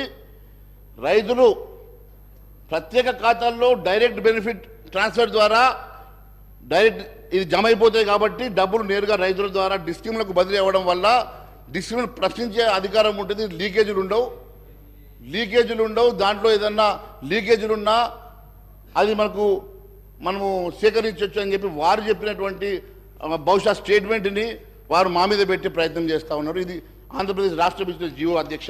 కానీ ఎక్కడ కూడా కేంద్ర ప్రభుత్వం కానీ భారతీయ జనతా పార్టీ కానీ ఎక్కడ కూడా చెప్పినటువంటి దాఖలాలు లేవు అధ్యక్ష. అంతేకాదు అధ్యక్ష, తెలంగాణ రాష్ట్రం ఈరోజు 6,71,757 కోట్ల రూపాయల అప్పు చేసి దాదాపుగా మనకొచ్చే రెవెన్యూలో 35% జీతాలకు శాలరీస్కి ఖర్చు అవుతా ఉంది అధ్యక్ష. రికరింగ్ ఎక్స్పెండిచర్ 34% రీపేమెంటు ఇంట్రెస్ట్లకు పోతుంది అధ్యక్ష.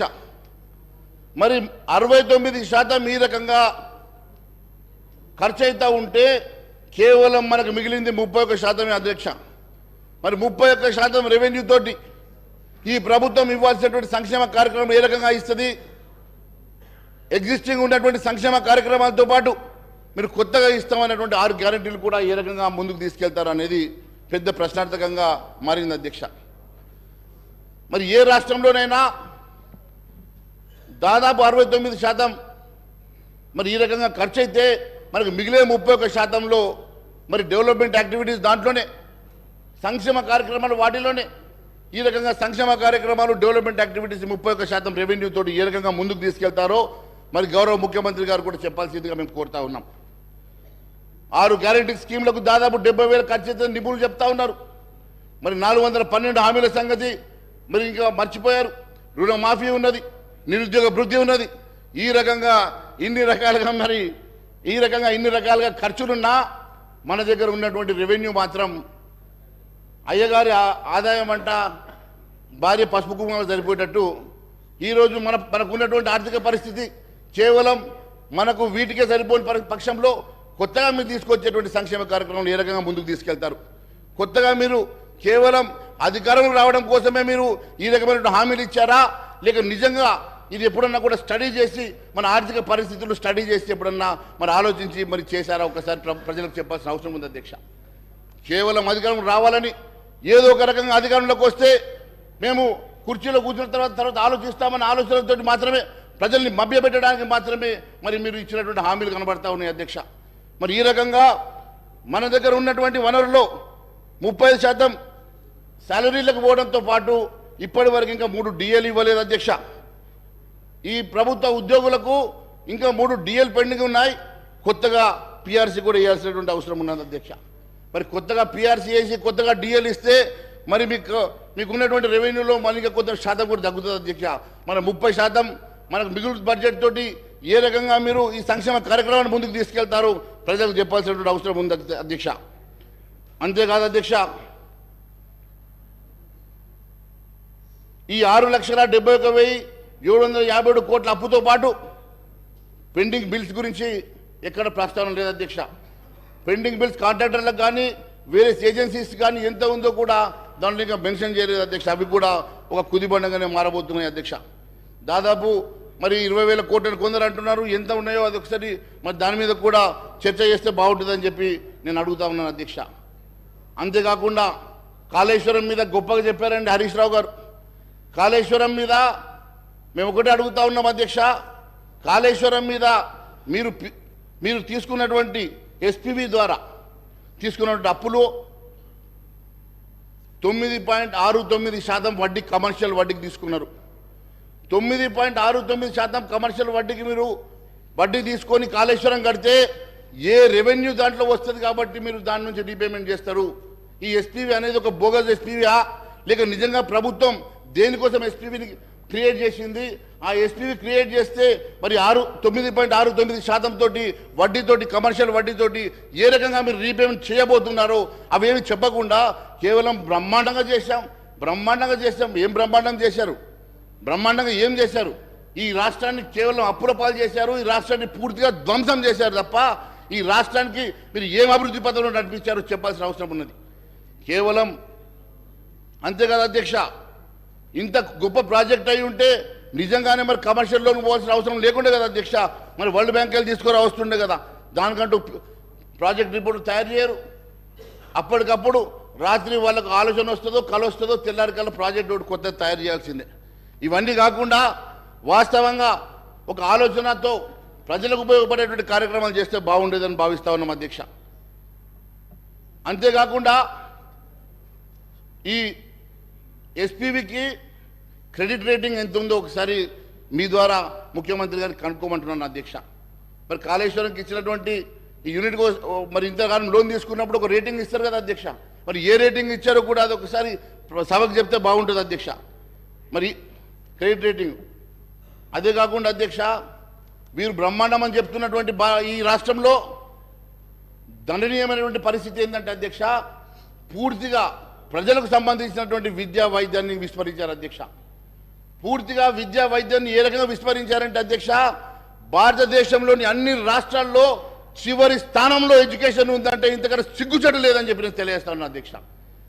యావత్ భారతదేశంలో చిట్ట చివరి స్థానంలో ఈరోజు ఎడ్యుకేషన్ అలొకేషన్ ఉందంటే 7% అలొకేషన్ తోటి చిట్ట చివరిలో యావత్ భారతదేశంలో ఉందంటే ఇంతకన్నా ఘోరం ఇంకొకటి లేదు అధ్యక్ష. అదే మాదిరిగా హెల్త్ కూడా 29వ స్థానంలో చివరి నుంచి 4వ స్థానంలో ఉంది అధ్యక్ష. ఈ రకంగా పూర్తిగా మరి ప్రజలకు మరి సంబంధించినటువంటి విద్యా వైద్యాన్ని పూర్తిగా విస్మరించిన సంగతి నేను గుర్తు చేస్తా ఉన్నాను అధ్యక్ష. మరి ఈ రకంగా అంతేకాదు అధ్యక్ష, వీళ్ళు గొప్పగా చెప్పుకుంటున్నారు. కాగ్ గురించి చెప్పారు కదా అధ్యక్ష. అదే కాగ్ చెప్పినటువంటి నేను విషయం మీకు తెలియజేస్తా ఉన్నాను అధ్యక్ష. CAG expresses concern over Telangana government utilising borrowed amounts for repayment of public debts. ఎంత ఘోరం అధ్యక్ష అంటే అప్పులు కట్టడానికి కూడా అప్పులు తీసుకొచ్చి అప్పులు చేసిన డబ్బుతోటి అప్పులు కట్టేటువంటి దుర్భరమైనటువంటి స్థితిలో గత ప్రభుత్వం నడిపించిందంటే ఇంతకన్నా ఘోరం ఇంకొకటి లేదు అధ్యక్ష. వాళ్ళు చెప్తా ఉన్నారు అధ్యక్ష, చాలా గొప్పగా బ్రహ్మాండంగా చేశాం, బ్రహ్మాండంగా నిర్మాణం చేశాం. ఏం నిర్మాణం చేశారు అధ్యక్ష? బ్రహ్మాండంగా ధ్వంసం చేశారని చెప్తే బాగుండేది. బ్రహ్మాండంగా ధ్వంసం చేశారని చెప్తే బాగుండేది అధ్యక్ష. పూర్తిగా ఈ రాష్ట్రాన్ని అప్పుల పాలు చేసి ఒక పథకం ప్రకారం ఈ రాష్ట్రాన్ని అప్పుల పాలు చేసి వాళ్ళ కాంట్రాక్టర్ల జేబులు నింపుకున్నట్టు అవపడుతుంది అధ్యక్ష. ఇది తెలంగాణ రాష్ట్ర ప్రజానికం కోసం, తెలంగాణ ప్రజల కోసం మాత్రం ఇది ఏ ఉపయోగపడే కార్యక్రమమే చేయలేదు అధ్యక్ష. పూర్తిగా 10 సంవత్సరాలు ఈ రాష్ట్రాన్ని ధ్వంసం చేసి ఒక నియంత పాలనలో ఈ రాష్ట్రం నలిగిపోయిందన్న సంగతి నేను తెలియజేస్తా ఉన్నాను అధ్యక్ష. ఒక నియంత పాలనలో ఈ రాష్ట్రం పూర్తిగా అప్పుల పాలైపోయింది అధ్యక్ష. ఏ ఒక్క సంక్షేమ కార్యక్రమం కానీ అట్టడుగు బడుగు బలైన వర్గాలకు చెందినటువంటి వారికి ఏ ఒక్క ఉపాధి కల్పించలేదు ఈ ప్రభుత్వం అధ్యక్ష. గత ప్రభుత్వం కూడా ఈ రకంగానే నిరుద్యోగ భృతి ఇస్తామని చెప్పారు అధ్యక్ష. మరి ఇప్పుడు దాన్ని పెంచి 4,000 ఇస్తామని కొత్త ప్రభుత్వం చెప్తా ఉంది. మీరు పూర్తిగా ఇవ్వలేదు కాబట్టి మేము కూడా ఎగ్గొడితే బాగుంటుందని అనుకుంటే మాత్రం మేము భారతీయ జనతా పార్టీ ఊరుకునే సమస్య లేదు. మీ భారతీయ జనతా పార్టీ తరఫున గౌరవ ముఖ్యమంత్రి గారికి, మీ ద్వారా గౌరవ ముఖ్యమంత్రి గారికి కూడా నేను విన్నవిస్తా ఉన్నాను అధ్యక్ష. ఖచ్చితంగా మీరు కేవలం 6 గ్యారంటీ స్కీములే కాదు 412 హామీలను కూడా నెరవేర్చాల్సిందే అధ్యక్ష. మరి మీకున్న నిధులు కేవలం యావత్ రెవెన్యూలో మీకున్న మిగులు కేవలం 31% అధ్యక్ష. 35% శాలరీస్కి పోగా 34% రీపేమెంట్స్ అండ్ ఇంట్రెస్ట్కి పోయిన తర్వాత మిగిలే 31%లో ఏ రకంగా మీరు కొత్త సంక్షేమ కార్యక్రమం నడిపిస్తారు, పాత సంక్షేమ కార్యక్రమాలని కంటిన్యూ చేసుకుంటూనే కొత్త సంక్షేమం ఇచ్చినటువంటి హామీలు నెరవేరుస్తారో ప్రజలకు చెప్పాల్సిన అవసరం ఉంది అధ్యక్ష. కేవలం అదే మీరు ముందే అడిగితే బాగుండేది కదా. మీరు ముందు అడగకపోతే మీరు మేనిఫెస్టో తయారు చేసేప్పుడు అడిగి ఉంటే మనందరం కలిసి కేవలం ఈ రకంగా కేవలం అధికార దాహంతో మాత్రమే మరి కాంగ్రెస్ వాళ్ళు కూడా ఇలాంటి హామీలు ఇచ్చినట్టుగా మేము భావిస్తున్నాం అధ్యక్ష. ఎట్టి పరిస్థితుల్లో వారికి 100 రోజుల సమయం ఇవ్వాలని చెప్పి ముందే చెప్పాం. 100 రోజుల సమయం ఇస్తాం. 100 రోజుల తర్వాత వీరు ఇచ్చినటువంటి హామీలు నెరవేర్చకపోయినా, ప్రజా సంక్షేమ కార్యక్రమం ముందుకు నడిపేయకపోయినా ఖచ్చితంగా ప్రజా గొంతుకే భారతీయ జనతా పార్టీ నిలబడుతుందని తెలియజేస్తా ఉన్నాం అధ్యక్ష. చేస్తే మంచిదే కదా, చేయాలని కోరుకుంటున్నాం. మీరు చేస్తే మంచిదే అన్న, చేయాలని కోరుకుంటున్నాం మేము కూడా. అంతే కదా అధ్యక్ష. మరి వీటితో పాటు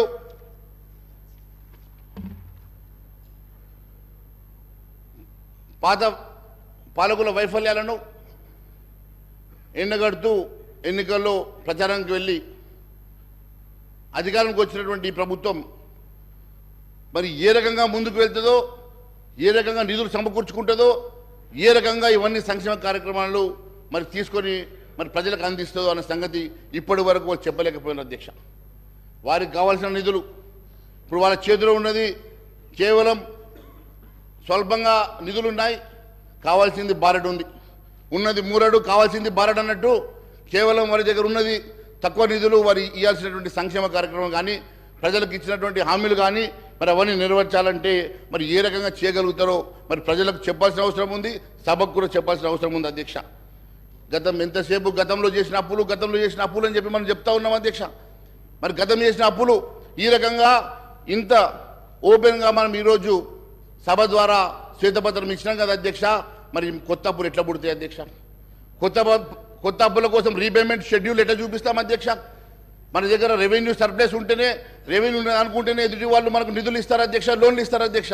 మరి మనమే పూర్తిగా అప్పుల్లో కూరుకుపోయి కట్టలేని పరిస్థితుల్లో, జీతాలు ఇవ్వలేని పరిస్థితుల్లో ఈ రాష్ట్రం ఉందని చెప్పినప్పుడు కొత్తగా నిధులు ఏ రకంగా సమకూర్చుకోగలుగుతారో కూడా చెప్పాల్సిన బాధ్యత ముఖ్యమంత్రి గారి మీద ఉంది అధ్యక్ష. మరి ఈ రకంగా మీరు మొత్తం శ్వేతపత్రం ఇచ్చేసి ఈ రాష్ట్ర ప్రజానీకానికే కాదు యావత్ దేశానికి మన ఆర్థిక పరిస్థితిని చూపించేసి ఈరోజు ఆర్థిక పరిస్థితి ఇంత ఘోరంగా ఉన్నదని చెప్పిన తర్వాత కొత్తగా మీరు ఏ రకంగా నిధులు సమకూర్చుకుంటారో కూడా ఒక పెద్ద ప్రశ్నార్థకంగా మారబోతుంది అధ్యక్ష. నేను ఒకటే తెలియజేస్తాను అధ్యక్ష, కేవలం అధికారం కోసమే మాట్లాడాం, అధికారం వచ్చాం, తర్వాత ఎట్లయితే చూసుకుందాం అన్నట్టుగా మీరు విరవిపోతే ప్రజలు గమనిస్తున్నారు అధ్యక్ష. ప్రజలు ఊరుకోపోయారు లేదు అధ్యక్ష. ప్రజలు ఖచ్చితంగా మీ వెంట పడతారు అధ్యక్ష. మీరు గ్రామంలో తిరగాల్సి ఉన్నది, గ్రామంలో తిరిగే రోజు మీకు అన్ని అర్థమైంది అధ్యక్ష. ఖచ్చితంగా తెలియజేస్తా ఉన్నాం. ఈ రకంగా కేవలం మీరు గత ప్రభుత్వాన్ని కార్నర్ చేయడానికో, ఆ పార్టీని కార్నర్ చేయడానికో చేసినటువంటి మరి ఈ చర్య వల్ల ఎంతవరకు లబ్ధి జరుగుతుందో నాకు తెలియదు, కానీ నష్టం మాత్రం చాలా పెద్ద నష్టం జరగబోతుంది అధ్యక్ష.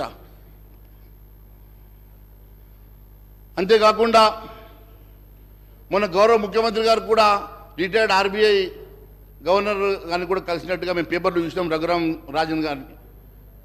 రాజన్ గారు కూడా ఒక స్టేట్మెంట్ ఇచ్చారు అధ్యక్ష. ఇంకా ఇప్పుడున్నటువంటి పరిస్థితుల వల్ల ఇంకా అప్పులు చేస్తే మన రాష్ట్ర ఆర్థిక పరిస్థితి మరింత క్షీణించిపోతుందని చెప్పేసి వారు చెప్పారు అధ్యక్ష. ఇప్పుడున్న పరిస్థితిలోనే బయటపడడం కష్టంగా ఉన్నటువంటి పరిస్థితి. ఇప్పుడు మళ్ళా కొత్తగా అప్పులు తీసుకుంటే ఈ రాష్ట్ర పరిస్థితి ఇంకా క్షీణిస్తుందని చెప్పేసి వారే చెప్పినట్టుగా పేపర్లు చూసాం అధ్యక్ష. మరి వారు అడ్వైస్ తీసుకోవడానికి పిలిచినటువంటి వారే ఈ రకంగా మాట్లాడిందంటే మరి మీరు ఎక్కడ కూడా మీ మేనిఫెస్టోలో కొత్తగా అప్పులు తెస్తామని చెప్పలే, ఏ రకంగా సమకూర్చుకుంటామో చెప్పలే. కానీ ఈ సంక్షేమ కార్యక్రమాలని మాత్రం పూర్తిగా మేము నెరవేరుస్తామని మాత్రం చెప్పారు. ఎట్టి పరిస్థితుల్లో కొత్తగా అప్పు తీసుకురావడానికి వీల్లేదు. అన్నిటికన్నా ముఖ్యం ప్రజల మీద భారం మోపడానికి అసలే మేము ఒప్పుకోని లేదని చెప్పి తెలియజేస్తా ఉన్నాను. ఏదో ఒక రకంగా ప్రజల మీద భారం మోపుతాం, ట్యాక్సులు పెంచుతాం, ప్రజల్ని నడ్డి విరుస్తామంటే మాత్రం ఎట్టి పరిస్థితుల్లో భారతీయ జనతా పార్టీ ఊరుకున్న సమస్య లేదు. ప్రజా గొంతుగా మేము నిలదీస్తామని చెప్పి కూడా తెలియజేస్తా ఉన్నాను అధ్యక్ష. అంతేకాదు అధ్యక్ష, ఎక్కడ కూడా మీ మేనిఫెస్టోలో పెట్టలేదు. పెట్టకున్నా కూడా మీరు అన్ని రకాలుగా హామీలు ఇచ్చారు. మేము కూడా ధైర్యం ఉంది, మీకు ధైర్యం ఉంది కాబట్టి, కానీ చేయాలి కదా. ధైర్యం అందరికీ ఉంటుంది, ధైర్యంతో పాటు చేయాలి. చేస్తే సంతోషం కదా. ఎన్ని ప్రజెంటేషన్లు ఇచ్చినా, ఎన్ని చర్చలు చేసినా దానివల్ల లాభం లేదు అధ్యక్ష. కేవలం ఏ రకంగా మీరు దీన్ని అధిగమిస్తారు, ఏ రకంగా ముందుకెళ్తారు అనేది సభకు చెప్పాలి అధ్యక్ష. మీరు ఏ రకంగా అధిగమిస్తారో, ఏ రకంగా ముందుకెళ్తారో చెప్పకుండా కేవలం ఒకరినొకరు దుంపెత్తు పోసుకోవడం కాదు అధ్యక్ష. మీరు కూడా మీ ద్వారా నేను స్పీకర్ గారికి కూడా నేను చెప్తా ఉన్నాను అధ్యక్ష, కేవలం ఒకవైపు అటువైపు చూడకండి అధ్యక్ష, మధ్యలో మేము కూడా ఉన్నాం, మా వైపు కూడా చూడమని. అప్పుడు కూడా నేను మరి మధ్యలో లేచి అడిగినాను అధ్యక్ష, నేను క్లారిఫికేషన్ ఇస్తానంటే మరి నాకు అవకాశం రాలేదు. సరే, ఏదైనా వాళ్ళిద్దరు కొట్లాట కోసం ఈ సభ లేదు అధ్యక్ష, వాళ్ళిద్దరు ఈగోస్ కోసం ఈ సభ లేదు అధ్యక్ష. ప్రజలు మొత్తం 3.5 కోట్ల ప్రజలు మన వైపు చూస్తూ ఉన్నారు అధ్యక్ష, సభ వైపు చూస్తూ ఉన్నారు, సభలో జరిగే చర్చను చూస్తూ ఉన్నారు అధ్యక్ష. ఖచ్చితంగా ఇక్కడ జరిగేటువంటి చర్చ ఒక అందరికి ఉపయోగపడే చర్చగా మారాలి. దీనికి కావాల్సినటువంటి ఏ అంశమైనా కూడా మీరు పారదర్శకతోటి ఏ రకంగా ఈ సమస్యను పరిష్కారం చేస్తారో, ఏ రకంగా ఈ సమస్య పరిష్కారానికి మీ దగ్గర ఉన్నటువంటి ప్లాన్ ఏందో, మీ దగ్గర ఉన్నటువంటి ప్రణాళిక ఏందో చెప్పకుండా కేవలం చేస్తాం చూస్తామంటే కుదరదు అధ్యక్ష. ఖచ్చితంగా సభకు తెలియజేయాల్సిన అవసరం ఉందని చెప్పి తెలియజేస్తాను అధ్యక్ష.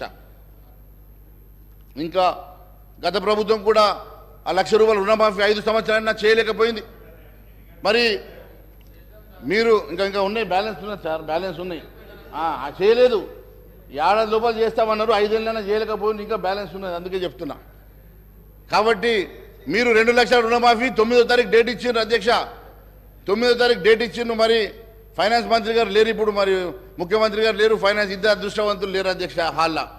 మరి ఇద్దరు ఏ ఒక్కరున్నా కూడా సమాధానం చెప్తురేమో, కానీ పాపం ఒక అదృష్టవంతుడు అంటే పాపం ముఖ్యమంత్రి రాకపోయినా ముఖ్యమంత్రి భవనం వచ్చింది కదా, అందుకే అంటున్నా అదృష్టవంతుడు అని. ఏదో ఒకటైతే వచ్చింది అధ్యక్ష. నేను ఒకటే అడుగుతా ఉన్నాను అధ్యక్ష, మీ ద్వారా గౌరవ ముఖ్యమంత్రి గారిని, గౌరవ ఉప ముఖ్యమంత్రి గారిని కూడా, మాకు ఇంకా సభ ఎన్ని రోజులు నడుస్తుందో తెలియదు, కానీ నడిచేటువంటి సభలో మీరు సమకూర్చుకునేటువంటి సోర్సెస్ ఏమున్నాయి, ఏ రకంగా సమకూర్చుకొని మరి ఈ డెప్స్ని మీరు కంట్రోల్ చేయగలుగుతారు. ఏం అధ్యక్ష, నేను మాట్లాడింది ఎంతసేపు అధ్యక్ష? అరే అక్కడ గంటన్నర ఇస్తారు, మీరు మాట్లాడుకుంటారు. సభ అంతా మీకోసం అధ్యక్ష. మేము కూడా 8 మంది ఉన్నాం ఇక్కడ. This is third largest party అధ్యక్ష, థర్డ్ లార్జెస్ట్ పార్టీ. మేము మళ్ళీ అక్కడ వచ్చి కూర్చుంటామే రేపు, డోంట్ వరీ. మా పార్టీ వచ్చి అక్కడ కూర్చుంటుంది రేపు. అంతేకాదు అధ్యక్ష,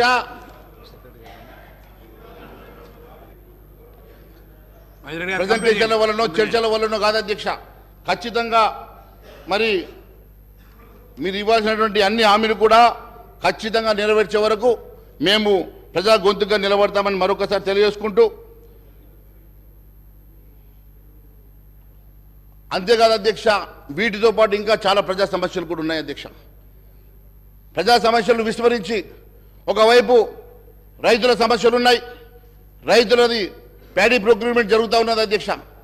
రైతుల ప్యాడీ ప్రొక్యూర్మెంట్ జరుగుతున్న దీంట్లో మీరు 500 రూపాయలు బోనస్ ఇస్తామని చెప్పి మర్చిపోయారు అధ్యక్ష.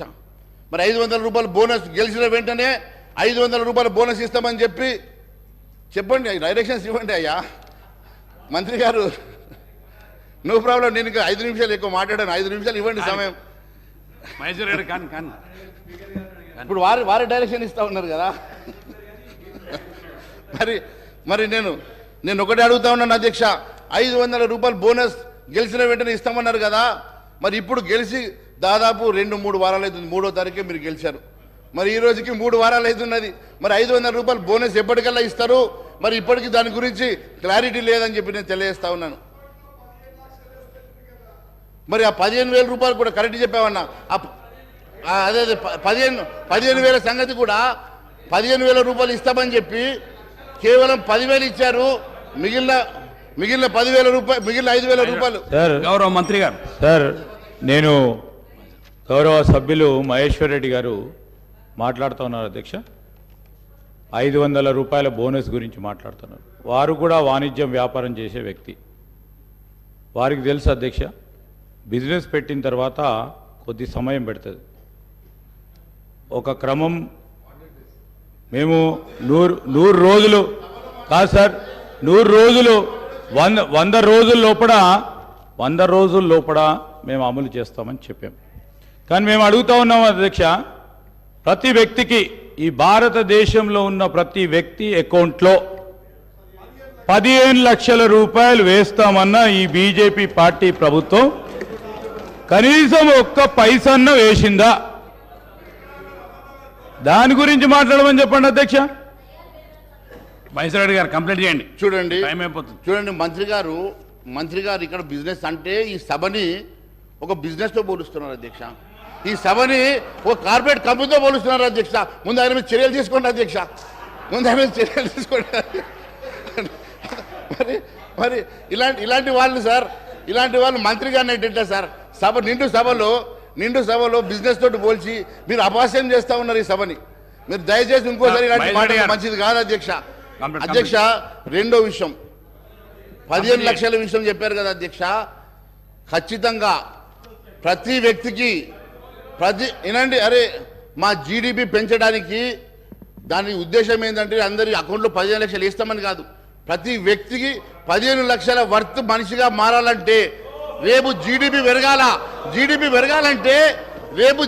పెరగాలంటే దానికి కావాల్సినటువంటి నల్లధనం బయటకు రావాలని చెప్పి ఆ రోజు 1000 రూపాయల నోట్లను, 2000 రూపాయల నోట్లను పూర్తిగా రద్దు చేసి నల్లధనాన్ని బయటకు తీసుకొచ్చి ఈరోజు యావత్ ప్రపంచంలోనే ఐదో రిచెస్ట్ కంట్రీగా, బలమైనటువంటి ఎకనామికల్ కంట్రీగా మేము ఎదిగినామంటే అది కేవలం నరేంద్ర మోడీ గారి ద్వారానే జరిగిందని చెప్పి నేను తెలియజేస్తా ఉన్నాను అధ్యక్ష.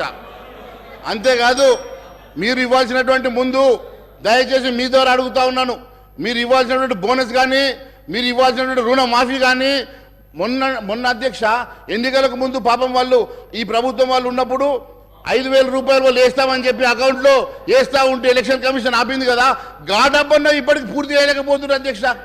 అవి ముందు వేయండి, తర్వాత మీరు వేస్తాన డబ్బులు వేద్దాం. ముందు ఆ డబ్బులు మహేశ్వర రెడ్డి గారు కంప్లీట్ చేయండి.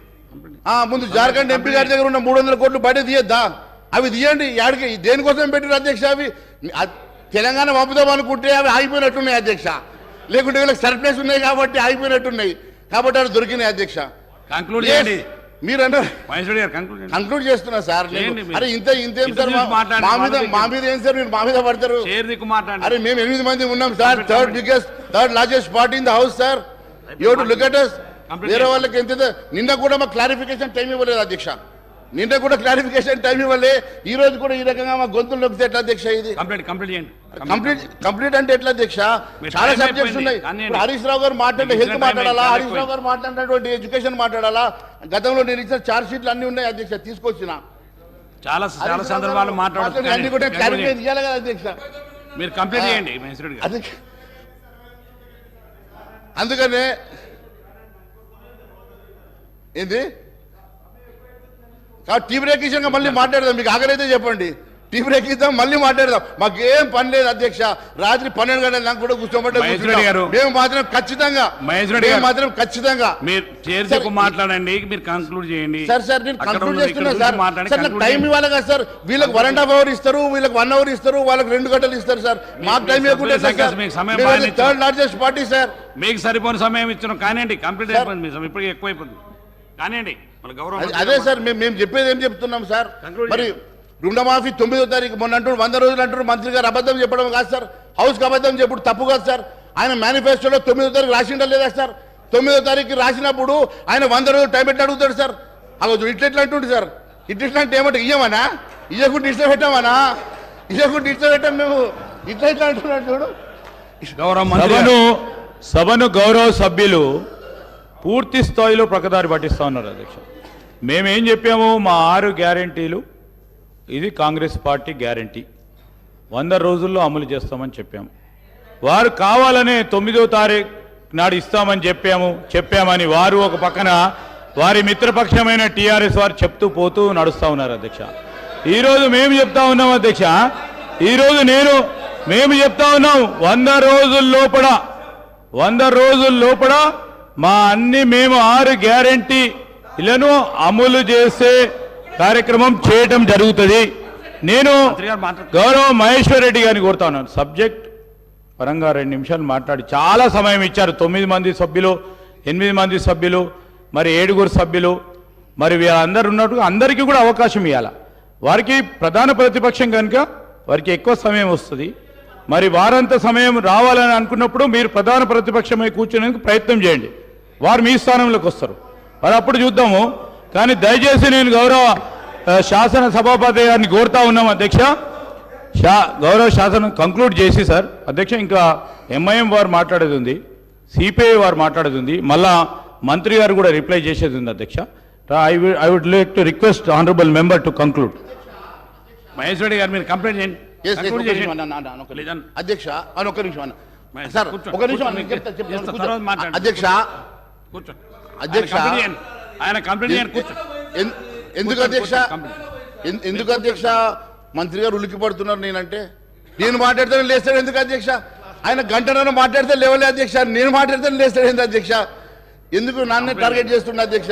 ఇది పర్సనల్గా నన్ను టార్గెట్ చేస్తుంటే అనిపిస్తుంది అధ్యక్ష. నాకు సమయం ఇవ్వద్దు అని నేను ఒకటే అడుగుతా ఉన్నాను అధ్యక్ష. వారు పాపం మాట్లాడలేరు అధ్యక్ష. 2 లక్షల రుణమాఫీ అని గట్టిగా మాట్లాడలేరు. ఎందుకంటే అధ్యక్ష వాళ్ళు కూడా ₹1,00,000 పూర్తిగా రుణమాఫీ చేయలేకపోయారు కాబట్టి మాట్లాడలేరు అధ్యక్ష. నిరుద్యోగ వృత్తి వాళ్ళు మాట్లాడలేరు అధ్యక్ష. నిరుద్యోగ వృత్తి వాళ్ళు మాట్లాడలేరు ఎందుకంటే వాళ్ళు నిరుద్యోగ వృత్తి ఇవ్వలేదు కదా. కాబట్టి మాట్లాడగలిగేది మేమే కదా అధ్యక్ష. మేము అక్కడ కూర్చుంటే అవసరం లేదు అధ్యక్ష. మొన్న 1కెళ్ళి 8 వచ్చాం, 8కెళ్ళి 80 అక్కడికే వస్తాం అధ్యక్ష నేరుగా. ఇది గుర్తుపెట్టుకోండి అధ్యక్ష. మేము ఇక్కడ కూర్చోవాల్సిన అవసరం లేదు అధ్యక్ష. మాకెవరు మిత్రపక్షాలు కారు అధ్యక్ష. ఏమైనా మిత్రపక్షాలు గతంలో పోటీ చేసుకున్న స్నేహం, పాత స్నేహం ఉంటే మీ మధ్యలో ఉంది అధ్యక్ష. పాతది ఇంకా ఫ్లేవర్ పోనట్టుంది, వాళ్ళ బంధుత్వం కానీ స్నేహం కానీ పాత స్నేహం అట్లే ఉన్నట్టు. నన్ను డిబేట్ చేస్తున్నా అధ్యక్ష. మీరు మీకు ఒక్క నిమిషంలో కంప్లీట్ చేయండి. సార్ మేము 8 మంది ఉన్నాం సార్, మాకు క్యాలిక్యులేట్ చేసి టైం ఇవ్వండి. నిన్న ఎంఐఎం చేత టైం ఇచ్చారు సార్, నిన్న మీరు ఎంఐఎం చేత టైం ఇచ్చారు. క్యాలిక్యులేషన్ కూడా రెడీ ఉంది సార్, క్యాలిక్యులేషన్ కూడా రెడీ ఉంది, చెప్పమంటే చెప్తాము. ఈరోజు బీజేపీ పార్టీ వారికి 60 నిమిషాలు అధ్యక్ష, 8 మంది సభ్యులకు కేవలం 4 నిమిషాలే మీరు కేటాయింపు చేయడం జరిగింది. చాలా సమయం ఇచ్చాను ఇప్పటికీ. మహేశ్వర వీరికి ఎంతసేపు ఇచ్చారు సార్? నిన్న మాకు క్లారిఫికేషన్ కూడా ఇవ్వలేదు గారు. మీరు మాట్లాడుకొని మీరు లొల్లి పడి బయటపడుతుంది సార్. ఇది అన్యాయం సార్. ఇది మహేశ్వర గారు మీరు కంప్లీట్ చేయకపోతే గౌరవ మంత్రి గారు మాట్లాడతారు. కంప్లీట్ అంటే ఒక్క నిమిషంలో మీరు కంక్లూడ్ చేసేయండి, ఒక్క సెకండ్ లో మీరు కంప్లీట్ చేయండి సార్. ఒక్క నిమిషంలో కంప్లీట్ ఎట్లయితే సార్? కంక్లూజన్ కూడా చాలా సమయం ఇచ్చిన, మీ సమయంతో వృధా చేసుకుంటూ మీరు అక్కడ ఇక్కడ మాట్లాడి. సార్ నేను ఒకటే తెలియజేస్తాను అధ్యక్ష, మరి 9వ తారీఖు గురించి కూడా మిస్గైడ్ చేశారు అధ్యక్ష మంత్రి గారు. 9వ తారీఖు మీ మేనిఫెస్టోలో మీరు పెట్టారా లేదా? 9వ తారీఖు మేనిఫెస్టోలో 2 లక్షల రుణమాఫీ చేస్తామని చెప్పారా లేదా? గెలిచిన వెంటనే చెప్పలేదు అంటే ఎట్లా కా నువ్వు? 9వ తారీఖు రోజు మీరు చూడండి మీ మేనిఫెస్టో, నా కాడ కాపీ ఉన్నది, 2 లక్షల రుణమాఫీ. అంతేకాదు అధ్యక్ష, అంతేకాదు అధ్యక్ష, మీరు గెలిచిన వెంటనే 500 రూపాయలు బోనస్ ఇస్తామని చెప్పారు కదా అధ్యక్ష. మరి 500 రూపాయల బోనస్ ఎందుకు ఇవ్వలేదు అధ్యక్ష? 500 రూపాయల బోనస్ ఎప్పుడు ఇస్తారు? కొనుగోలు. గౌరవ మంత్రి గారు పొన్నం ప్రభాకర్ గారు. సార్ ఇప్పుడు మీరు ఇంతకుముందు వాళ్ళు మిమ్మల్ని విమర్శించినప్పుడల్లా మా వాళ్ళు కొద్దిగా కనీసం రిస్క్ వచ్చింది. ఎందుకంటే గవర్నమెంట్ మైండ్ సెట్ మారింది. అధ్యక్ష, మీ ద్వారా సభ్యునికి తెలియజేస్తా ఉన్నాం. వాళ్ళేమో కేంద్ర ప్రభుత్వం నుంచి నిధులు తెచ్చుకోవద్దు, కేంద్ర గవర్నమెంట్ స్కీమ్స్ని ఇంప్లిమెంట్ చేసుకోవద్దని ఆలోచన ఉంది. కానీ ప్రస్తుత కాంగ్రెస్ ప్రభుత్వము కేంద్రంలో ఉన్న ఫెడరల్ సిస్టాన్ని దృష్టిలో పెట్టుకొని కేంద్రం నుంచి నిధులు తేవడానికి సానుకూలంగా ఉన్నాం. మీరు వీలైనంత వరకు మీరు కూడా రాష్ట్ర ప్రయోజనాలు దృష్టిలో పెట్టుకొని రాష్ట్ర ప్రజల దృష్టిలో పెట్టుకొని మీరు కూడా కేంద్రం నుంచి నిధులు రావడానికి ప్రయత్నం చేయాలి. కానీ మీరేం చేసారు, మేమేం చేసిన 10 రోజులు కాదు ఓపిక పడతలేరు. ఎందుకు అధ్యక్ష? మీరు 10 సంవత్సరాల కింద 15,000 ఇస్తారే కాదు, గ్యాస్ దంచుతుంటే లేకపోతే అనేక రకాలుగా మొత్తం దేశాన్ని అమ్మేస్తుంటే మాట్లాడకుండా ఉగునా కొద్ది మీరు ఇట్లా ఈ విధంగా చెప్పుకుంటే పోతే కాదు కదా అధ్యక్ష. ఇలా దేశాన్ని మొత్తం మేమిద్దరము మాకిద్దరు అన్నట్టు అమ్మేస్తూ ఉంటుంటే మీరు ఇలా మాట్లాడితే ఎట్లా అధ్యక్ష?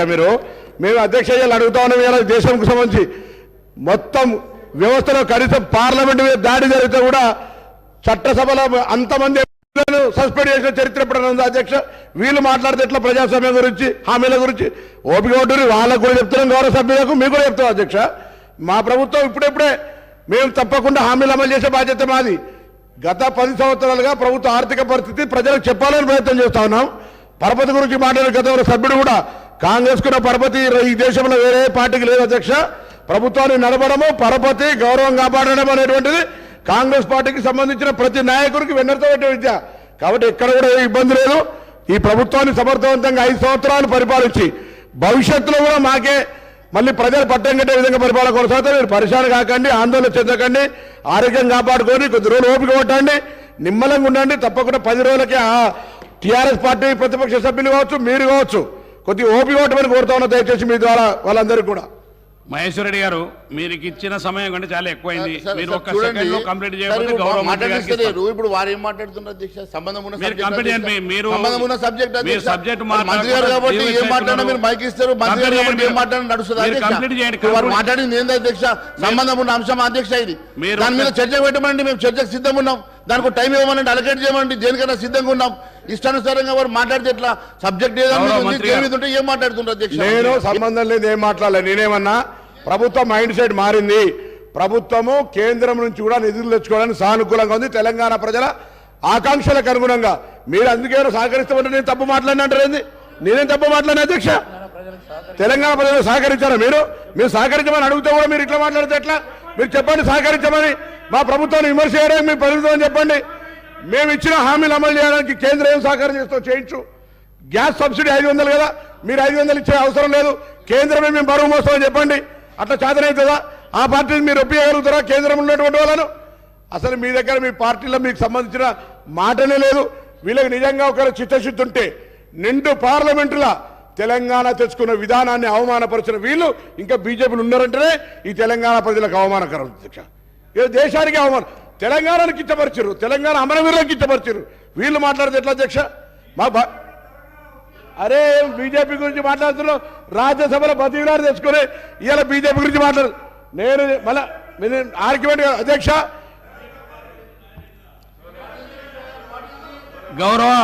గౌరవ మంత్రి ఇరిగేషన్ శాఖ మంత్రి ఉత్తమ్ కుమార్ రెడ్డి గారిని మాట్లాడాల్సి కోరుతున్నాను. మీకు చాలా సార్లు సమయం ఇచ్చినాను, మీరు కంక్లూడ్ చేయట్లేరు. మీరు చైర్ దిక్కు మాట్లాడకుండా అక్కడ మాట్లాడకుండా మీ సమయాన్ని అంతా గౌరవ మంత్రి మీరు ఒక్క నిమిషంలో కంప్లీట్ చేయండి. ఒక్కటే సార్, నాకు అందరికి ఇచ్చాడు, నాకు సమయం ఇవ్వండి. మీకు అందరికంటే ఎక్కువ సమయం ఇచ్చినాం. మీ సమయాన్ని మీరే వృధా చేసుకుంటున్నారు. చాలా సమయం ఇచ్చినాం మీకు ఇవ్వాల్సిన దానికంటే ఎక్కువ సమయం ఇచ్చాము. ఒక్క నిమిషం మాట్లాడమంటే ఎట్లా సార్? మీకు మీ సంఖ్యాబలాన్ని కంటే మీకు 40 minutes పైన ఇచ్చినాం సార్. మీ సంఖ్యాబలం కంటే ఎక్కువ ఇచ్చినాం మీకు సార్. దానిలో ఏం అనుమానం మీరు ఒక్క గౌరవ మంత్రి పొన్నం ప్రభాకర్ గారు, మీరు మీ సబ్జెక్ట్ మాట్లాడితే చెప్తున్నాను సార్. గౌరవ మంత్రి పొన్నం ప్రభాకర్ గారు పదే పార్లమెంటు దాడి గురించో ఇంకో దాని గురించో మాట్లాడితే దానికి ఒక చర్చకు పెట్టమనండి, మేము సిద్ధంగా ఉన్నాం. వారు చెప్పాలనుకున్నటువంటి అది పార్లమెంట్ మీద దాడి గురించి వాడు పదే మాట్లాడుతూ ఉన్నారు. దాని మీద చర్చకు పెట్టండి, మేము దానికి సిద్ధంగా ఉన్నాం. అంతేకాకుండా వారు వారు వారు వారు ఫస్ట్ లేరు సార్. సబ్జెక్ట్ నేను చెప్పినప్పుడు సబ్జెక్ట్ చెప్పినప్పుడు వారు లేరు. దయచేసి వినండి. పొన్నం ప్రభాకర్ గారు, నేనేమన్నాను, మీకు నిధులు కావాలంటే కేంద్ర ప్రభుత్వం గతంలో ఇన్ని లక్షల కోట్ల నిధులు ఇచ్చింది, మన ఈ రాష్ట్ర ప్రభుత్వం కాదు ఇవ్వడానికి కూడా కేంద్ర ప్రభుత్వం ఖచ్చితంగా సిద్ధంగా ఉంటుంది. కాకపోతే ఈరోజు ఈ రాష్ట్ర ప్రభుత్వం చేసిన ఒక చరిత్రాత్మకమైన తప్పిదం ఏంటంటే సార్, ఈ రాష్ట్ర ప్రభుత్వం శ్వేతపత్రం పేరు మీద 6,50,000 కోట్ల రూపాయలు అప్పు ఉందని చెప్పి ప్రజానీకానికి కాదు యావత్ భారతదేశానికి చెప్పడం వలన ఈరోజు 70% మన వనరులు కేవలం సాలరీస్కి, రికరింగ్ ఎక్స్పెండిచర్స్కి, ఇంట్రెస్ట్లకు, రీపేమెంట్లకే వెళ్తే 30%లో ఈ రాష్ట్రం సంక్షేమ కార్యక్రమం నడపగలుగుతుందా? రేపు కొత్త లోన్లు తీసుకొస్తే వాటికి మరి రీపేమెంట్ చేయగలిగే శక్తి ఈ రాష్ట్రానికి ఉన్నదా అని చెప్పి రేపు అడుగుతారా లేదా? ఒక్కసారి మీరు ఆలోచన చేయండి అని అడుగుతా ఉన్నాను. మీ ఆర్థిక నిపుణులతో మాట్లాడండి. ఆర్థిక నిపుణులు దీన్ని ఒప్పుకుంటారా చెప్పండి. మీరు ఒక చిన్న బ్యాంకుకు వెళ్ళి 1 లక్ష రూపాయలు లోన్ అడిగితే 100 పేపర్లు అడిగేటప్పుడు ఈరోజు లక్షల కోట్ల రూపాయలు మీరు నిధులు తీసుకురావాలన్నా, లోన్ తీసుకురావాలంటే ఏ రకంగా రీపేమెంట్ చేస్తారో మరి రాష్ట్రాన్ని అడుగుతారు కదా. ఈ రకంగా మీరు యావత్ రాష్ట్రానికి సంబంధించినటువంటి పూర్తి మరి అంశాన్ని 6,50,000 కోట్ల రూపాయల అప్పులను తీసుకొచ్చి ఇలా మీరు ఈ రకంగా సభలో పెట్టి యావత్ దేశానికి మీరు చెప్పినంటే ఏ రకంగా మనం ముందుకెళ్తాం? ఏ రకంగా లోన్లు వస్తాయి? మేము మీతో రావడానికి సిద్ధంగా ఉన్నాం. మీకు ఈ రాష్ట్రానికి లోన్లు వచ్చినా, నిధులు వచ్చినా మాకు సంతోషమే. కానీ మీరు తీసుకురావడానికి గాల మరి కనీసం ఉన్నటువంటి హోప్ను కూడా మీరు పోగొట్టి ఈరోజు మీరు కేవలం కేంద్రాన్ని నిందిస్తామంటే ఊరుకునే సమస్య లేదు అధ్యక్ష. కేంద్ర ప్రభుత్వం గతంలో కూడా లక్షల కోట్ల రూపాయలు ఇచ్చినటువంటి చరిత్ర ఉన్నది. మొన్న గత 10 సంవత్సరాల్లో కూడా కొన్ని లక్షల కోట్ల రూపాయలు ఇచ్చి మరి ఈ రాష్ట్రాన్ని ఆదుకున్నటువంటి చరిత్ర ఉన్నది. రేపు మీకు కావాలంటే కూడా మరి ఖచ్చితంగా నిధులు ఇస్తారు, సమకూరుస్తారు. కానీ మరి మీరు ఇచ్చేటువంటి మరి ఈ రకమైనటువంటి నివేదికల వల్ల ఈ రాష్ట్రంలో కేంద్ర ప్రభుత్వమే కాదు ఏ ఒక్క ఫినాన్షియల్ ఇన్స్టిట్యూషన్ కూడా ముందుకు వచ్చే సమస్య ఉండదు. మనము పడే ప్రమాదం ఉండదని చెప్పి తెలియజేస్తా ఉన్నాను అధ్యక్ష. కేవలం మనము ఎవరినో దాడి చేయబోయి మన ఉన్నదాన్ని మనము ఎలకల బాధకు ఇల్లు కాలబెట్టుకున్నట్లు ఎవరినో దాడి చేయబోయి ఈరోజు చేసినటువంటి ఒక తప్పిదం వల్ల రాష్ట్రమే నష్టపోయేటువంటి ప్రమాదం ఉన్నది అధ్యక్ష. నేను చెప్పేది దయచేసి నేను మంచిగా ఆలోచన చేసి మీరు స్వీకరించాల్సిందిగా కోరుతా ఉన్నాను అధ్యక్ష. నేను ఏ రోజు కూడా తప్పుగా నేను చెప్పడం లేదు అధ్యక్ష.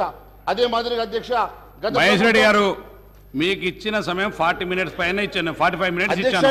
మీరు ఇంకా వారి సంఖ్యాబలాన్ని బట్టి వారికి ఇచ్చినాం. ప్రధాన ప్రతిపక్షం 8 మంది సభ్యులకు మీ సమయాన్ని మీకు ఇచ్చినాం. గౌరవ మంత్రి గారు ఉత్తమ్ కుమార్ రెడ్డి గారిని ఇప్పుడు మాట్లాడు. ఉత్తమ్ కుమార్ రెడ్డి గారు. అధ్యక్ష, ఈరోజు సీనియర్ శాసనసభ్యులు హరీష్ రావు గారు మాట్లాడుతూ, మొన్న కేటీ రామారావు గారు మాట్లాడుతూ సివిల్ సప్లైస్ కార్పొరేషన్ మీద చేసిన, సివిల్ సప్లైస్ డిపార్ట్మెంట్ చేసిన కొన్ని విషయాలని నేను ఇంటర్వ్యూని ఎందుకు అవుతున్నానంటే ఆన్ రికార్డ్గా వారు చెప్పిన విషయాలు వాస్తవాలు కాదనే విషయానికి నేను ఈ సభ్యులందరూ కూడా ఈ క్లారిఫికేషన్ ఇస్తున్నాను. సివిల్ సప్లైస్ కార్పొరేషన్ బేసిక్గా రేషన్ బియ్యం ఇవ్వడానికి గతంలో చాలా కమోడిటీ ఇచ్చేది. ఈ ప్రభుత్వం వచ్చిన తర్వాత కేవలం బియ్యం ఇవ్వడానికే పరిమితమైంది. అదేవిధంగా ప్యాడీ ప్రొక్యూర్మెంట్కి ఇదివరకు కొంత ఎక్కువ క్వాంటిటీ ఇస్తుండే. గత 2-3 ఏళ్ల సంది కేవలం గత ప్రభుత్వం 1 కిలో బియ్యంకి పరిమితమైంది. గత 10 ఏళ్లుగా గత ప్రభుత్వం ఈ రేషన్ బియ్యం కింద సబ్సిడీ ఇవ్వనందుకు సివిల్ సప్లైస్ కార్పొరేషన్ యొక్క డెట్ వీళ్ళు అధికారంలో వచ్చినప్పుడు 3,300 కోట్లుంటే ఈరోజు 56,000 కోట్లకు పెరిగిందని చెప్పి నేను మనం చేస్తున్నాను. The det of civil supplies corporation has grown from 3,361 crores to 56,000 crores. కేవలం వీరు ఇవ్వాల్సిన సబ్సిడీ ఇవ్వనందుకే నేను మనం చేస్తున్నారు. మరి అదేవిధంగా నేను పూర్తి చేసినాక వాళ్ళు మాట్లాడమని చెప్పండి. అదేవిధంగా 56,000 కోట్ల అప్పు కాకుండా మహేష్ రెడ్డి గారు, నేను అయినాక మీరు మాట్లాడండి.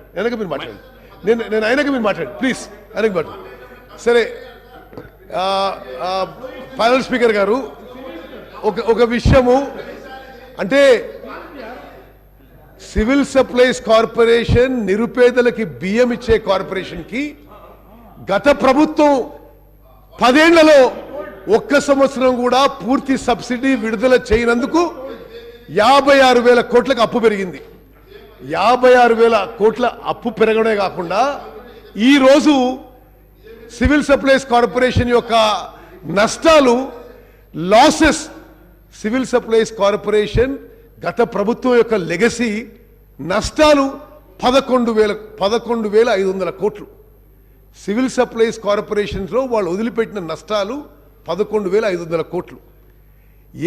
ఏ స్టేట్లో అదే అన్నిట్లో మీరు ఎట్లా అవుట్ స్టాండింగ్ పబ్లిక్ డెట్ వదిలిపెట్టినంటే కేవలం సివిల్ సప్లైస్ కార్పొరేషన్కే ఇప్పుడు యాన్యువల్ ఇంట్రెస్ట్ పేమెంట్ 3,000 కోట్లు కట్టాల్సి ఉంది. అది మరి గత ప్రభుత్వం యొక్క నిర్వాహకం అని చెప్పి నేను మనవి చేస్తూ, అదేవిధంగా 11,500 కోట్లు నష్టం ఎప్పుడు, ఈరోజు అన్సెక్యూర్డ్గా 22,000 కోట్ల ప్యాడీ స్టాక్ మీరు రైస్ మిల్లర్ దగ్గర పెట్టారు. Any security nothing, bank guarantee ఏం లేదు. ఈరోజు 22,000 కోట్ల ప్యాడీ మీరు ఫాలో అయిన ప్రొసీజర్ మేరకు రైస్ మిల్లర్ దగ్గర ఉంది. అది ఎంత మేరకు రిట్రీవ్ అవుతుందో నోబడీ నోస్. ఆడిట్ అండి సివిల్ సప్లైస్ కార్పొరేషన్ది, ప్యానల్ స్పీకర్ గారు, లాస్ట్ ఆడిట్ ఇయర్ 2018-19 ఇప్పుడు పూర్తవుతుంది. అంటే గత 4 ఏళ్ల సంది ఆడిట్ కూడా లేదని చెప్పి నేను మనవి చేస్తున్నాను. ఇప్పుడు సప్లై చేస్తున్న బియ్యం గురించి 5 కిలోలు కేంద్ర ప్రభుత్వం, కేవలం 1 కిలో బియ్యం గత ప్రభుత్వం సప్లై చేసిన విషయం కూడా నేను యావత్ తెలంగాణ ప్రజానికాన్ని గుర్తు చేస్తున్నా. ఈ 6 కిలోలు కూడా ఈరోజు 70-75% రేషన్ బెనిఫిషరీస్ ఎవరూ తినడం లేదు. క్వాలిటీ పూర్ ఉండడంతో కేంద్ర ప్రభుత్వం ఆ 5 కిలోలకు కానీ రాష్ట్ర ప్రభుత్వం 1 కిలోకి కానీ మీరు ఖర్చు పెడుతుంది రైస్ ప్రొక్యూర్మెంట్కి 39 రూపాయలు కిలో ఖర్చు పెట్టి. No after I finish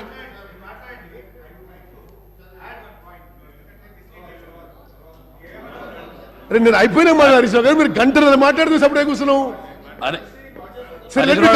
let me complete. ఈ 6 కిలోల బియ్యం ఏది కేంద్ర మీకు ఇస్తాను, వారి మాట్లాడి మీరు మాట్లాడి కూర్చోండి, మీకు ఇస్తాను, వారు మాట్లాడి మీకు ఇస్తాను కూర్చోండి,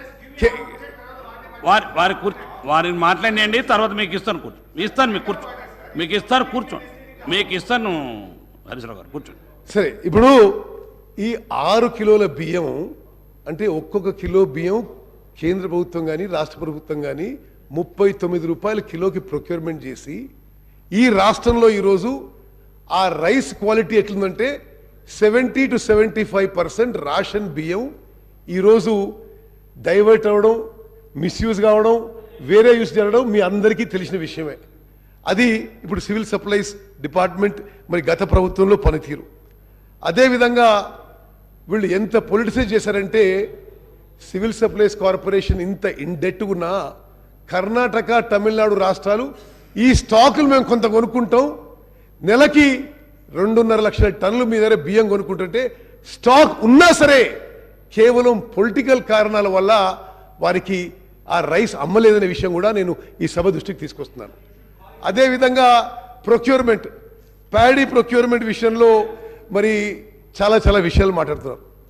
ప్యాడీ ప్రొక్యూర్మెంటు సెంట్రల్ గవర్నమెంటు ఇవ్వాల్సిన డబ్బులు కూడా ఎన్నో సంవత్సరాల నుంచి సరే కొంత సెంట్రల్ గవర్నమెంటు ఫెయిలియర్ ఉన్నా డాక్యుమెంటేషన్ సరిగ్గా చేయనందువల్ల కొన్ని వేల కోట్లు సెంట్రల్ గవర్నమెంట్ నుంచి కూడా రావాల్సింది.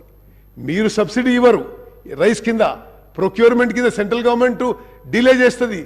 మరి ఈ విధంగా సివిల్ సప్లైస్ కార్పొరేషన్ ఈరోజు 56,000 కోట్ల అప్పు, 11,000 కోట్ల నష్టంలో ఉన్న విషయం కూడా నేను మనవి చేస్తున్నాను. అదేవిధంగా హరీష్ రావు గారు మీరు కొత్త ప్రాజెక్టులు మాట్లాడారు, ఎంక్వైరీ చేయండి అన్నారు. తప్పనిసరిగా చేస్తాము, చేసిన వాళ్ళకి శిక్ష పడుతుందని చెప్పి కూడా మనం చేస్తున్నా. మరి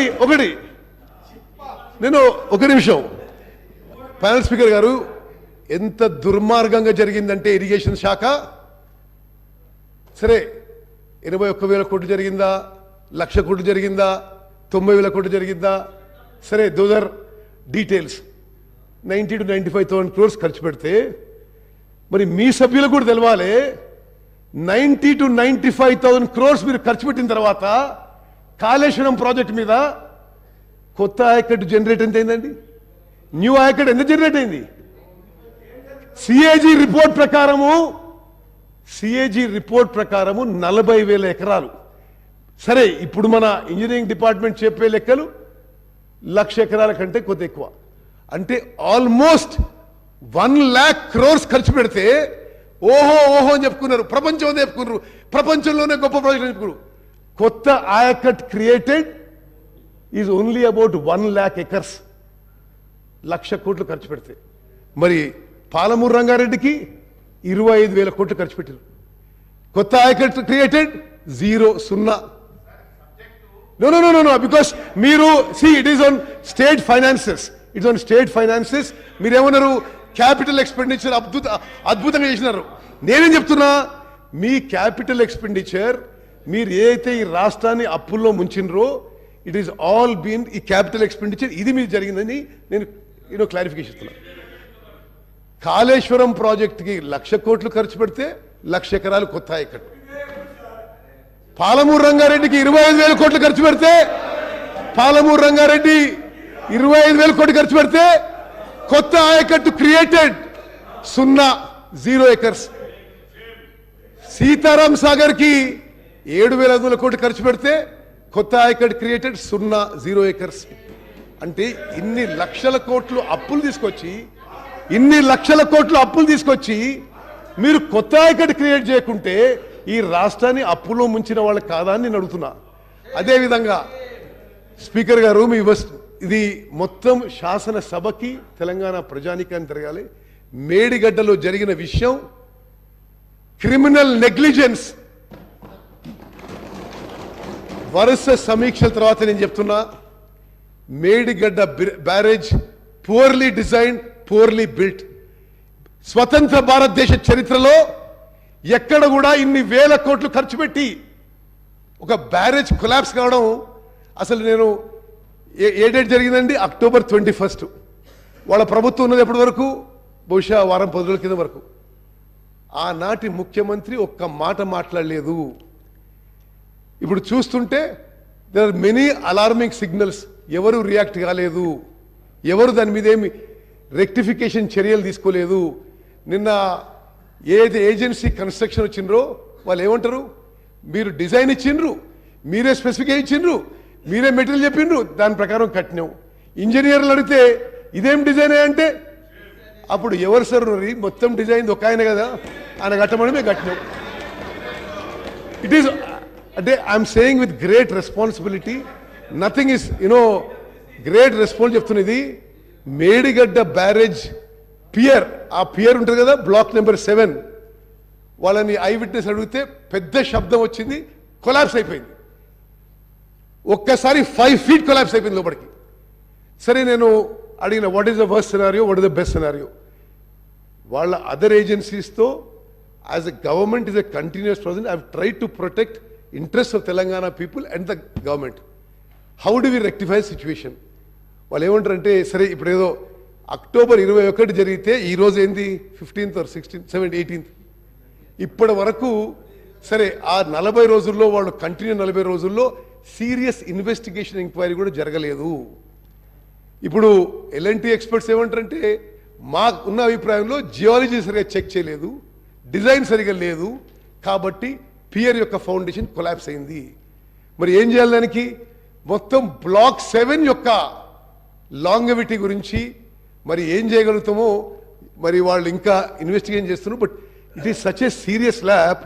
మరి హరీష్ రావు గారు, మరి మీరు అందరూ ఇంత పెద్ద పెద్ద మాటలు మాట్లాడినరు, మేము అద్భుతంగా ప్రాజెక్ట్ కట్టినాం. మీరు కట్టిన మీ మాటల్లో అతి అద్భుతమైన ప్రాజెక్టు పరిస్థితి ఇది. అంటే అప్పు తీసుకొచ్చి కట్టినది ఇది మేడిగడ్డ బ్యారేజ్. అన్నారం సుందిల్లా రెండిటికి క్రాక్స్. దానికి ఇప్పుడు రిపేర్స్ చేపట్టాలి. ఆడ 2 TMC వాటర్ ఉంటే డీ వాటర్ చేయాలి. అంటే ఒకటి, ఇది నిజంగా కూడా తెలంగాణలో ప్రతి పౌరుడు అలార్మ్ అయ్యే సిచ్యువేషన్. టోటలీ యాడ్హాక్ డెసిషన్స్ గత ప్రభుత్వంలో. మరి అసలు నిజంగా సమీక్ష చేస్తుంటే ఎవరు నిర్ణయాలు తీసుకున్నారు? What is on record? It is really alarming situation. Panel speaker గారు, నేను ఎందుకు ఈ విషయం ఈ సబ్జెక్ట్ మీద చెప్తున్నా అంటే, ఇప్పుడు గత ప్రభుత్వం అప్పులు తీసుకొచ్చిండ్రు, మేము ప్రొడక్టివ్గా చేసినాం, మేము ఏదో ఉపయోగించినాం అంటే ఉపయోగించింది ఈ విధంగా మన అందరినీ, మన పిల్లల్ని, వాళ్ళ పిల్లల్ని తాకట్టు పెట్టి హై కాస్ట్ లోన్స్ తీసుకొచ్చి ఈ విధంగా మరి ప్రజాధనాన్ని దుర్వినియోగం చేసిన విషయం తప్పనిసరిగా ఎంక్వైరీ చేస్తాం. తప్పనిసరి తప్పు చేసిన వాళ్ళకి శిక్ష పడుతుందని చెప్పి కూడా నేను మనవి చేస్తూ ముగిస్తున్నాను. మహేశ్వర రెడ్డి గారు మీకు ఇస్తాను సార్, వారికి మాట్లాడండి, కూర్చోండి. మీకు ఇస్తాను, కూర్చోండి. మీకు ఇస్తాను సార్, మీకు ఇస్తాను నేను మహేశ్వర రెడ్డి గారు కంప్లీట్ చేయండి. కంక్లూడ్ చేస్తాను సార్. మహేశ్వర రెడ్డి గారు థ్యాంక్ యూ సార్. మరి అధ్యక్ష, చివరిగా నేను కంక్లూడ్ చేసే ముందు మీరు ఇచ్చినటువంటి హామీల ప్రకారమే రైతు బంధు ఎప్పటికీ పూర్తి చేస్తారు. రైతులకు ఇవ్వాల్సినటువంటి 500 రూపాయల బోనస్ మరి ఇప్పుడు ఇమ్మీడియట్గా ఈ సీజన్లో స్టార్ట్ చేస్తారా? 9వ తారీఖు, ఈ నెల 9వ తారీఖు మీరు ఇస్తామన్నటువంటి 9వ తారీఖు ఇస్తామన్నటువంటి రుణమాఫీ ఎప్పటిలో గల చేస్తారు? మరి ప్రభుత్వం ప్రజలకు క్లారిఫికేషన్ ఇవ్వాల్సినటువంటి అవసరం ఉంది అధ్యక్ష. అంతేకాదు అధ్యక్ష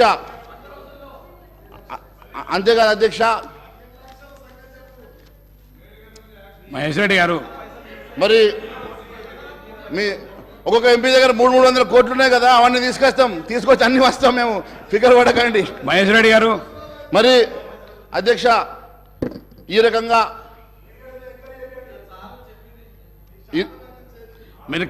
మీరు కంక్లూడ్ చేసేయండి. మీకు ఇచ్చి ఇన్నిసార్లు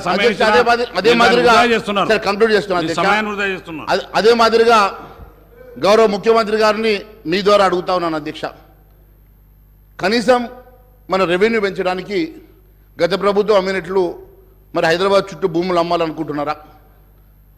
మరి అంతేకాకుండా, ఎందుకంటే గతంలో భూములు అమ్మేటప్పుడు వారితో పాటు నేను కూడా ఉద్యోగం చేసిన అధ్యక్ష, వారితో పాటు నేను కూడా ఉన్నాను కాబట్టి వారికి తెలుసు.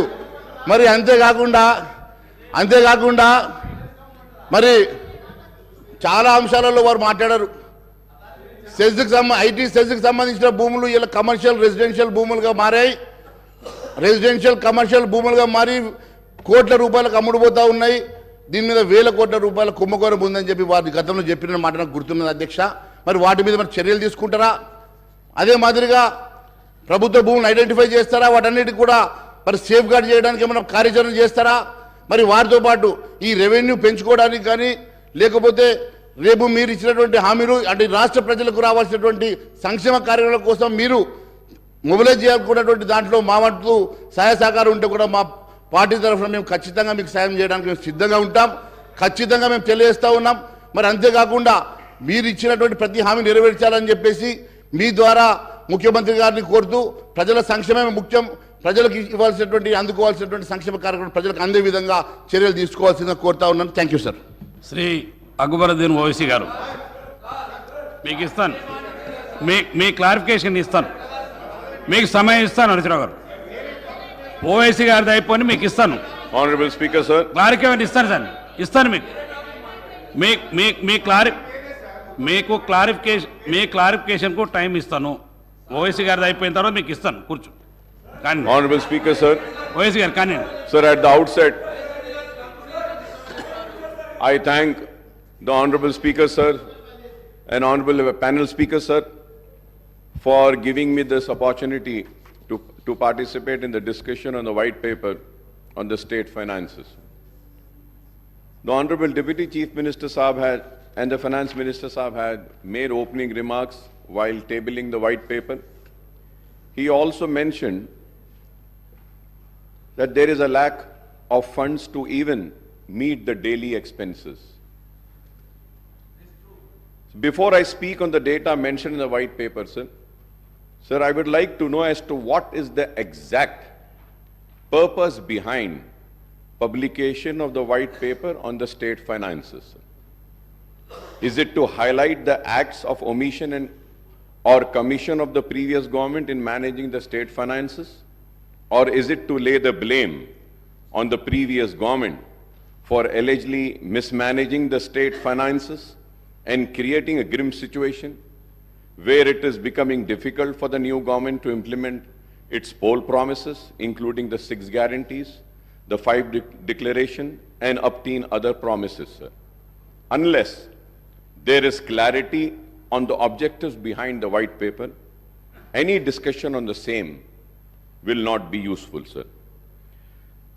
Sir, Honorable Panel Speaker, sir, whatever be the reasons or motive behind the release of white paper on the state finances, sir, I would request those on the treasury benches not to give out message that Telangana has become a bankrupt and a debt-ridden state with no finances left to carry on the day-to-day activities.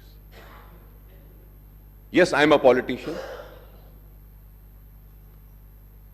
मैं सियासतदान हूं जरूर, लेकिन मेरे सियासी मकासद, मेरे सियासी कामयाबियों से बढ़कर अगर कोई चीज है तो मेरे लिए मेरा मुल्क है, मेरी रियासत है और मेरे लिए मेरा तेलंगाना। मेरे मकासद, मेरी कामयाबी बाद में, मेरे तेलंगाना की कामयाबी सबसे पहले। मैं ये चाहता हूं those on the treasury benches and the opposition benches may have political scores to settle with one another, but this does not give a good message across the country, more so to those in residency Andhra Pradesh who were opposed to the formation of Telangana state, sir. Sir, there were leaders such as Kiran Kumar Reddy who were claiming that the Telangana would be a failed state, financially bankrupt state, state steeped in darkness due to power crisis, state without drinking water, and state with no finances for payment of staff and salaries, sir. I was the member then in the Andhra Pradesh Legislative Assembly. I have seen with my own eyes and I am witness to it. A PowerPoint presentation was also made. तो मैं ये चाहूंगा कि there is a very thin line. Yes, as a politician we need to support and we need to protect our political interest. But at the same time, it's not just mine, it's the responsibility of all of us sitting here to first come forward and protect the interest of the state and see that the integrity and the credibility of state is not lost. But I'm saddened, sir, today when I see all these debate. I also understand why does the white paper talk about the resources spent in Telangana region in United Andhra Pradesh, sir. Sir, we may have political differences and divergent views of state finances, but let us not give the message that Telangana is not a viable state. Telangana is a viable state, sir. Let us make it loud and clear for the investors and the people coming here that this state is viable. You are welcome. Please come. We have power. We have water. We have lands. We want you to come and establish your industries, sir. Sir, the state has borrowed money and added to its debt, but the state has made progress and development in all sectors beside providing welfare to all the sections of society, sir. Sir, I was just seeing the white paper, sir. So I'm talking about the government of India, sir. India budgets versus expenditure. But we could have mentioned about the depth of the central government also, sir. Sir, which has increased.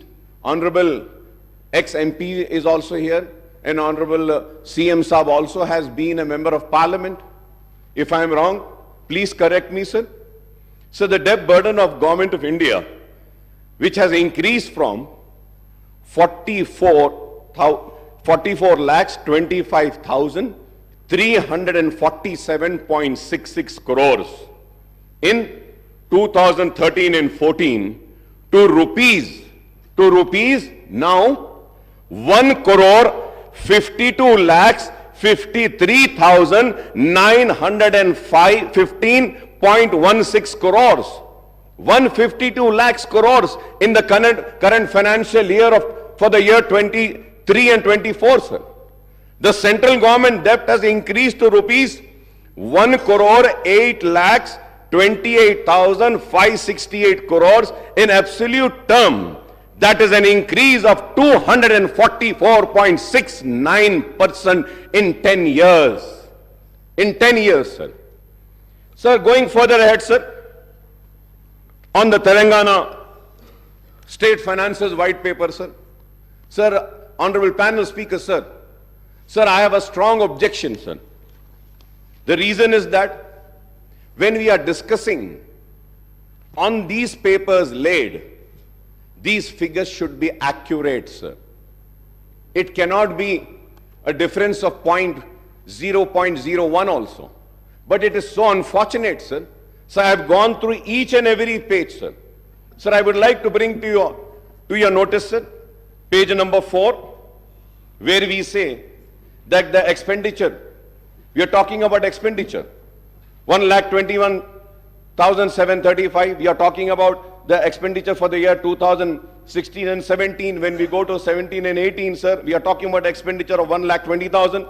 And then we are talking about for the 2018 and 19, the expenditure of 1,35,000, sir. For the year 19 and 20, the expenditure is mentioned here in this book is 1,42,000, sir. And it has been said, sources, finance account, CAG, sir. Right. Sir, I have the CAG report with me, sir. The CAG report, here they are saying 62. The CAG report says 63,323, sir. Sir, here in the book it says 97,811 for the year 15 and 16, sir. And here the CAG says is 90,818, sir. Sir, I really fail, sir. If you have to see 16 and 17 and 17, 18 also, it is the same situation, sir. Sir, if we see again page number 14, we are talking about the actuals, sir.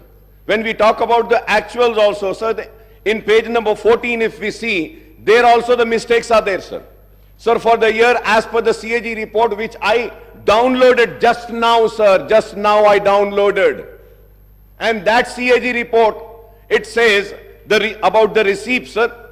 Again, about the receipts also, if we say for the year 14 and 15, it was 63,323, 15 and 16, 96,051, 2016 and 17, 1,17,799.50, and 17 and 18, 1,44,986.52. And then the actuals are 1,15,587.35, sir. Sir, I really fail to understand, sir. Sir, again we go to the page number 3, sir. Page number 3, sir. Sir, it is written about Karnataka, budget estimate, actual expenditure, and actual expenditure of budget, sir. Sir, now I got the CAG report, sir, I just downloaded. It says the estimate, sir, and the actual expenditure. If we have to see, sir, the actual expenditure mentioned in the white paper laid in this house says 2,61,000.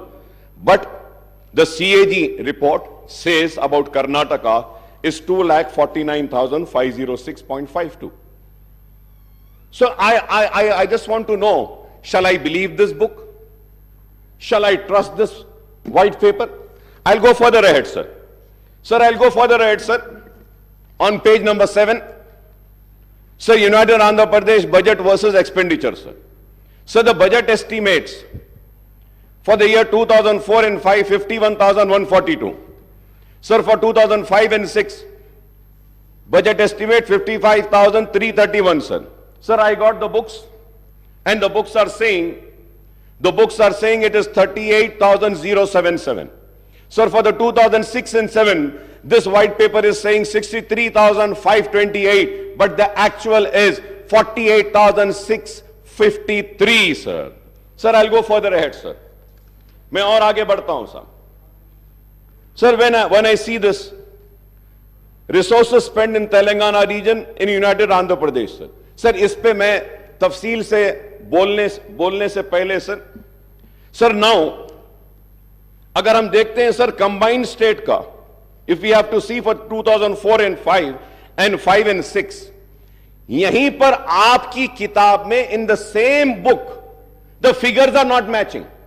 I just read the figures earlier and I turn the page and see the figures for the same year. Now what I see is that the combined state total expenditure for the year 2004 and 5, it is again saying 47,153. For 2005 and 6, it is saying 48,306. Sir, and again, combined state 2006 and 7, 56,648, that is wrong. 2007 and 8, 74,875, that is wrong. 2008 and 9, 80,804, that is wrong. 2009 and 10, 85,075, that is wrong. 2010 and 11, 1,06,36, that is also wrong. Now let me go further ahead, sir. Sir, और एक चीज sir important, sir, here on page number 4, sir. Page number 4, the first table, sir, it is saying right from for the year 2014 and 15 se leke 2022 se 23 tak. Sir, it says budget estimate total, sir, 14,87,834. Expenditure 12,24,877. Sir, now let us go to the resources spent in the Telangana region, United Andhra Pradesh, right from 1956. 1956 से लेकर हम 57 financial years को लेते हैं, the total amount, combined state total expenditure is 1,94,945. 11,94,945, sir. Sir, again if we go, अगर हम पीछे जाते हैं पेज नंबर 4 पे सर, तो हमको देखना चाहिए कि तेलंगाना में हम क्या खर्चे हैं. How much? That's what. जो आंध्र प्रदेश में नहीं हुआ 10 साल में तेलंगाना में हो गया, जो 57 इयर्स में नहीं हुआ. अब अगर देखते हैं सर कि Telangana, sir I am telling you कि आपके फिगर्स कुछ सही नहीं है साहब इसमें. प्लीज. अकबरुद्दीन ओवैसी जी, जो कर्नाटका एस्टिमेट्स का जो पेज नंबर 5 में कर्नाटका जो डेटा के बारे में कुछ कहा, again I am quoting official record of Karnataka state budget. I'm going to place this record in front of the house. 2021 estimated budget, Karnataka budget 2021 budget estimates 2,31 crores 442.14, and expenditure incurred accounts 2021 and 22 2,61,931.86 crores. This is Karnataka official budget source. So here my learned friend is quoting from CAG report. We have quoted Karnataka state budgetary document.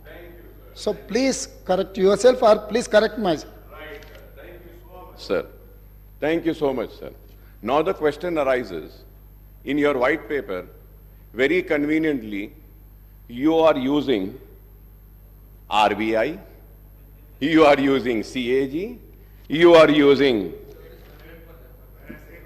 Telangana budget in brief. So I want to know, and in fact I would say that we all would like to know, shall we follow RBI, shall we follow CAG, or shall we follow Telangana budget in brief? What does the Constitution say? What does the rule position say? The state budget, we need to follow, we need to discuss on this. And CAG is the authority which audits. Yes, report dete ho. तो हम ये देखते हैं. तो now if you have to see your white paper, Honorable CM Saab, इसमें हम RBI भी ले रहे, सीएजी भी ले रहे, स्टेट बजट भी ले रहे, wherever it is convenient for us, we are taking it. Sir, I am not here to protect anybody, sir. Let me make it very clear. I am here to protect my state of Telangana, sir. I do not want a wrong message to be sent by this house that this state is in distress. ये state बीमारू हो गया, ये state तबाह हो गया, ये state में अब कुछ नहीं है, ये मैसेज हमको नहीं भेजना है sir. Let us criticize the wrongdoing, sir. Any wrongdoings, any inquiry, we are here to support.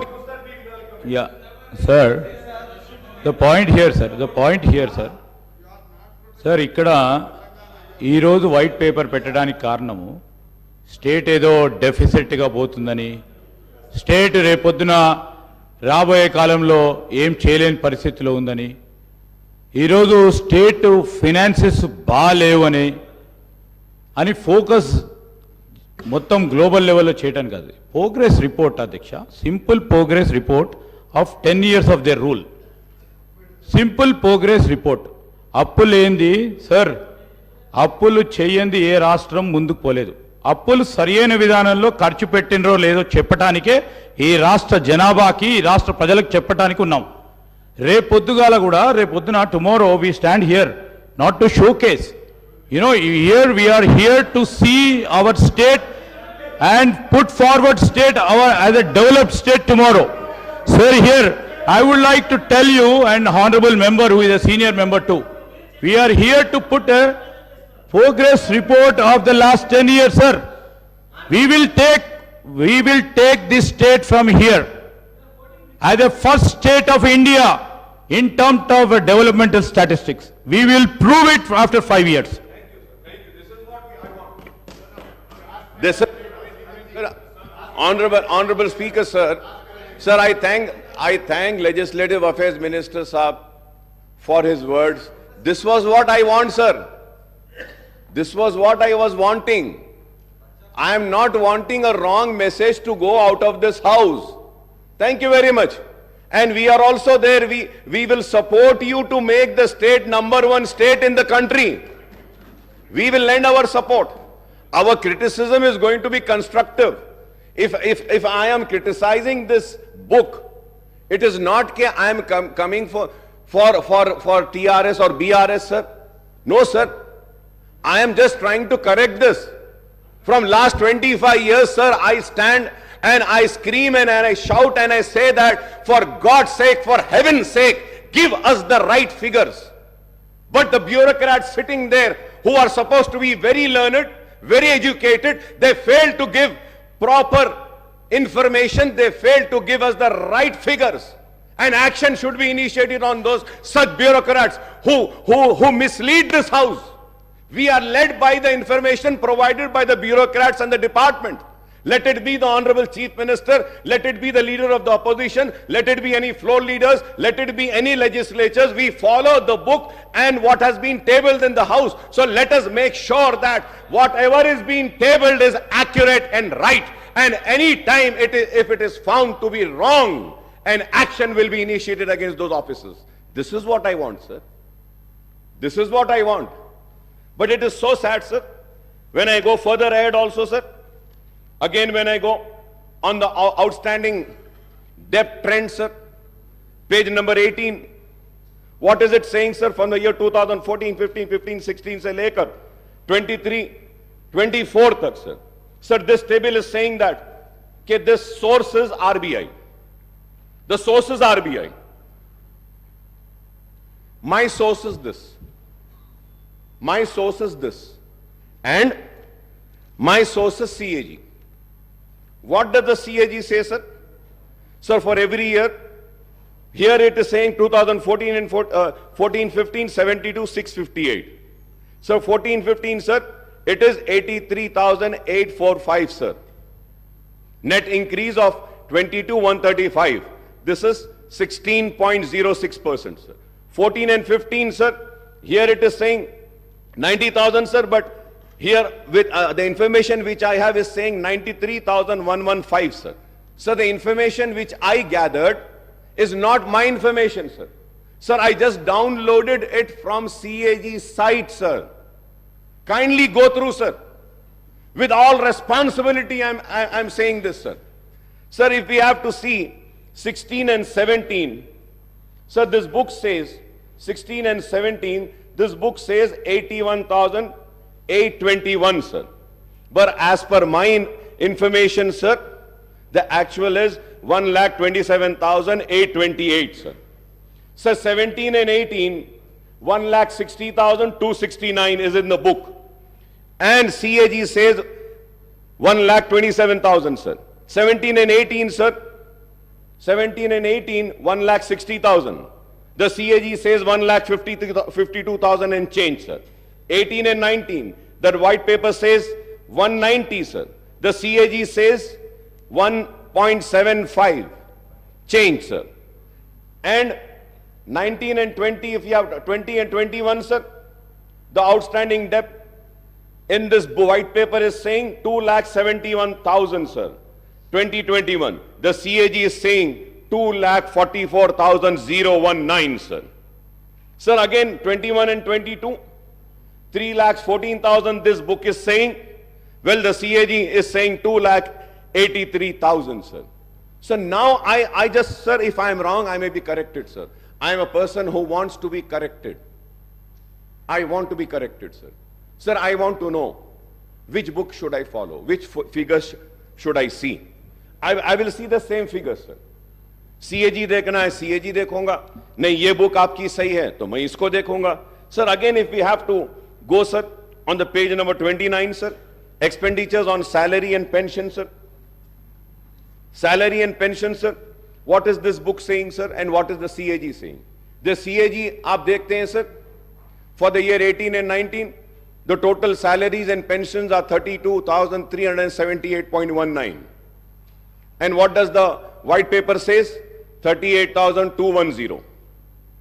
Sir, CAG says for the year 19 and 20, total salaries and pension 34,289. The white paper says 39,147. For the year 2021, salaries and pensions, the CAG says 36,161. This book says 41,819. Sir, the CAG says for 21-22, 44,403.08. The white paper says 48,809. Sir, 22-23, the CAG says 51,082. The white paper says 55,925. So I just want to know who's right. Please correct me, who's right. अब ये पूरे इसमें, sir, it took so much of time to go through, to study. और अब सवाल ये है, हम अगर बहस करें और हम अगर किसी की नाकामी का जिक्र करें तो कैसे करें, कौन से फिगर्स को लेके करें? So going.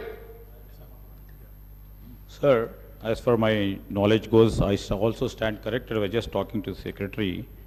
Sir, here in the page number 18, if you see, sir, here we have to see what is important to note is that the debt figures stated above do not include the off-budget borrowings of the government. Off-budget borrowings include loans availed by the entities outside the government system but guaranteed by the state. The point here is, my learned friend was also a PSC committee chairman. We were both together, sir. Audit accounts, until and unless the audit paras have been cleared, it is not final, sir. So most of the audit paras wouldn't have got finalized. So that may have the reason the RBI report and the audit report is differing. So we thought of taking the clarification. I'll get back to you. Thank you, sir. No. I'm saying it.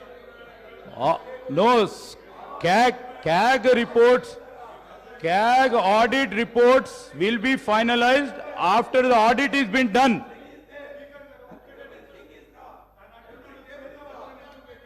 Honorable Speaker, sir. It's well taken, sir. I take what Honorable Legislature Minister Saab had said, sir. But Honorable Minister Saab, please, I don't want to go in that argument because there are many other things which needs to be discussed. Sir, I just want to mention one thing. Kindly, sir, please see page 7 in table number 3 and page 10 in table number 5. Same financial figures are different, sir. अब यहां भी auditing होना बाकी है क्या साहब? अब आप बोलिए, क्या यहां भी होना बाकी है? इसमें भी इट इज डिफरेंट. अरे आप एक पेज पे एक फिगर दे रहे हैं, उसके बाद में आप जा रहे हैं, तो you should repeat the same figure which you have mentioned earlier. कैसा है बोलो आप? Sir, what has happened in the past is the fact. And you have inherited the state finances with a change of government in the state. Now it is the responsibility of the new government to take the state forward. As also, sir, about depth also, sir. Page 18, table 8, we are telling the figures which are accounted, sir. Honorable Speaker, sir, I want to correct. Sir, on page 18, table 8, we are talking about the figures which are already accounted, not estimated. Please see the budget brief book, sir. I will send it to you, sir. So, anyway, I don't want to go into that because there are many other issues. But this shows the seriousness. This shows the seriousness, and this also shows what message we are sending out. I do not want to go into that, what is that message? People are very intelligent to understand, sir. Sir, when I spoke on the governor's address, I had requested the new government to come up with a white paper on financial implications of the poll promises, guarantees and declaration of Congress, and the time frame proposed by the new government for implementation of all promises, guarantees and declaration. I was expecting that in this white paper. Though that white paper will also be there. I was searching for it, but I couldn't search. So probably next session, I expect that, sir. I understand that the guarantee, declaration and other promises are unconditional without laying down any restrictions on eligibility of the beneficiaries, sir. I am using this word once again, sir, for the record, sir. I understand that all the guarantees declared and other promises are unconditional, without laying down any restrictions on eligibility of the beneficiaries, sir. Sir, I would like to point out a strange coincidence that the Congress, which conceded the demand of separate Telangana state, lost power both at the center and in state when the United Andhra Pradesh was bifurcated and new Telangana state came into existence in June 2014, sir. The BJP-led government took office at the center, then TRS, now BRS, assumed power in the state at that time. What has been the fate of the various state governments led by the parties other than the BJP and its allies across the country since 2014 is known to everyone. So the Congress government is in different states have suffered equally along with government led by the regional parties in other states in the last 10 years due to discriminatory policies pursued by the central government. The Union Finance Ministry, the Reserve Bank of India and other regulatory bodies exercise tighter control over the state finances through the tight-fisted devolution of central taxes and grant in aid to the states on the one hand and instance on strict adherence to the FRBM Act on borrowing by the states on the other, sir. The central government effectively reduced the state share and devolution of central taxes by keeping certain taxes and cesses and additional levies outside the purview of devolution, sir. Sir, I was expecting, Honorable Speaker, sir, when the white paper was laid, I was also expecting that there would be a table carrying the statement showing that what was the due share of the state of Telangana, which was needed to be given by the government of India, year-wise, which has not been released to the state of Telangana. But I am again and again searching the white paper, sir, it is not mentioning, sir. But I would like to mention it, sir. Because my learned friend of BJP are also here, they can pursue the government of India and get the amount released for our state, sir, which is our due share, sir. Sir, state share and central taxes, sir, right from the year 2014 and 15 and 16, 17, the total amount in budget estimate was 1,42,843.82, sir. Central taxes, sir. The actual releases were 1,31,790.70. That is 92.26, sir. Sir, I'm talking about the central taxes, sir. So now let us check in grant in aid, sir. Sir, in grant in aid, sir, the total amount which was anticipated by the state government from the year 2014 and say later 2022-23 tak, sir, it was 2,02,951.97. I repeat, sir, 2,02,951.97. But the actual releases by the government of India is only 91,368.71, sir. तो जब हम ये देखते हैं, sir, if we have to calculate the total releases, sir, it is only 45%. The due share of Telangana, which was denied by the government of India, is 1,11,583, sir. If I am wrong, I may be corrected. 55%.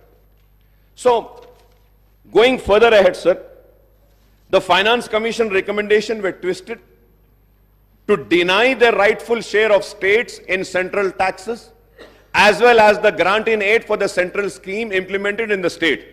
The white paper of Telangana state finances tabled today hides more than it reveals as statistics and sources of data have been used conveniently to suit the premise that the state finances have not been managed properly, sir. You make the budget, which is an estimate on the revenue that you expect and the expenditure you would like to incur, basing on your needs and priorities. एक हमारी उम्मीद रहती, तवक्को रहती है कि इतने पैसे आएंगे. जब उतने पैसे नहीं आते हैं तो हमको कट डाउन करके जितने पैसे आए हैं वही खर्चना पड़ेगा. It is as simple as that, sir. So, however, for the first time we hear only about expenditure without reference to the revenues. So, table 1 compares only the budget estimate of expenditure and actual expenditure without any reference to budget estimate of revenues and actual receipts, sir. You should have taken into account the actual receipts, which the white paper is not. Sir, going further ahead, sir, in this sense, it is loop-sided way of looking at the budget where you talk about expenditure shortfall without any reference to the revenue shortfall, sir. Sir, the standard norm of budget making for the central government and the state government is that the estimates are 10 to 15% higher than the actual achievement of the targets. Again, I would say, if I am wrong, I may be corrected, sir. So the white paper, table 3, compares the United AP budget estimate of the expenditure versus actual expenditure. Sir, this comparison looks loop-sided because it gives the data of the 10 years period prior to AP reorganization. A better comparison would have been with the residuary Andhra Pradesh state after the bifurcation, that is for the 10 years period from 2014 and 15 to the 23-24. That is 5 years of TDP and 5 years of YSR rule, sir. Unnecessary, sir. The white paper compares the resources spent in Telangana region in United Andhra Pradesh right from 96 to 57 to 2013 and 14, showing the figures of Telangana share, which are simply, I would say, sir, they have no reference to the actual expenditure incurred in Telangana region. That's what I'm saying. How can you make it 41%? 1956 में क्या था population? आप कैसा देख सकते हैं? 1960 में क्या था? क्या उस वक्त की आंध्र प्रदेश की असेंबली में was any book or any finances tabled in the house? कि this much amount has been spent on Telangana, this much on Andhra, this much on Rayalaseema? No. How did we arrive to this figure, sir? The assets and liabilities of United AP were divided among the residuary AP and new Telangana state based on a 2011 population ratio of two regions, that is 58.32% of residuary AP and 41.68% of Telangana state. How can you revoke the combined AP state figures by enmarking 41.68% proportion of Telangana region, what is the population ratio of Seema Andhra and Telangana in 96 and 57 to 2010 and 11 is a question which needs to be answered. I hope that Honorable Chief Minister Saab or the Finance Minister Saab would give an answer to this, sir. So this is how the bureaucrats play with the credibility of their political bosses by passing off the cooked up figures, sir. They don't give the right figures, sir. The source is shown as budget document in the United AP for this data. Can you show one budget document of United AP where the cited data is shown in Telangana? For Telangana, it is shown. The white paper talks about the trends in actual revenue receipt, again without reference to budget estimate of the revenue receipts. Again, the white paper cites the actual outstanding debt trend without reference to estimates and making comparison with the FRBM norm. The white paper also cites the year-wise principal and interest repayment leading to increased debt servicing burden. The data is cited from the state budget document and not from the CAG, sir. Honorable Speaker, sir, not from the CAG, sir. So the white paper lists out the government guarantees, loans raised by the special purpose vehicle, corporation and serviced by the government, and the loans raised by SPVs and serviced by them, and non-guarantee loans which are raised and serviced by SPs and corporations and institutions. So the white paper also lists out the status of financial progress of ongoing works in various departments under capital expenditure, sir. So it also gives out the abstract of payment status and other pending bills of the state government. The white paper also refers the expenditure of salaries and pension of the government employees. However, the white paper does not talk about the expenditure incurred on subsidies under revenue accounts, sir. Sir, I have the list of the subsidies also, sir. I have I did some homework and I came, sir. So 2018 and 19, 19 and 20, 20, 21, 21, 22, 22, 23. Sir, यहाँ पर जब हम देखते हैं, sir, the subtotal for the year in interest payment, salary, wages, pension and subsidies, sir, the total 2018 and 19, 50,436. 19 and 20, sir, interest payment, salary, wages, pension and subsidies, sir, it is 54,311. 20 and 21, sir, it is 61,738. For the year 21-22, 73,039, and 22-23, 81,662, sir. Sir, I have all the details, sir. Sir, I would like to point out that there is what is called as a committed expenditure. If I am wrong, I may be corrected, sir. Committed expenditure of the government, which is incurred any circumstances, even when budgetary cuts or expenditure freezes are imposed. So the committed expenditure of the government on revenue account mainly consists of interest payment, expenditure on salaries and wages and pension of government employees, and subsidies, sir. Sir, these four heads of accounts are unaffected by any expenditure freeze or austerity measures resorted by the government to curtail the expenditure in wake of shortfall in revenues. So the white paper also talks about increasing reliance on ways of means advances by giving out the year-wise data utilization of these advances. Honorable Speaker, sir, I may point out here that the successive governments in United Andhra Pradesh as well as in residuary Andhra Pradesh and Telangana state after bifurcation have been resorting to ways and means advance overdraft and special drawing limits. The TDP and the Congress government in United Andhra Pradesh and the TRS and BRS government in Telangana and the TDP and YSR governments in the residuary AP have been resorting to the ways and mean advances virtually almost every day of the year except for the bank holidays. But, sir, I must recall that it was K. Roshaya Saab who had avoided the ways and means advances and overdraft when he served as the state finance minister and later as the chief minister also, sir. So the white paper cites different sources for its data as per its convenience, and these includes finance accounts of CAG, RBI State Finances Report 23-24, budget documents of United Andhra Pradesh, Government of India budget monthly accounts of CGA, Reserve Bank of India, IFMIS portal of Telangana government, Director Works Account Concerned Department, State Finance Department, etc. Sir, however, the figures cited in one table of white paper do not match with another table relating to the same financial year. Example is the table 3 and the table 5. On glaring omission in the white paper is the growth in GSDP and per capita income in Telangana versus United AP and Residuary AP, other Indian states and central governments also, sir. Honorable Speaker, sir, to put the record straight, I would like to give due credit to the previous government for progress achieved by Telangana state, sir.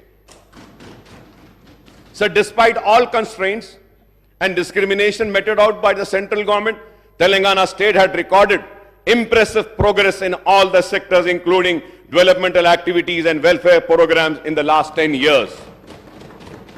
Incidentally, the previous State Assembly debated on these issues many a times. In all these years, the State Assembly has held a short discussion in the central government dual policy in implementation of FRBM Act and its impact on state progress, and the failure of central government in implementing the Assurance under AP Reorganization Act in Telangana state on the 13th September 2022, and the short discussion on Central Electricity Bill and its and also held on 12th September 22, sir.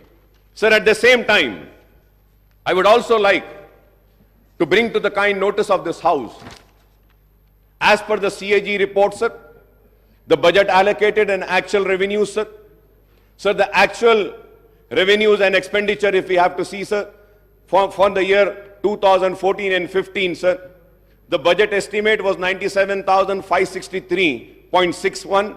The actual receipts were 63,323, and expenditure of 94,890.50. Budget estimate this was, but the actual expenditure was 61,814. Let me also say that, sir, in the expenditure, the borrowings for that year was 13,467.46. You haven't spent what was mentioned in your budget estimate. For the year 15, 16 and 16 and 17, sir, your actual expenditure was 1,14,397. But let me remind and bring to this kind notice of this House is that in that 16,000 and 23,000 were loans. And again, if we have to see it for the year 2017 and 18, the expenditure, the actual expenditure is 1,09,000. In that 1,09,000, 26,876.18 was the loan and the borrowing which you have borrowed.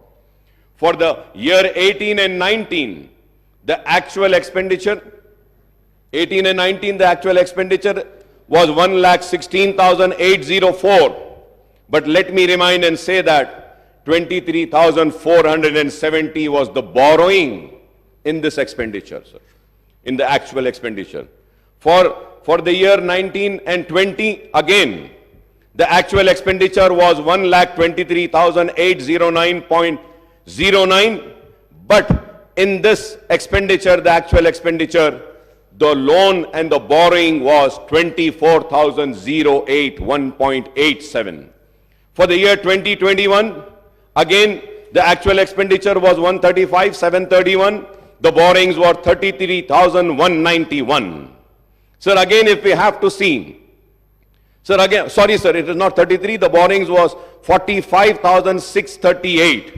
Sir, if we have to see again for the year 21 and 22, the real actual expenditure is 1,66,747. But the borrowings was 47,690. And if we have to see for the year 22-23, the actual expenditure was 1,70,849.27. The borrowings were 32,119.05. So the actual borrowings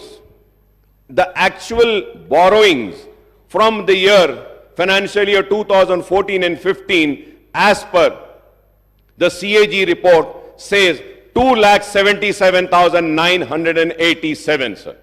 So now if we have to again budget estimate agar dekh lete hain, the expected is that for the year, for October 2023, it is 38 lakhs 234.94. तो अगर इसको भी मिला लेते हैं तो 3 लाख चिल्लर कुछ होता है. Sir, going further ahead, sir, during the last session of the Second Assembly on the 6th of August 23, short discussion was held on Telangana state formation, progress achieved in own states, sir, from the Congress side. My friend and Honorable Finance Minister and Deputy Chief Minister Bhatti Vikrama had participated in the debate and expressed his views on the progress registered in the state since 2014.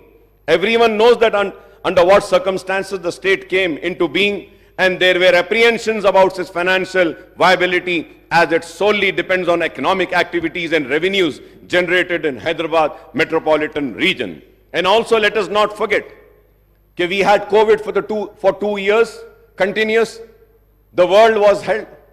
सारी दुनिया रुकी हुई थी, बंद हो गई थी, लेकिन उसके बाद भी हमारे स्टेट में काम हुआ और काम करने की कोशिश हुई. The new state faced many challenges, right from grave power electricity crisis, the distress in farm sector, to the specter of fall in revenues due to bifurcation of lack of resources for taking of welfare schemes on the large scale. I think the state has overcome all these obstacles and hurdles and emerged as a model young state in the country, overtaking the several other bigger states in social and economic indices, sir.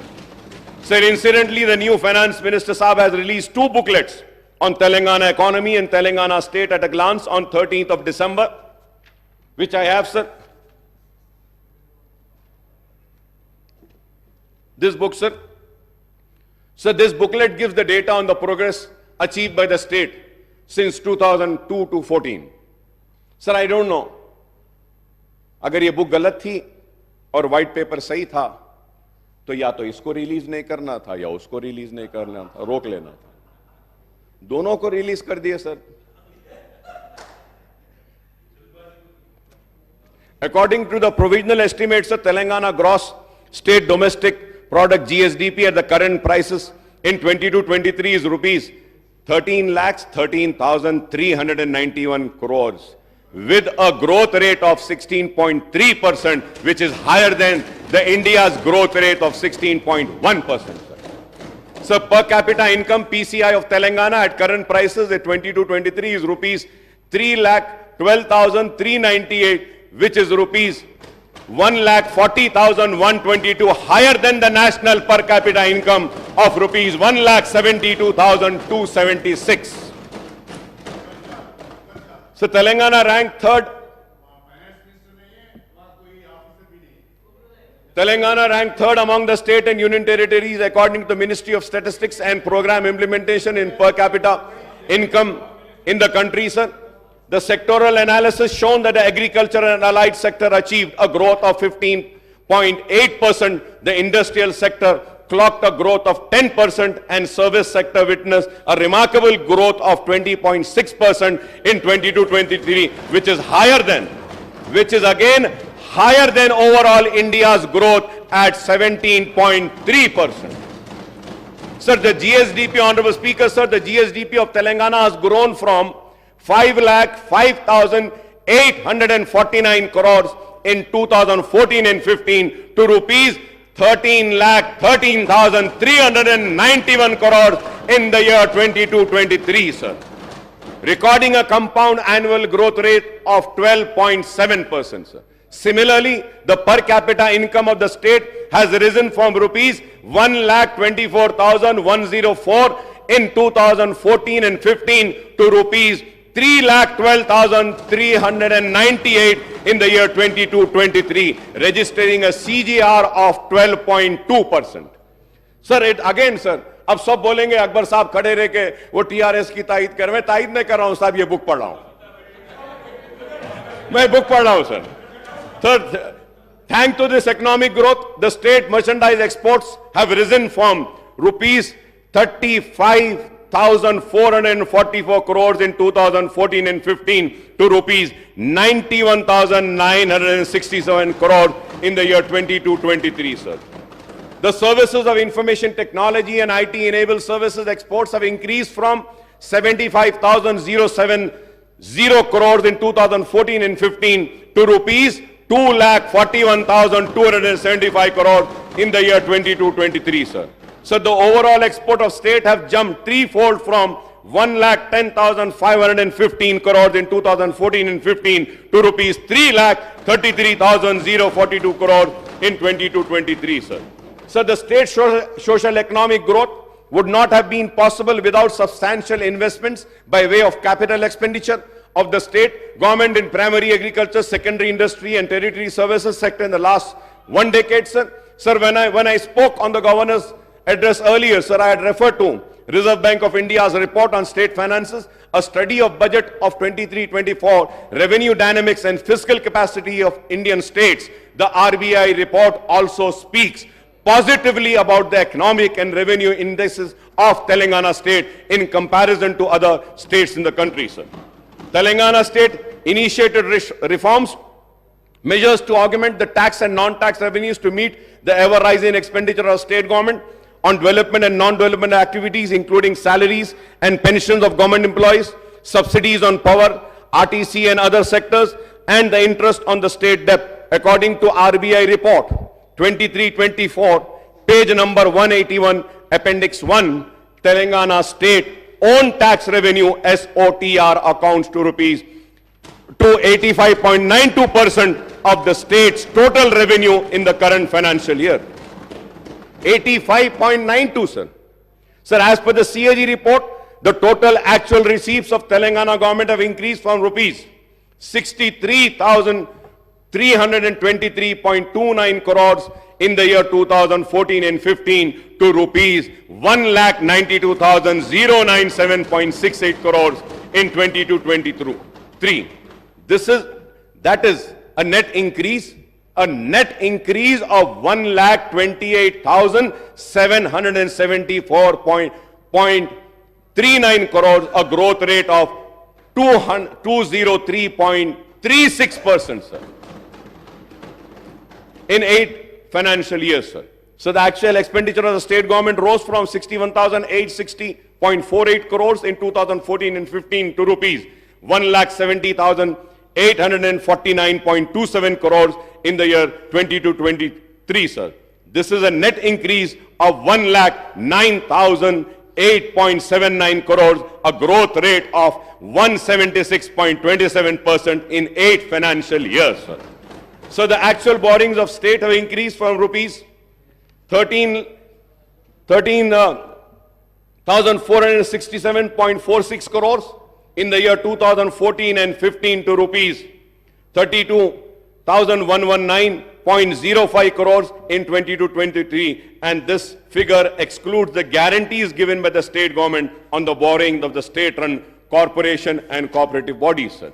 The state debt burden outstanding has consequently increased from rupees 61,710 crores inherited by Telangana from undivided Andhra Pradesh at the time of bifurcation in June 2014 to revised estimate of rupees 3,22,993 crores at the end of 2022-23 financial year, a net increase of 2,61,283 crores in a period of 8 financial years, sir.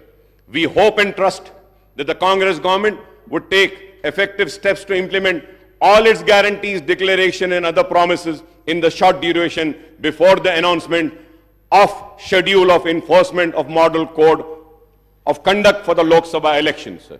मैं उम्मीद करता हूं कि Lok Sabha election से पहले आप अपने पूरे प्रोमिसेस को फुलफिल करेंगे।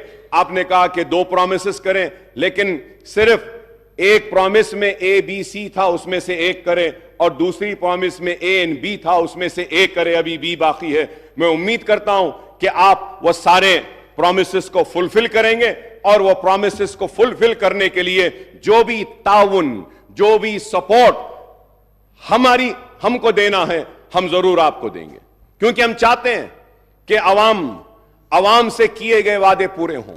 हम चाहते हैं अवाम ने जिस उम्मीद के साथ वोट दिया है वो उम्मीद पूरी हो। हम चाहते हैं कि अवाम जिस तवक्को के साथ वोट दिया है वो पूरा हो। हम नहीं चाहते कि उनके ख्वाब चुकनाचूर हो। But sir, at the same time I would like to, मैं कांग्रेस की हुकूमत को आगाह करना चाहता हूं, आपकी नाकामी ऐसे ना हो कि बीजेपी की कामयाबी का सबब बन जाए। होशियार रहिए और बारीक नजर के साथ, दूरंदेशी के साथ, सब्र के साथ, इस्तिक़लाल के साथ काम करें। बीजेपी नहीं तो आगे बढ़ जाएगी, इख्तिदार पे आ जाएगी। आपने देखा है कि क्या नताइज हैं मध्य प्रदेश के, राजस्थान के और दूसरे रियासतों के। तो हमको इन नताइज से भी सबक सीखना है और बीजेपी के बढ़ते हुए कदम को रोकना है और आपकी गलती उनका फायदा ना हो जाए। उम्मीद करते हैं कि पार्लियामेंट के इलेक्शन में सेक्युलर ताकतें, बीआरएस हो या कांग्रेस हो या मजलिस हो, ये कामयाब होंगी और मुल्क को आज बेरोजगारी की तरफ ले जाने वाली वो ताकतें, मुल्क को नफरत की बुनियाद पर बांटने वाली ताकतें और मुल्क को कमजोर करने वाली वो ताकतों को शिकस्त होगी और सेक्युलर ताकतें कामयाब होगी। सर मैं इसके साथ ही साथ ये भी कहूंगा जरूर कि फाइनेंशियल स्टेटस में जैसा भी फाइनेंशियल स्टेटस था, लेकिन उस रियासत में व्हाइट पेपर में तो कहा गया कि कुछ भी नहीं था, बहुत ही तबाही है। लेकिन यह बात जरूर कहूंगा कि 9-9.5 बरस में पोस्ट मैट्रिक स्कॉलरशिप पर जो खर्च हुआ है वो 474 करोड़ हुआ है। बेनिफिशियरीज जो मुस्लिम थे, मुस्लिम बेनिफिशियरीज की बात कर रहा हूं, 14,27,714 था। रिएम्बर्समेंट ऑफ ट्यूशन फीस में जो एक्सपेंडिचर हुआ 9.5 साल में वो 1,748 करोड़ था। बेनिफिशियरीज थे 10,01,561। प्री मैट्रिक स्कॉलरशिप पर जो एक्सपेंडिचर हुआ उसमें 21 करोड़ हुआ। मुस्लिम बेनिफिशियरीज थे, मैं मुसलमानों की बात कर रहा हूं honourable speaker sir, 87,225 sir. CM overseas scholarship पर जो एक्सपेंडिचर हुआ 9.5 बरस में 492 करोड़ और टोटल बेनिफिशियरीज हुए 3,224 सर। टिमरी स्कूल में 97,000 आज करेंटली पढ़ रहे हैं स्कूल्स में। मैं उम्मीद करता हूं कि 97,000 बच्चों के मुस्तकबिल को सजाने संवारने का काम आप बीआरएस से ज्यादा अच्छा करेंगे, हम सब मिलकर उससे अच्छा करेंगे। मैं उम्मीद करता हूं कि टिमरीज में 32,640 स्टूडेंट जूनियर कॉलेजेस में पढ़ रहे हैं, उनके मुस्तकबिल को भी हम संवारेंगे। 80,000 बच्चे टिमरीज में पास आउट हो चुके हैं। 9.5 साल में 3,068 करोड़ स्पेंड हुए हैं। Centre for education development of minorities में का भी में एक्सपेंडिचर 14 करोड़ मुसलमानों पे हुआ। बेनिफिशियरीज 49,310 था। माइनॉरिटी स्टडी सर्कल पर 17 करोड़ हुए। बेनिफिशियरीज है 9,319 और 700 सर। तो मैं आपसे कहना चाहता हूं कि 9.5 साल में ये जितने भी मैंने कहे हैं, post matric reimbursement, pre matric, CM overseas, टिमरीज, CEDM, माइनॉरिटी स्टडी सर्कल, ये इस पर 5,834 करोड़ स्पेंड हुए हैं और मुस्लिम बेनिफिटेड स्टूडेंट्स का नंबर है 27,08,693 sir. At the same time sir, I would also like to say that Shaadi Mubarak में जो मुसलमानों पर जो खर्च हुआ है अब तक 9.5 साल में 2,338 करोड़ स्पेंड हुए हैं और उसके बेनिफिशियरीज हैं 2,76,225। इमाम और मौजनों पर जो खर्च हुआ है 316 करोड़ खर्च हुआ है और 17,000 मौजनों को माहाना पैसे दिए जा रहे हैं। मैं उम्मीद करता हूं कि हुकूमत जो ऐलान करी है कि उनके मंथली रिन्यूमरेशन को बढ़ाएगी और 1 lakh financial assistant 278 crore spend हुए हैं। 33,545 को मिला है। वक्फ ग्रांट इन एड में 531 करोड़ स्पेंड हुए हैं और उसके बाद दावत इफ्तार पर भी हुआ। तो टोटल मुस्लिम बेनिफिशियरीज 9.5 साल में 31,50,000 थे। ये सारे चीजों से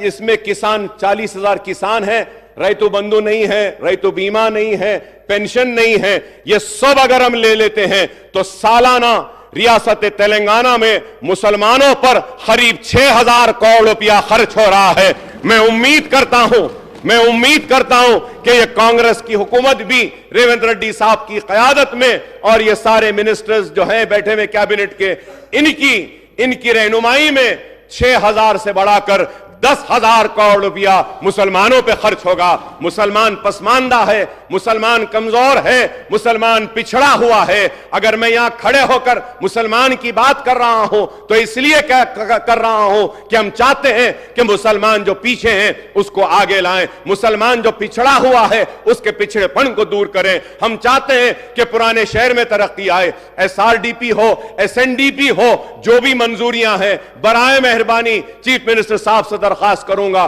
कि आप वो अमाउंट को रिलीज कर दीजिए। और उस दिन आपने क्लैरिफिकेशन नहीं दिया स्पीकर साहब। मैं एक बात पुरजोर अल्फाज में कहना चाहता हूं कि असेंबली के हर सेशन में अगर किसी मेंबर ने ड्रग्स के खिलाफ आवाज उठाई है, चाहे वो ड्रग्स हो, चाहे वो व्हाइटनर्स हो या कुछ भी हो, टैबलेट्स हो, तो वह MIM थी और मैं था, बार बार उठाता था। मैं वेलकम करता हूं और रियासती हुकूमत ने जो फैसला लिया है, जो इक़दामात उठा रहे हैं ये ड्रग्स के ये लानत को खत्म करने के लिए, इसके लिए हम हमारा मुकम्मल ताउन आपको देंगे। हम चाहते हैं कि हमारी आने वाली नस्ल इस लानत से दूर रहे। हम चाहते हैं कि हमारा आने वाले फ्यूचर जनरेशन को ये जो तबाह बर्बाद करने की एक साजिश है उसको हम रोकें। इसके लिए जो भी हमारे तरफ से ताउन होना है हम ताउन करेंगे। उस दिन मैं क्लैरिफिकेशन में यह भी पूछना चाहता था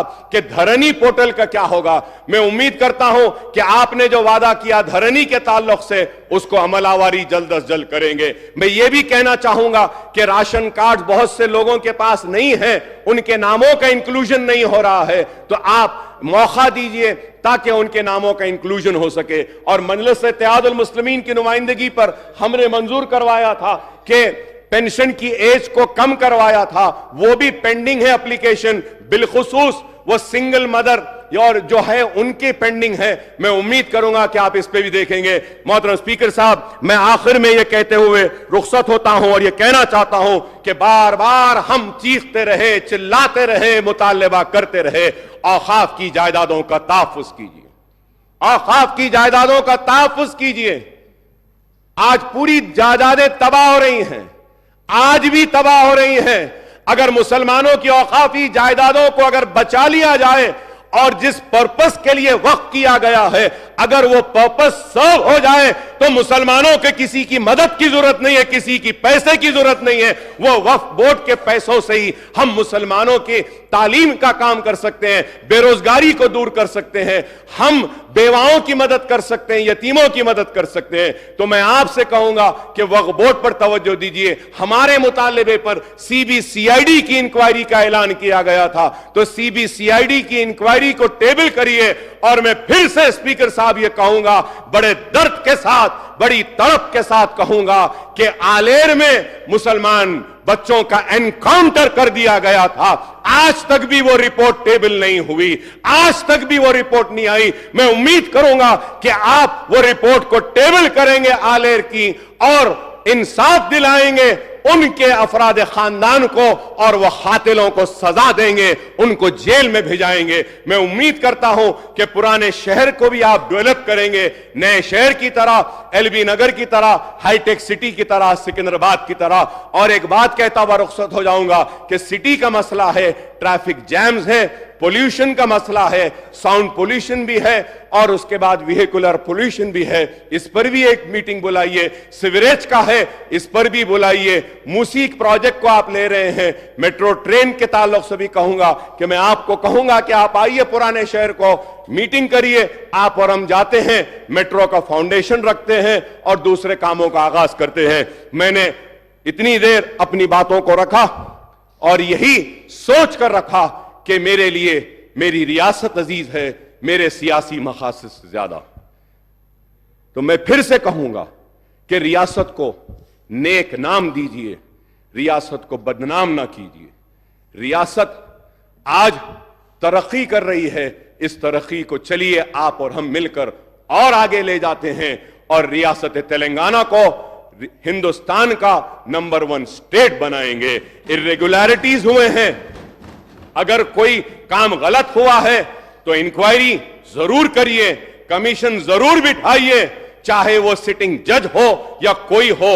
अगर किसी ने गलती की है तो सजा होनी चाहिए और सजा के लिए जो भी कानून कहता है वो कानून के जरिए कार्रवाई होनी चाहिए। मैं हमारे उत्तम कुमार रेड्डी साहब ने बताया, सिविल डिपार्टमेंट के ताल्लुक से बताया और फिर इरिगेशन के ताल्लुक से भी कहा, तो आपने इंक्वायरी बिठाने का वादा किया है। मैं मेरी पार्टी की जानिब से इसका इस्तकबाल करता हूं। बराबर इंक्वायरी करना है तो करिए, सही क्या है गलत क्या है दुनिया के सामने आ जाएगा और कोई भी किसी को भी जबरदस्ती सजा नहीं दे सकता और कोई भी किसी को एक हीरो नहीं बना सकता। मुझे उम्मीद है कि हर एक के साथ इंसाफ होगा, मुसलमान के साथ इंसाफ होगा, एससी के साथ होगा, एसटी के साथ होगा, बीसीस के साथ होगा, हमारे हिंदू भाइयों के साथ होगा, मुसलमान के साथ होगा, सिख के साथ होगा, ईसाई के साथ होगा, पारसी के साथ होगा और हम सब मिलके इस स्टेट को आगे बढ़ाते हैं। आई thank you very much for giving me this opportunity. बहुत बहुत शुक्रिया स्पीकर साहब। मुख्यमंत्री ఎంఐఎం సభాపక్ష నాయకుడు ఈ ప్రభుత్వం ప్రవేశపెట్టిన తెలంగాణ రాష్ట్ర ఆర్థిక శ్వేతపత్రానికి సంబంధించి ఆర్థిక శాఖ తయారు చేసిన నివేదిక మీద కొన్ని దగ్గరలో మీరు బడ్జెట్ నుంచి అంకెలు తీసుకున్నారు, కొన్ని దగ్గరలో సిఏజీ నుంచి అంకెలు తీసుకున్నారు, ఇంకొన్ని దగ్గర ఆర్బీఐకి సంబంధించిన సమాచారాన్ని పొందుపరిచిండ్రు. మేము దేన్ని పరిగణలోకి తీసుకోవాలని వారు అనుమానాలు వ్యక్తం చేసిండ్రు. అధ్యక్ష ఈ ప్రభుత్వము వాస్తవ పరిస్థితులను ప్రజల ముందలు పెట్టి తెలంగాణ రాకంటే ముందు ఉన్న పరిస్థితులను, తెలంగాణ వచ్చిన తర్వాత 10 సంవత్సరాలలో ప్రజలు అనుకున్న గత ప్రభుత్వం తీసుకున్న నిర్ణయాలు, ఆ నిర్ణయాల వల్ల వచ్చిన ఫలితాలు, దుష్ఫలితాలను ప్రజల ముందు పెట్టి ప్రజాస్వామిక పద్ధతిలో ఈ చట్టసభలో చర్చించి వాస్తవాలను ప్రజలకు వివరించి భవిష్యత్ కార్యాచరణను తీసుకోవాలన్న ఆలోచనతోటే సమర్థవంతమైన ప్రతిపక్షంగా మీ సలహాలు సూచనలు తీసుకొని ప్రజలకు మంచి చేయాలన్న ఉద్దేశంతో నిస్సహాయులకు సహాయాన్ని అందించడమే కాకుండా నిజమైన అర్హులకు మాత్రమే సంక్షేమాన్ని అందించి అర్హులైన వాళ్లకు అవకాశాలు కల్పించి ఈ రాష్ట్రాన్ని బలమైన రాష్ట్రంగా నిర్మించాలన్న ఆలోచనతోటి ఈ దేశంలో ఉండే మిగతా రాష్ట్రాలతోనే కాదు ప్రపంచంతోని పోటీ పడే విధంగా తెలంగాణ రాష్ట్రాన్ని నిర్మించాలనేదే మా ప్రభుత్వం యొక్క లక్ష్యము, ఉద్దేశము. అధ్యక్ష, రెండవది, వారు అడిగిన అనుమానాలను నివృత్తి చేయాల్సిన బాధ్యత సభాపక్ష నాయకుడిగా నా మీద ఉంది. బడ్జెట్ ఎస్టిమేట్స్ కానీ యాక్చువల్ ఎక్స్పెండిచర్ని మనము చర్చించాల్సి వచ్చినప్పుడు వివిధ బడ్జెట్లను మేము కొలబద్దగా తీసుకొని అక్కడి నుంచి సమాచారాన్ని సేకరించినాం. మేము క్యాగ్ రిపోర్ట్స్ను ఎక్కడ తీసుకున్నామంటే రెవెన్యూ రిసీట్స్ అండ్ ఎక్స్పెండిచర్ని మెన్షన్ చేయాల్సి వచ్చినప్పుడు క్యాగ్ నివేదికలను తీసుకున్నాం. అదేవిధంగా అధ్యక్ష, ఎక్కడైనా అంటే ఆర్బీఐ ఫిగర్స్ను మేము ఎక్కడైతే పరిగణలోకి తీసుకున్నామో లోన్స్ అండ్ అడ్వాన్సెస్, ఎందుకంటే ఎందులో అయినా లోన్లు తీసుకున్నా అడ్వాన్సులు తీసుకున్నా ఏది తీసుకున్నా కొలబద్ద రిజర్వ్ బ్యాంక్ కాబట్టి ఆ సమాచారాన్ని రిజర్వ్ బ్యాంకు పొందుపరిచిన నివేదికల నుంచి తీసుకున్నాం. అదేవిధంగా శాలరీస్ అండ్ పెన్షన్స్ ఆ టేబుల్స్ను వాడినప్పుడు మేము రెగ్యులర్ అంటే క్యాగ్ నుంచి ఏదైతే నివేదిక తీసుకున్నామో రెగ్యులర్ ఎంప్లాయీస్కు సంబంధించిన వాటిని మాత్రమే క్యాగ్ నుంచి తీసుకున్నాం. కాబట్టి ఇక్కడ మీరు బడ్జెట్ ఎస్టిమేట్స్ యాక్చువల్ ఎక్స్పెండిచర్ని మనం చర్చించుకున్నప్పుడు గత బడ్జెట్లు ప్రభుత్వం ప్రవేశపెట్టిన సంవత్సరం పూర్తయినప్పుడు ఖర్చు పెట్టిన వివరాలను అక్కడి నుంచి తీసుకున్నాం.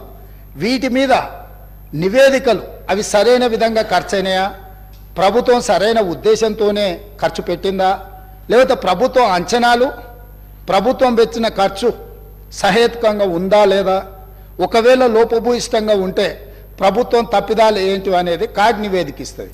అట్లాంటి నివేదికలను అట్లాంటి వాటిని మనము కాగ్ నుంచి తీసుకున్నాం. మనం చేసే అప్పులు ఇప్పుడు ఉదాహరణ ఒక విషయం నేను చెప్పదలుచుకున్నా అధ్యక్ష. రిజర్వ్ బ్యాంక్ దగ్గర ప్రతిరోజు ఒక నివేదిక మనకు వస్తుంది. ఆ నివేదిక ప్రకారము ప్రతిరోజు మనం ఎంత ఖర్చు పెడుతున్నాము, మన దగ్గర ఎంత ఉన్నది, లేకపోతే మన అవసరాలు ఏమున్నాయని చెప్పి రిజర్వ్ బ్యాంకు మనకు నివేదిక ఇస్తుంది అధ్యక్ష. దాని ప్రకారం తెలంగాణ రాష్ట్రం వచ్చినప్పుడు నేను ఈ బుక్లో పొందుపరిచిన అధ్యక్ష మా ప్రభుత్వము, దీని ఒకసారి నేను ఆ పేజీ నెంబర్ వాటి వివరాలను చెప్తాను, ఒకసారి వాటిని చూసుకోమని నేను సభ్యులకు తెలియజేస్తూ,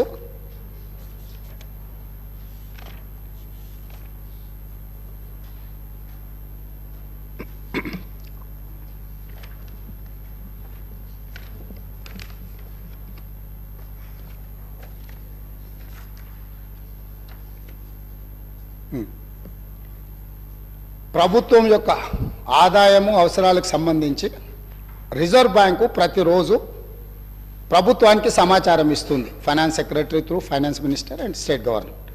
ఇందులో 2014 రాష్ట్రం ఏర్పడిన రోజు ప్రతిరోజు మనం ఏ రకంగా వాడుకున్నాం సంవత్సరం పూర్తి అయిన తర్వాత చెప్తారు. 2014-15 సంవత్సరంలో రిజర్వ్ బ్యాంకు దగ్గర మనకు మిగులు నిధులు ఉన్నది 303 రోజులు. ఆ ఫైనాన్షియల్ ఇయర్లో బీఆర్ఎస్ గత ప్రభుత్వము సమర్థవంతమైన ఆర్థిక మంత్రిగా హరీష్ రావు గారు ప్రస్తావన చేస్తూ వారు ఆర్థిక మంత్రిగా ఉన్నప్పుడు 2022-23లో 37 రోజులు మాత్రమే. అదేవిధంగా 2021-22లో 57 రోజులు మాత్రమే. 2020-21లో 122 రోజులు మాత్రమే. అదేవిధంగా 2023-24 ఇప్పటి వరకు నవంబర్ 23 వరకు కేవలం 30 రోజులు మాత్రమే. అంటే 2014-15 కాంగ్రెస్ పార్టీ రాష్ట్రాన్ని ఏర్పాటు చేసి రాష్ట్రం యొక్క ఆర్థిక పరిస్థితులను గత ప్రభుత్వానికి అప్పజెప్పినప్పుడు 365 రోజులల్లా 303 రోజులు రిజర్వ్ బ్యాంకు దగ్గర మనవి మిగులు నిధులు ఉండే. ఏ అవసరాలు కూడా రిజర్వ్ బ్యాంకు దగ్గర అప్పు చేయాల్సిన పరిస్థితి లేకుండా ఆర్థిక శాఖను రాష్ట్రం యొక్క ఆర్థిక స్థితిగతులను నిర్వహించినము. గత ప్రభుత్వంలో ఉన్న ఆర్థిక మంత్రి గారు నిర్వహించిన 5 సంవత్సరాలను లెక్కేస్తే ఏ సంవత్సరం కూడా ఇందులో సగం రోజులు కూడా ప్రభుత్వం దగ్గర డబ్బులు లేవు. ప్రతిరోజు రిజర్వ్ బ్యాంకు దగ్గర వెళ్ళి నించొని మా జీతభత్యాలకు, మా రోజువారీ ఖర్చులకు, మా ఆర్థిక పరిస్థితి బాగలేదు, మాకు అప్పులు ఇవ్వండి అని అడుక్కునే పరిస్థితి గత ప్రభుత్వంలో ఉండే. ఇవి వాస్తవాలు అధ్యక్ష. ఒకవేళ ఈ వాస్తవాలను కప్పిపుచ్చి మనం ఇంకా అద్భుతంగా ఉన్నాం, గొప్పగా ఉన్నాం అని ఆ గొప్పల కోసం దుబారా ఖర్చులు పెట్టుకుంటూ పోతే ఈరోజు జీతభత్యాలు ఇవ్వలేని పరిస్థితికి వచ్చింది. ఇది వాస్తవం. జీతాలు ఇవ్వడానికే అభివృద్ధి సంగతి దేవుడెరుగు, సంక్షేమం గురించి చర్చించాల్సిన అవసరం లేదు. ప్రభుత్వ ఉద్యోగులకు జీతాలు ఇవ్వలేకపోవడం వల్ల ప్రభుత్వ ఉద్యోగస్తులు బ్యాంకులలో తెచ్చుకున్న లోన్లకు వాళ్ళు ఇచ్చిన పోస్ట్ డేటెడ్ చెక్కుల వల్ల ఆ చెక్కులు బౌన్స్ అవ్వడం వల్ల వాళ్ళ సిబిల్ స్కోర్ పాడైపోయి ఈరోజు వాళ్ళకు కూడా ప్రభుత్వ ఉద్యోగులకు కూడా బ్యాంకులలో అప్పు పుట్టని పరిస్థితి వచ్చి ఇవాళ ప్రభుత్వ ఉద్యోగులను కూడా బ్యాంకు లోన్లు ఎగవేతదారుల కింద ఈరోజు బ్యాంకులు చూడాల్సిన పరిస్థితి ఈ ప్రభుత్వం కల్పించింది. తద్వారా ప్రభుత్వ ఉద్యోగులను కూడా బ్యాంకులను మోసం చేసే మోసగాళ్ళ కింద ఈ ఆనాటి రాష్ట్ర ప్రభుత్వము చిత్రీకరించే ప్రయత్నం చేసింది. కొన్ని వాస్తవాలు కఠోరమైనవి. మన కుటుంబ సభ్యుడైనా తప్పు చేసినప్పుడు తప్పును తప్పు అనకపోతే కుటుంబ పెద్దగా మనం కూడా తప్పు చేసిన వాళ్ళమైతాం, ఆ తప్పులో భాగస్వాములమైతాం, ఆ తప్పుకు సహకరించిన వాళ్ళమైతాం. ఈ శ్వేతపత్రము ఎవరినో కించపరచడానికో, ఎవరినో తక్కువ చేసి చూపించడానికో, లేకపోతే మేమేదో రాజకీయంగా ప్రయోజనం పొందడానికో లేదా మేమిచ్చిన ప్రజలకిచ్చిన గ్యారంటీలను ఎగవేయడానికో ఈరోజు ఇది పెట్టలే. ఇప్పటి వరకు అవాస్తవాలతో, అభూత కల్పనలతో, ఆర్భాటపు ప్రచారాలతో ఈ రాష్ట్రమంతా బాగుంది, మేము అద్భుతాలను ఆవిష్కరించినామని చెప్పుకుంటున్నప్పుడు వాస్తవ పరిస్థితులను ఇక్కడ పెట్టినాం. ఈ వాస్తవ పరిస్థితులు కొంతమందికి చేదుగా ఉండొచ్చు, కొంతమందికి కళ్ళు తెరిపించే విధంగా ఉండొచ్చు, ఇంకొంతమందికి ఉన్న పరిస్థితులను అర్థం చేసుకొని పకడ్బందీ భవిష్యత్తు ప్రణాళికలను మనం నిర్ణయించుకొని ముందుకు వెళ్ళడానికి ఉపయోగపడుతుందని ఇంకొంతమందికి ఉండొచ్చు. మా ఉద్దేశం, మా ప్రభుత్వం ఉద్దేశం, ప్రజలు అన్ని గుర్తించింది కాబట్టే 10 సంవత్సరాల తర్వాత వాళ్ళని అధికారంలో నుంచి ప్రతిపక్షానికి పంపించిండ్రు, మాకు అధికారాన్ని ఇచ్చారు. అధికారం ఇచ్చిన 10వ రోజే ఎందుకు ఈరోజు ప్రజల ముందు ఈ వాస్తవాలన్నీ పెడుతున్నాము? ప్రజలకు నిజాలు చెప్పి మనకున్న పరిస్థితిని వివరించి కష్టమైన ఈ ప్రభుత్వం నిస్సహాయులకు సహాయాన్ని అందిస్తుంది, అర్హులైన వాళ్ళకు అవకాశాలు ఇస్తుంది, మీకు అండగా నిలబడుతుంది అని చెప్పడానికి ప్రభుత్వం ప్రయత్నం చేస్తుంది అధ్యక్ష. ఇందులో ఎవరు వ్యక్తిగతంగా తీసుకోవాల్సిన అవసరం లేదు అధ్యక్ష. దీంట్లో ఏముంది? మేము ఈ మొత్తం నివేదికలో ఎక్కడైనా 42 పేజీల నివేదికలో ఎవరినైనా నిందించినట్టు కానీ ఎవరినైనా వ్యక్తిగతంగా దూషించినట్టు కానీ ఇక్కడ నివేదికలు ఉన్నాయి అధ్యక్ష. మాజీ మంత్రి గారు మాట్లాడతారు పక్క రాష్ట్రాల నుంచి, పక్క రాష్ట్రంలో పనిచేసిన నుంచి సమాచారం సేకరించిందని. ఇదేనా పద్ధతి అధ్యక్ష? 10 సంవత్సరాల నుంచి తెలంగాణ నిర్మాణం కోసం అహర్నిశలు కష్టపడి పనిచేసిన మన రాష్ట్ర అధికారులను ఈ రకంగా అవమానించడం కరెక్టా అధ్యక్ష? ప్రతి శాఖ యొక్క నివేదిక ఆ శాఖ యొక్క ప్రిన్సిపల్ సెక్రటరీ ప్రాపర్ ఫార్మేట్లో ఫిలప్ చేసి సంతకాలు పెట్టి ఆర్థిక శాఖకు పంపించిన తర్వాత ఆర్థిక శాఖ కార్యదర్శి గారు, వారితో పనిచేసిన కార్యదర్శి గారు, అతనే మారలేదు అధ్యక్ష, వారు సంతకం పెట్టి ప్రభుత్వానికి ఇచ్చిన నివేదికనే ఈ నివేదిక. కాబట్టి వారికి ఏమైనా అనుమానాలు ఉండి వారిలాగానే మిగతా వాళ్ళు కూడా వ్యవహరిస్తారని ఏమైనా అపోహలు ఉంటే తొలగించుకోండి. కొత్త ప్రభుత్వం ఏర్పడ్డప్పుడు వేలాది మంది మమ్మల్ని వచ్చి కలుస్తారు అధ్యక్ష. మేము మీలాక కక్షాపూరితంగా కలవడానికి వచ్చిన వాళ్ళను అగౌరవపరిచే విధంగా, అదేవిధంగా వాళ్ళని తక్కువ చేసి చూపించే విధంగా ఇట్లా చేయము అధ్యక్ష. ఒకవేళ అట్లనే అనుకుంటా అధ్యక్ష, ఒక్క మాట అడగదలుచుకున్నా, మీరేదో వివరాలు బయట పెడతామని అంటారు, నేను ఒక ఫోటో మీకు చూపించదలుచుకున్నా అధ్యక్ష. ఈ ఫోటో చూడండి. వీరు ఇక్కడ పక్కన ఉన్నాయని డాక్టర్ వైఎస్ రాజశేఖర రెడ్డి గారు కీర్తిశేషులు. ఈ పక్కన ఉన్నది ఎవరో మీకు తెలుసు కదా అధ్యక్ష. వీరు ఆ రోజు స్వయంగా వెళ్ళి ఆనాటి ముఖ్యమంత్రి గారిని వ్యక్తిగతంగా కలిసి వాళ్ళ మధ్యలో ఏం చర్చ జరిగిందని నేను వివరాలలో జోలికి వెళ్ళదలుచుకోలేదు అధ్యక్ష. ఈరోజు నన్ను ఎవరైనా ముఖ్యమంత్రిగా ఈ రాష్ట్రానికి బాధ్యత తీసుకున్న తర్వాత ఎన్నో రకాల సంస్థలు, వ్యవస్థలు, వ్యక్తులు వాళ్ళు మమ్మల్ని వచ్చి కలుస్తారు, అది మర్యాదపూర్వకంగా కలుస్తారు. మేము కూడా ప్రధానమంత్రి గారిని కలవాలని, ఈ దేశ ప్రధానమంత్రిని కలవడం ముఖ్యమంత్రిగా నా మంత్రివర్గ సహచరుల యొక్క బాధ్యత అని చెప్పి ఈ రాష్ట్రం నుంచి కేంద్రంలో మంత్రిగా వ్యవహరిస్తున్న కిషన్ రెడ్డి గారికి నేనే స్వయంగా ఫోన్ చేసిన. సిద్ధాంతపరంగా మేము భారతీయ జనతా పార్టీని విభేదిస్తాం, కానీ రాష్ట్ర ముఖ్యమంత్రిగా నా కర్తవ్యము నా రాష్ట్రానికి, మన రాష్ట్రానికి కావాల్సిన నిధులను తెచ్చుకోవాలన్నప్పుడు రాష్ట్ర కేంద్ర ప్రభుత్వాల మధ్యన సత్సంబంధాలు ఉండాలి అని మేమే ఒక అడుగు ముందుకేసి కేంద్ర మంత్రి కిషన్ రెడ్డి గారికి నేను స్వయంగా ఫోన్ చేసిన. మీరు ఒకసారి ప్రధానమంత్రి గారితో మాట్లాడండి, మనం వెళ్ళి కలుద్దాము, మనకు రాష్ట్రానికి సంబంధించిన ఏమైనా నిధులు తెచ్చుకునేది ఉంటే డెఫినెట్గా చేద్దామని. ఎందుకు? మేము బేసిజాలకు పోదలుచుకోలేదు. స్వార్థపరమైన రాజకీయ ప్రయోజనాలని ప్రభుత్వం ఆశించడం లేదు. తాత్కాలికమైన లాభాల కోసము మేము ఎలాంటి దుందుడుకు చర్యలకు మేము పాల్పడదలుచుకోలేదు అధ్యక్ష. అందుకే ఈరోజు మీరందరూ, మనమందరం ఈ సభలో చర్చ ఇదే కాకుండా విద్యుత్ శాఖకు సంబంధించి మా సాగునీటి పారుదల శాఖ మంత్రి గారు కూడా ఈ సమావేశాలలోనే శ్వేతపత్రాలు విడుదల చేయదలుచుకున్నాం. ఎక్కడైనా ఎప్పుడైనా ఎవరైనా కొత్తగా బాధ్యతలు చేపట్టినప్పుడు మనకున్న పరిస్థితులను ప్రజలకు వివరించడం ద్వారా వాళ్ళ నమ్మకాన్ని విశ్వాసాన్ని చురగొనడం ద్వారా ప్రతిపక్షాల వైపు నుంచి సహకారం సలహాలు సూచనలు తీసుకోవడం ద్వారా బలమైన రాష్ట్రంగా నిర్మించాలనేదే మా ఉద్దేశము. కాబట్టి ఇప్పటికైనా గతంలో చేసిన తప్పులనే మళ్ళీ మేము వితండవాదంతో మీ మీద దాడులు చేస్తామనే విధానాన్ని ప్రతిపక్ష పార్టీ వదులుకోవాలి.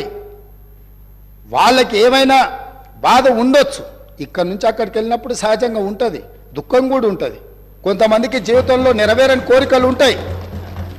తండ్రిని కూడా అడ్డు తొలగించుకొని కుర్చీలో కూర్చోవాలనేటోళ్ళు కూడా ఉంటారు. ఔరంగజేబ్ స్టోరీలు ఇవన్నీ మనం చూసినాం కదా అధ్యక్ష చరిత్రలో.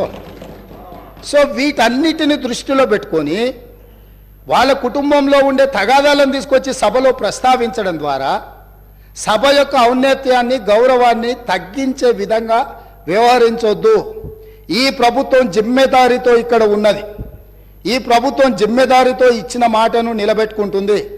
ఈ ప్రభుత్వం సహేతుకమైన సలహాలు సూచనలు ప్రతిపక్షాలు ఇచ్చినప్పుడు తప్పకుండా స్వీకరిస్తుంది.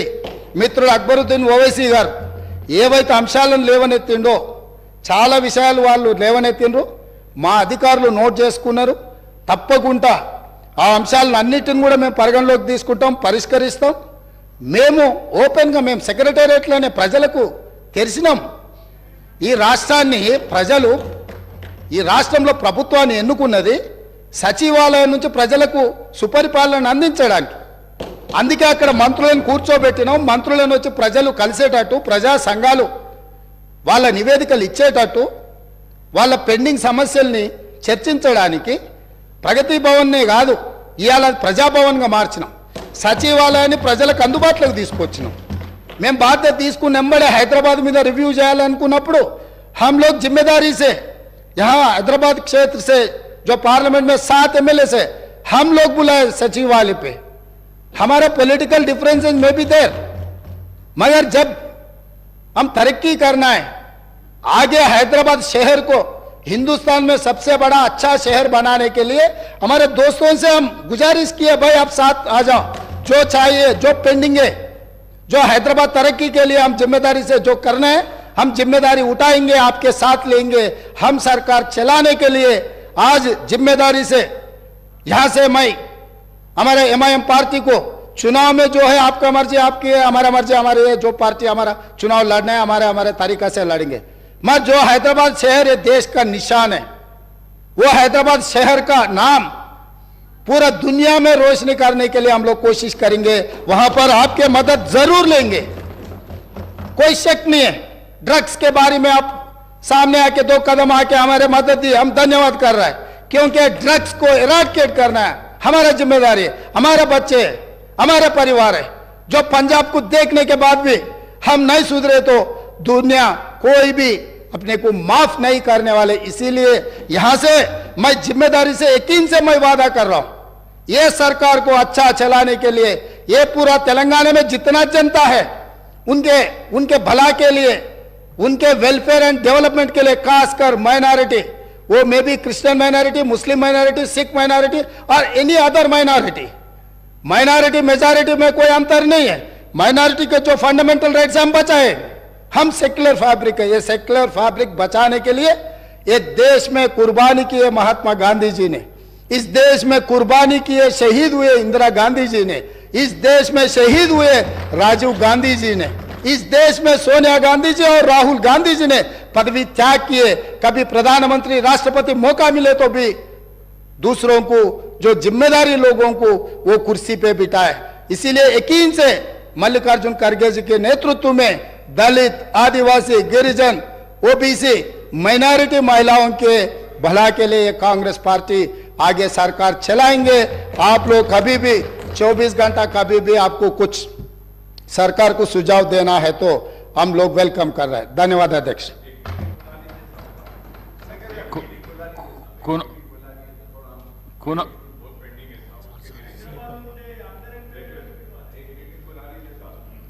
డెఫినెట్ గా గ్రేటర్ హైదరాబాద్ పరిధిలో వచ్చే ఎమ్మెల్యేలతోని తప్పకుండా ఒక ప్రత్యేక సమావేశాన్ని ఏర్పాటు చేస్తాం.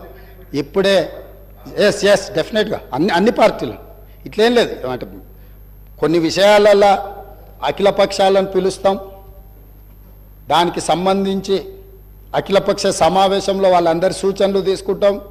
కొన్నిసార్లు సభలకు రాని ప్రజలలో ఉండి పోరాటం చేసే రాజకీయ పార్టీలు ఉన్నాయి. కొన్ని ప్రత్యేకమైన పరిస్థితుల వల్ల సభలోకి వాళ్ళు రాకపోయి ఉండొచ్చు. ఫర్ ఎగ్జాంపుల్ సిపిఎం, ఎర్ర జెండా అంటే ప్రజల కోసం, ప్రజల తరఫున కొట్లాడతారనే పేరు ఉంది. సిపిఐ నుంచి anywhere representation is there. CPM లాంటివి, న్యూ డెమోక్రసీ లాంటివి కొన్ని ప్రజల తరఫున కొట్లాడే సంఘాలు, పార్టీలు ఉన్నాయి. వాళ్ళందరినీ కూడా తప్పకుండా ఈ ప్రభుత్వం అఖిలపక్ష సమావేశాలకు పిలిచి వాళ్ళ సలహాలు, సూచనలు తీసుకొని మేము ఏం చేయదలుచుకున్నా ఫస్ట్ మా ఆలోచన విధానాన్ని సభలో డాక్యుమెంట్ రూపంలో మేము ముందు పెడతాం. మీరిచ్చే సలహాలు, సూచనలు తీసుకున్న తర్వాత వాటిని చట్టాలుగా, శాసనాలుగా మారుస్తాం. మేము చర్చకే పెట్టకుండా మా ఇంట్లో కూర్చొని మా ఇష్టారాజ్యంగా మేము ఏక వ్యక్తి నిర్ణయాలతోని ముందుకు వెళ్ళదలుచుకోలేదు. 119 మంది శాసనసభ్యులు కలిసినప్పుడే, 17 మంది పార్లమెంట్ సభ్యులు కలిసినప్పుడే, 40 మంది శాసన మండలి సభ్యులు కలిసినప్పుడే, 11 మంది రాజ్యసభ సభ్యులు, 7 మంది మన తరఫున ఉన్నవాళ్ళు, మనతోని రాజ్యసభలో ఉన్న సభ్యులు వచ్చినప్పుడే ఈ చట్టాలకు, ఈ శాసనాలకు కొంత గౌరవం ఉంటుంది. ఆ అంశంలో అందరినీ పరిగణలోకి తీసుకొని తప్పకుండా ముందుకు వెళ్తామని చెప్పి మీ ద్వారా సభ్యులందరికీ నేను చెప్పదలుచుకున్నాను అధ్యక్ష. ధన్యవాదాలు. కూనమనేని సాంబశివరావు గారు.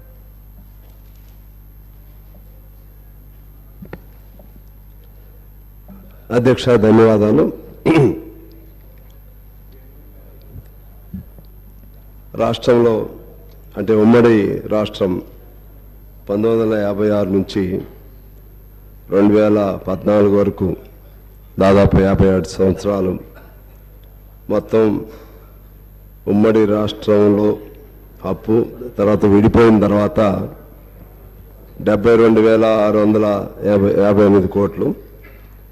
ఈ 10 ఏళ్ల కాలంలో 6 లక్షల, ఈ ఫిగరు అక్బర్ గారు చెప్పినట్లుగా ఒక పేజీలో ఒక రకంగా ఉంది, 13వ పేజీలో ఒక 612 కోట్ల 343 కోట్లని 6,12,343 కోట్లు ఉంది.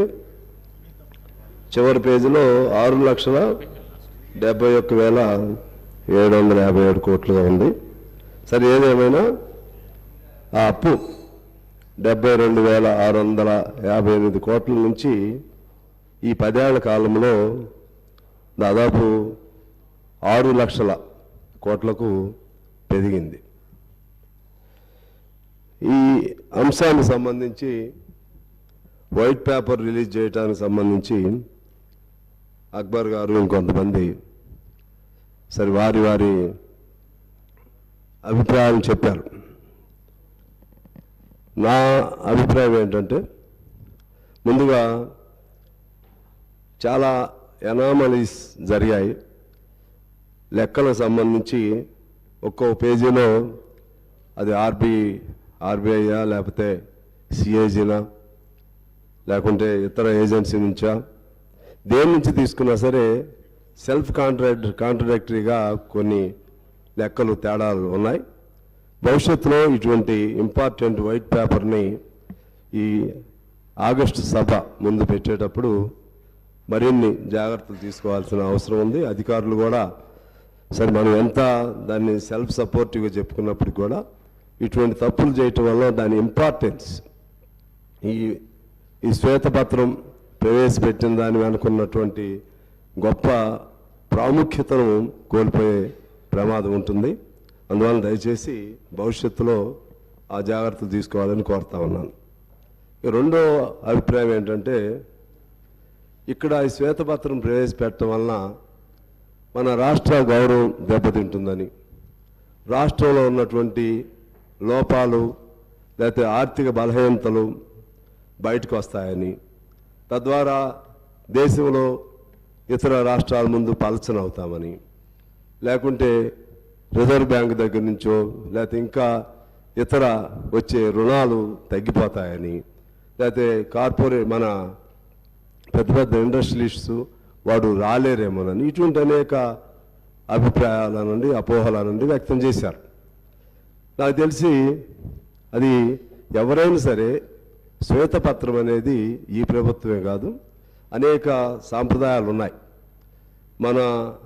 మన రాష్ట్రంలో ఏం జరుగుతుందనేది స్పష్టంగా తెలంగాణ ప్రజలందరికీ కూడా తెలవటం మంచిది. ఎవరిది గత ప్రభుత్వం తప్పు లేదనుకోండి, వాళ్ళు కూడా సపోర్టివ్గా ఇది మా తప్పు లేదని రుజువు చేసుకోవచ్చు. ఒకవేళ తప్పు ఉన్నా సరే నిర్వహణలో లోపాలు జరిగినాయి అనుకోండి, నిర్వహణలో లోపాలు భవిష్యత్తులో జరగకుండా చేసుకోవచ్చు. అందువలన అది శ్వేతపత్రం ప్రవేశపెట్టడంలో పొరపాటు అనే అభిప్రాయాన్ని నేను అంగీకరించట్లేదు. ఆ విధంగా చూస్తే మరలా రేపు బడ్జెట్ పెడతాం. బడ్జెట్ ప్రవేశపెట్టినప్పుడు ఈ లెక్కలను చూపెట్టాల్సిందే కదా, మొత్తం చేసిన అప్పులెంతో చూపెట్టాలి కదా. అప్పులతో పాటు మనం గ్యారంటీ ఉన్నటువంటి అప్పులు చూపెట్టాలి కదా, అప్పుడు దాయలేం కదా. ఈ కార్పొరేట్ ఇప్పుడున్నటువంటి కంప్యూటరైజ్డ్ ఏజ్లో ఇంకేదో దాస్తాము ఎవరికో తెలియకుండా అనేది అటువంటి ఆలోచనలు ఉండవలసిన అవసరం లేదనేది నా అభిప్రాయం. ఇక ముఖ్యంగా శ్వేతపత్రానికి సంబంధించి లెక్కలు డొక్కలు వీటన్నీ చాలా విన్నాం. దానిలో అసలు ఇష్యూ డైవర్ట్ అయిందనేది నా అభిప్రాయం. ఈ లెక్కలు కరెక్ట్ ఉన్నాయా, ఏ లెక్కలు కరెక్ట్ ఉన్నాయా, అది రాంగా ఈ రాంగా, ఆ పేజీలే ఉంది ఈ పేజీలే ఉంది, ఇవన్నీ జరిగినాయి. దీనివల్ల it lost its importance, it lost its human touch. ఇది మనం అర్థం చేసుకోవాల్సింది. అసలు అప్పులు చేయటం తప్పనేది కాదు. సరే, ఎంత పరిమాణంలో చేశారు? కేంద్రంలో దాదాపు చాలా 100 లక్షల కోట్లు ఈ బీజేపీ పాలనలో చేయటం జరిగింది. అంతకుముందు 50 లక్షల కోట్లు అంత ఉండేది అప్పులు. అంటే అది వాళ్ళు చేశారు కదా, మనం చేయకూడదు. ఎవరు చేసినా తప్పని నేను ఆర్జోలకి వెళ్ళట్లేదు. చేసిన అప్పులు దేనికి ఖర్చు పెట్టారు, చేసినటువంటి అప్పులు ఏ ప్రయోజనాలని సాధించడానికి ఉపయోగించారు. అది ఏ ప్రభుత్వం అయినా మనది చట్టం ఒకటి. మన భారతదేశ వ్యవస్థ, మన రాష్ట్రాల్లో ఉన్నటువంటి పరిపాలన వ్యవస్థ ఎలా అయిందంటే ఒక మోసపోసిన పద్ధతుల్లో.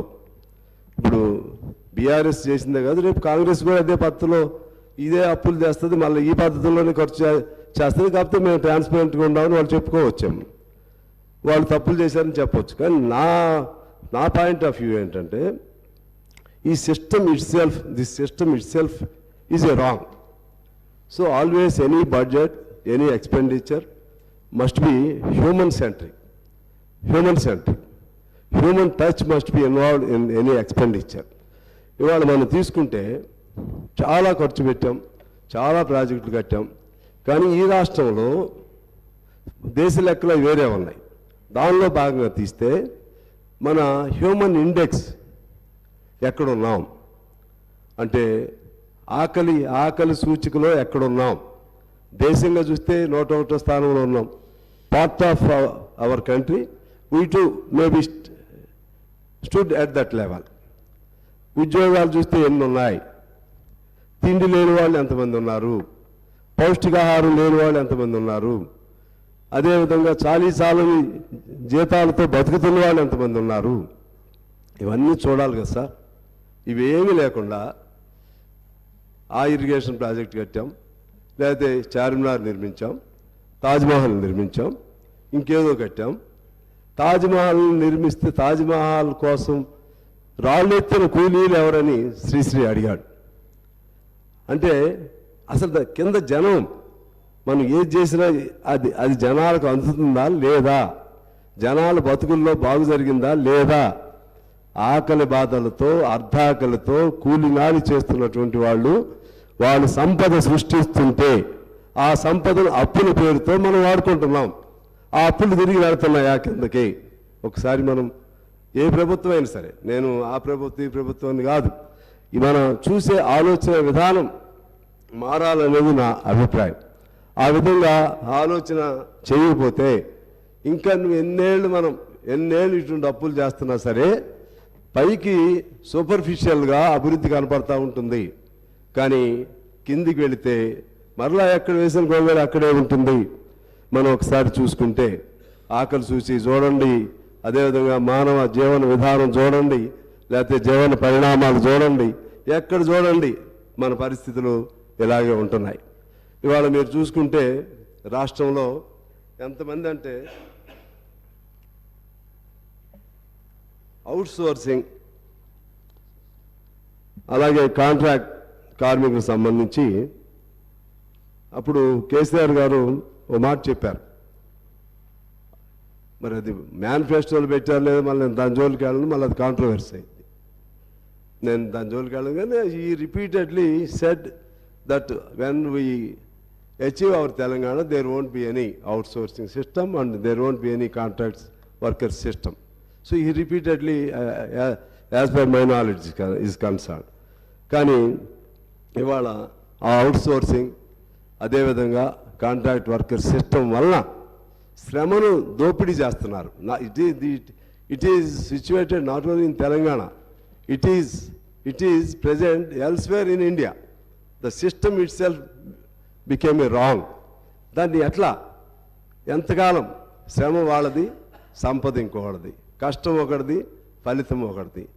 ఒక్కడికి ఇచ్చే జీతంతో ముగ్గురికి నలుగురికి జీతాలు ఇస్తున్నారే, దాన్ని ఎలా మార్చాలి అది ఆలోచన చేయమని నేను కోరుతా ఉన్నాను. ఆ క్రమంలోనే మీరు తీసుకుంటే చాలామంది, కొన్ని లక్షల మంది ఆ విధంగా ఉన్నారు. అలాగే పిల్లలు పౌష్టికాహారం లోపంతో ఇప్పటికీ అనేక మంది మరణిస్తున్నారు. అర్ధాకలతో అనేక మంది ఉండటమే కాదు, నేను నిన్న మా కొత్తగూడెంలో చూశాను. పేవ్మెంట్ల మీద పడుకున్న వాళ్ళు మొత్తం ఊరికే ఒక బస్ స్టాండ్ సెంటర్లో చూస్తే చలిలో దాదాపు 15-20 మంది వీడి దుప్పట్లు కూడా సరిగ్గా లేకుండా పడుకున్న వాళ్ళని చూశాను నేను. ఇలా లెక్క తీస్తే ఈ రాష్ట్రంలో తిండి లేక, లేకపోతే ఇంటి గూడు లేక, చలిలో వర్షంలో తడుస్తూ చలిలో వణుకుతూ ఎంతమంది ఉన్నారో ఒకసారి లెక్క తీయాలి. అదేవిధంగా గ్రామాల్లోకి వెళితే సొంత ఇల్లు లేని వాళ్ళు ఎంతమంది ఉన్నారో లెక్క తీయాలి. గ్రామాల్లోకి వెళితే చేసిన పనికి తగిన జీతం లేక, తగిన కూలీ లేక, పని చేయటానికి పని దొరక్క ఎంతమంది ఉన్నారో చూడాలి. ప్రాజెక్టులు కట్టాం, కాళేశ్వరం ప్రాజెక్టు కట్టొచ్చు, లేకపోతే ప్రాణహిత చేవెళ్ళ అనొచ్చు, లేదా పాలమూరు రంగారెడ్డి అనొచ్చు, మా సీతారాం ప్రాజెక్టు అనొచ్చు. కానీ ఇన్ని ప్రాజెక్టులు కట్టితే డబ్బులన్నీ ఒక చోటకే మనం ఫోకస్ అవుతుంటే మరి మిగిలిన వాళ్ళకి ఎప్పుడు వాళ్ళ షేర్ వాళ్ళకి ఎప్పుడు వస్తుంది? మొత్తంగా చూస్తే యాజ్ ఏ హోల్ డెవలప్మెంట్ ఇండెక్స్లో పెరగొచ్చు మనం, పెర్ క్యాపిటల్ ఇన్కమ్ పెరగొచ్చు మనం, అలాగే ఎస్జిడిపిలో మనం రేటింగ్ బాగానే ఉండొచ్చు. కానీ అల్టిమేట్గా కిందకి ఎప్పుడు వెళ్తుంది? కిందకి వెళ్ళాల్సిన trickle down theory, A famous economist proposed that trickle down theory, it has been a total failure. That means ఎవడో అక్కడ పరిశ్రమ పెడితే కిందకి బొట్టుగా అందిద్ది. ఎప్పుడు బొట్టు అందిద్ది? ఇప్పుడు ఈ దేశానికి 75-76 ఏళ్ళు స్వతంత్రం వచ్చింది. ఇంకా నేను అనేది ఓవరాల్గా చెప్తున్నాను. ఇక్కడ మీరు దీనికి సంబంధించి చెప్పాలని అనొచ్చాము ఒకళ్ళిద్దరు. దీనికి సంబంధించి రిలేటెడే ఇన్ని అప్పులు అవుతున్నాయి, ఇన్ని లక్షల కోట్లు అప్పులు అవుతున్నాయి, ఈ లక్షల కోట్లు ఎటుపోతున్నాయి అనేది మా పాయింట్. ఈ డబ్బంతా ఎటుపోతుంది అంటే ఒకడు కష్టపడితే ఇంకోడు సుఖంగా ఉంటాడా? ఇవాళ చాలా లెక్కలు చెప్పిన తర్వాత చెప్తాను నేను దానికి సంబంధించి. ఆ విధంగా ఇవాళ అప్పు లేనటువంటి, నేను అడుగుతున్నా, ఆ అప్పు ప్రభుత్వ అప్పే కాదు, అసలు అప్పు లేని వ్యవస్థ ఏముంది ఇప్పుడు మన తెలంగాణలో? సింగరేణి తీసుకోండి. సింగరేణి ఒకనాడు చాలా గొప్ప సంపన్నవంతమైనటువంటి సంస్థ సింగరేణి. అది ప్రభుత్వానికి సంబంధం లేదని అనొచ్చు, కార్పొరేషన్ కాబట్టి వాళ్ళ అప్పులు వాళ్ళు అనొచ్చు. కానీ సింగరేణిలో ఆదాయం అంతా ప్రభుత్వానికి వస్తున్నాయి. సింగరేణిలో సంపాదించిన డబ్బులన్నీ ఈ 10 ఏళ్ల కాలంలో అది సిఎస్ఆర్ పాలసీయా డిఎంఎఫ్టి పేరుతోనూ ప్రభుత్వమే తీసుకుంటుంది. కనకదుర్గమ్మ ముక్కుపూడకు కూడా ఈ డబ్బులే పోయినాయి, మా డబ్బులే, సింగరేణి డబ్బులు పోయినాయి. అలా అనేక చోట్ల చేపల పిల్లలు వేయాలన్నా, చెరువులు కట్టాలన్నా, లేకపోతే ఇంకోటైనా సిఎస్ఆర్ పేరుతో సింగరేణి మొత్తం ఇవాళ దివాళా తీసింది. మామూలు దివాళా కాదు, జీతాలు కూడా సింగరేణి వాళ్ళు బ్యాంకుల్లో అప్పులు తీసుకున్న దుస్థితి ఎప్పుడు లేదు. మొన్న మంత్రి గారు రివ్యూ పెట్టారు. అక్కడ రివ్యూ పెడితే అవుట్ సోర్సింగ్ దాదాపు ఇంతకుముందు మా కేసీఆర్ గారు ఆ రోజుల్లో 1,20,000 కార్మికులు ఉండేవాళ్ళు సార్ సింగరేణి. ఇవాళ సింగరేణిలో అప్పుడు మన తెలంగాణ వచ్చేటప్పటికి దాదాపు 60,000 మంది కార్మికులు ఉన్నారు. మన పెద్దలు కేసీఆర్ గారు చెప్పారు 1,00,000 మందితో సింగరేణులు కళకళలాడతాయి, కొత్త మైన్స్ తీసుకొస్తాం. ఈ డబ్బులు కొత్త మైన్స్ మీద ఎంత ఖర్చు పెట్టారు? ఒక్క మైన్ ఎందుకు రాలేదు? 60,000 మంది సింగరేణి కార్మికులు ఇవాళ 39,000 మందికి ఎందుకు దిగిపోయారు? అది అనేది ఒక కేసీఆర్ గారు లేకపోతే ఆ పాత ప్రభుత్వాన్ని కాదు, మొత్తం వ్యవస్థ మన ప్రయారిటీస్లో తేడా రావటం వల్ల అది ఉపయోగం జరగట్లేదు అనేది నా పాయింట్. ఇవాళ దాదాపు పర్మనెంట్ కార్మికులు ఎంతమంది ఉన్నారు, సింగరేణి కార్మికులు అంతమంది ఉన్నారు. జీతాలు బ్యాంకుల్లో తీసుకొస్తున్నారు. అది సింగరేణి ఆ విధంగా పేపర్ మీద మాత్రం ఉంటుంది, డిపాజిట్స్ ఉన్నాయి, ఆస్తులు ఉన్నాయి, లెక్కలు అన్నీ ఉన్నాయి. మరి జీతాలు ఎందుకు అప్పులు తీసుకురావాలి బ్యాంకుల్లో? సింగరేణి అవుట్, ఆర్టీసీ అవుట్, మన పవర్ సెక్టార్ అవుట్. ఇట్లా ఇందాక ఉత్తమ్ గారు చెప్పారు, అది మన సివిల్ సప్లైస్ అది అవుట్. అన్ని అప్పులే, అన్ని కార్పొరేషన్లు అప్పులే. అది గవర్నమెంట్ సంబంధం లేదని నా పాయింట్ అది కాదు. అవన్నీ కూడా ఉన్నాయి. సాంశివరావు గారు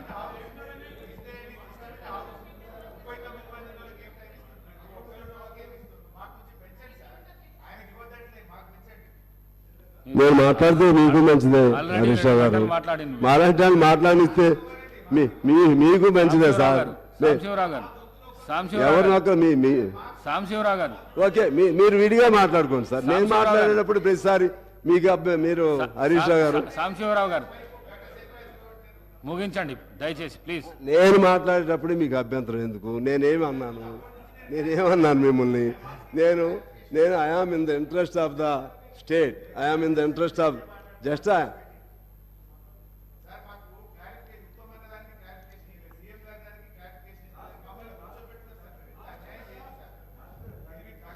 అలాగే అధ్యక్ష, ఇవాళ మనం చూస్తే సింగరేణి, జన్కో, హోంగార్డులు అతి తక్కువ శాలరీస్, కోర్టు కొద్దిగా తొందరగా ముగించండి. అయిపోవాలి అప్పుడే సార్. ఇప్పుడు నేను మొదటే మిమ్మల్ని రిక్వెస్ట్ చేశా, బిగినింగ్ డేనే. నేను ఒక్కడే ఉన్నా, మా వాళ్ళందరిది అన్ని కమ్యూనిస్టుల తరపున, అంత పేదవాళ్ళ తరపున, అంత కార్మిక వర్గం తరపున ఎక్కువ మాట్లాడేది నేను ఒక్కడే సార్. అందుకని కాస్త నాకు టైం ఇవ్వండి దయచేసి. నేను స్పెసిఫిక్గా మాట్లాడుతున్నా. అలాగే ఇవాళ ఈవెన్ జర్నలిస్టులు, పేద జర్నలిస్టులు చాలామంది ఉన్నారు. వాళ్ళకి సంబంధించి ఒక పాలసీ లేదు. ఇక్కడ మన అసెంబ్లీలో అవుట్ సోర్సింగ్తో పనిచేసే వాళ్ళు కొన్ని 100 మంది ఉన్నారు, వాళ్ళని పట్టించుకునే వాళ్ళు లేరు. వ్యవసాయ కార్మికులు వేలాది మంది ఉన్నారు. హమాలీలు, ఆటో, క్యాబ్, భవన నిర్మాణం, పాఠశాలలో తాత్కాలిక ఉపాధ్యాయులు, అలాగే ఆర్టీసీ, హోంగార్డ్స్, వీళ్ళందరూ లెక్క తీస్తే దాని మీద ఒక శ్వేతపత్రం తీయాలని మీ ద్వారా నేను కోరుతా ఉన్నాను.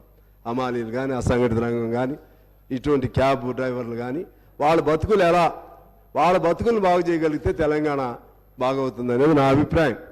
ఈ పెట్టే అప్పుల్లో కొంత వాళ్ళకి కంట్రిబ్యూట్ చేస్తే వాళ్ళ బతుకులు బాగవుతాయనేది నేను కోరుకుంటూ ఉన్నాను.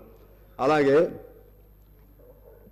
ఆశ, గ్రామ పంచాయతీ, అంగన్వాడీ, మున్సిపల్, ఇటువంటి వాళ్ళందరూ ఒకవేళ మధ్యాహ్న భోజనం వాళ్ళకి సార్ నెలకు 1000 రూపాయలు జీతమా మధ్యాహ్నం భోజనం, మిగిలిన వాళ్ళకి 6,000 నుంచి 9,000 రూపాయలు నెల జీతమా, కొంతమందికి 13,000 రూపాయలు నెల జీతమా, మరి కొంతమందికి 7,500 నెల జీతమా. వాళ్ళందరూ కష్టపడుతూనే ఉన్నారు. వాళ్ళందరూ కష్టపడుతున్నప్పుడు ఆ డబ్బులు వాళ్ళు మాత్రం మనుషులే కదా సార్. మిగిలిన వాళ్ళు ఎలాగో వాళ్ళు కూడా కాకపోతే చదువుని బట్టి, టెక్నికాలిటీస్ని బట్టి కొద్ది వేరియేషన్ ఉండొచ్చు. కానీ వేతనాలు అంతంత తక్కువ చేయటం వల్ల ఆ విధంగా ఈ డబ్బులన్నీ కొద్ది మంది చేతుల్లోనే ఫోకస్ అవుతున్నాయి అనేది మా పాయింట్. శ్రమ అంతా ఇక్కడ నుంచి చేస్తుంటే, వీళ్ళు సృష్టిస్తుంటే ఈ డబ్బులంతా కొద్దిమంది దాని మీద ఫోకస్ అవుతూ ఉన్నాయి. దీని మీద నా అభిప్రాయం ఏంటంటే ఇది ఎక్కడో దీన్ని కర్బ్ చేయాలి, దీన్ని అరెస్ట్ చేయాలంటే ఎలా? అసలు ఈ ఆస్తులు కొద్దిమంది చేతుల్లో ఎంతెంత పేదవాడిగానే ఉండగా ఒక్కొక్కళ్ళు ఓవర్ నైట్ తెల్లవారేసరికి లక్షల కోట్లు లేకపోతే వేల కోట్లు 100 కోట్లు ఎలా సంపాదిస్తున్నారు. అందులో రాజకీయ నాయకులు, ప్రధానంగా రాజకీయ రంగంలో ఉన్నటువంటి వాళ్ళు ఇటువంటి అపవాదుల్ని మనం చూస్తూ ఉన్నాం. 100 కోట్లు రాజకీయ నాయకులు సంపాదిస్తున్నారు. ఇంకా కొద్దిగా అటు ఇటుగా పెద్ద ఆఫీసర్స్ సంపాదిస్తున్నారు. ఇంకా కార్పొరేట్ సంస్థలు వాళ్ళు కట్టేదేమో ట్యాక్స్ తక్కువ, బాగా వాళ్ళకి వేల కోట్లు లాభాలు. ఈ విధంగా అసమానతలు అంతరాలు పెరుగుతూ ఉంటే దీన్ని ఎక్కడ కంట్రోల్ చేయాలో ఆలోచన చేయాల్సిన అవసరం ఉంది. ఈ క్రమంలోనే నేను మీకు ఒక ఆక్స్ఫామ్ నివేదిక ప్రకారం ఇండియాలో 1% ప్రజల చేతుల్లో దాదాపు 50% సంపద ఉంది. 1% ప్రజల చేతుల్లో. మిగిలిన 10% మొత్తం ప్రజల చేతుల్లో 80% సంపద ఉంది. అంటే సంపద మొత్తం కేవలం కొద్ది మంది చేతుల్లోనే పేరుకుపోయి ఆ విధమైనటువంటి అసమానతలు పెరుగుతా ఉన్నాయి అధ్యక్ష. దీన్ని ఎక్కడో చోట మన తెలంగాణలో అయినా సరే, మిగిలిన చోట ఏమో నాకు తెలియదు. ఇక్కడి నుంచి let us start from our Telangana. Let us start thinking of all those inequalities, to eradicate such inequalities. Etla, how to bring all those people at least some qualitative change to the qualitative change. ఆ విధంగా తీసుకురావడానికి మనం ఎలా ప్రయత్నం చేయాలో ఆలోచన చేయమని చెప్పి ఆగస్టు సభలో నేను కోరుతా ఉన్నాను అధ్యక్ష. అదేవిధంగా ఇంకొక మాట నేను చెప్తాను. ప్రఖ్యాత ఆర్థిక శాస్త్రవేత్త థామస్ పికెట్ ఆయన ఒక పుస్తకం రాశాడు, ఒక నివేదిక. That is from British Raj to billionaire Raj అనే పేరుతో ఒక నివేదిక రాశారు. బ్రిటిష్ రాజ్ కాలం నుంచి ఇప్పుడు వరకు ఎలా ట్రాన్స్ఫార్మ్ జరుగుతూ ఉన్నాయి, ఆస్తులు ఎలా పెరిగిపోతూ ఉన్నాయి. 1930 ప్రాంతంలో 1% ప్రజల చేతుల్లో కేవలం 21% సంపద ఉంటే నేటికి ఇంతకుముందు నేను చెప్పినట్టుగా 1% ప్రజల చేతుల్లో 50% సంపదకి వచ్చేసింది. అంటే ఇప్పటికి మనకు దేశానికి స్వాతంత్రం వచ్చిన తర్వాత, స్వాతంత్రానికి రాకముందు సమానత్వం ఉండేది కొద్దిగా. స్వాతంత్రం వచ్చినాక అధికారాల్లోకి వచ్చిన తర్వాత అధికార పార్టీ పెద్దలో లేకపోతే ప్రతిపక్షాల పెద్దలో లేకపోతే టోటల్గా రాజకీయ వ్యవస్థలో కరప్షన్ హై లెవెల్కి హై పీక్కి వెళ్ళిపోయి సంపద అది ఒకవైపు. దాంతో కొలాబరేట్ అయినటువంటి కార్పొరేట్ సంస్థలు, కొలాబరేట్ అయినటువంటి ఇండస్ట్రియల్ పర్సనాలిటీస్, ఇండస్ట్రియల్ హౌసెస్, వాళ్ళు కూడా సంపద పెరిగిపోతూ ఉంది. దీన్ని కంట్రోల్ చేయాల్సిన అవసరం ఉందని నేను మీకు విజ్ఞప్తి చేస్తూ ఆఖరిగా ఒక పాయింట్ చెప్పి నేను సెలవు తీసుకుంటాను అధ్యక్ష. ఒకటి, జిఎస్టీలో మనకు టోటల్గా 18 లక్షల కోట్లు ఇవాళ మనం కడుతున్నాం. దానిలో కట్టేది 3% మాత్రమే మొత్తం సంపన్న వర్గం కడుతుంది. 3% మాత్రమే. 18 లక్షల జిఎస్టీ, 18 లక్షల కోట్ల జిఎస్టీలో 3% సంపన్న వర్గం కడుతుంది. మిగిలినంత ఎవరు? మళ్ళీ ఇందాక మనం అనుకున్నట్లుగా పేదవాడు, రిక్షా దొక్కేవాడు, ఆటో నడిపేవాడు, మోటార్లు మోసేవాడు, ఇటువంటి వాళ్ళు కట్టే డబ్బులే అక్కడ జిఎస్టీ పోగవుతున్నాయి.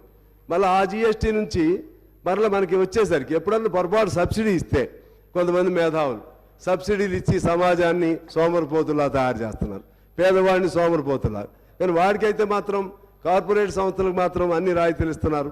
ఆ విధంగా లక్షల కోట్లు వాళ్ళకి బెనిఫిట్ ఇస్తున్నారు. అందుకని నా అభిప్రాయం, అట్లీస్ట్ మనం let us start from our Telangana.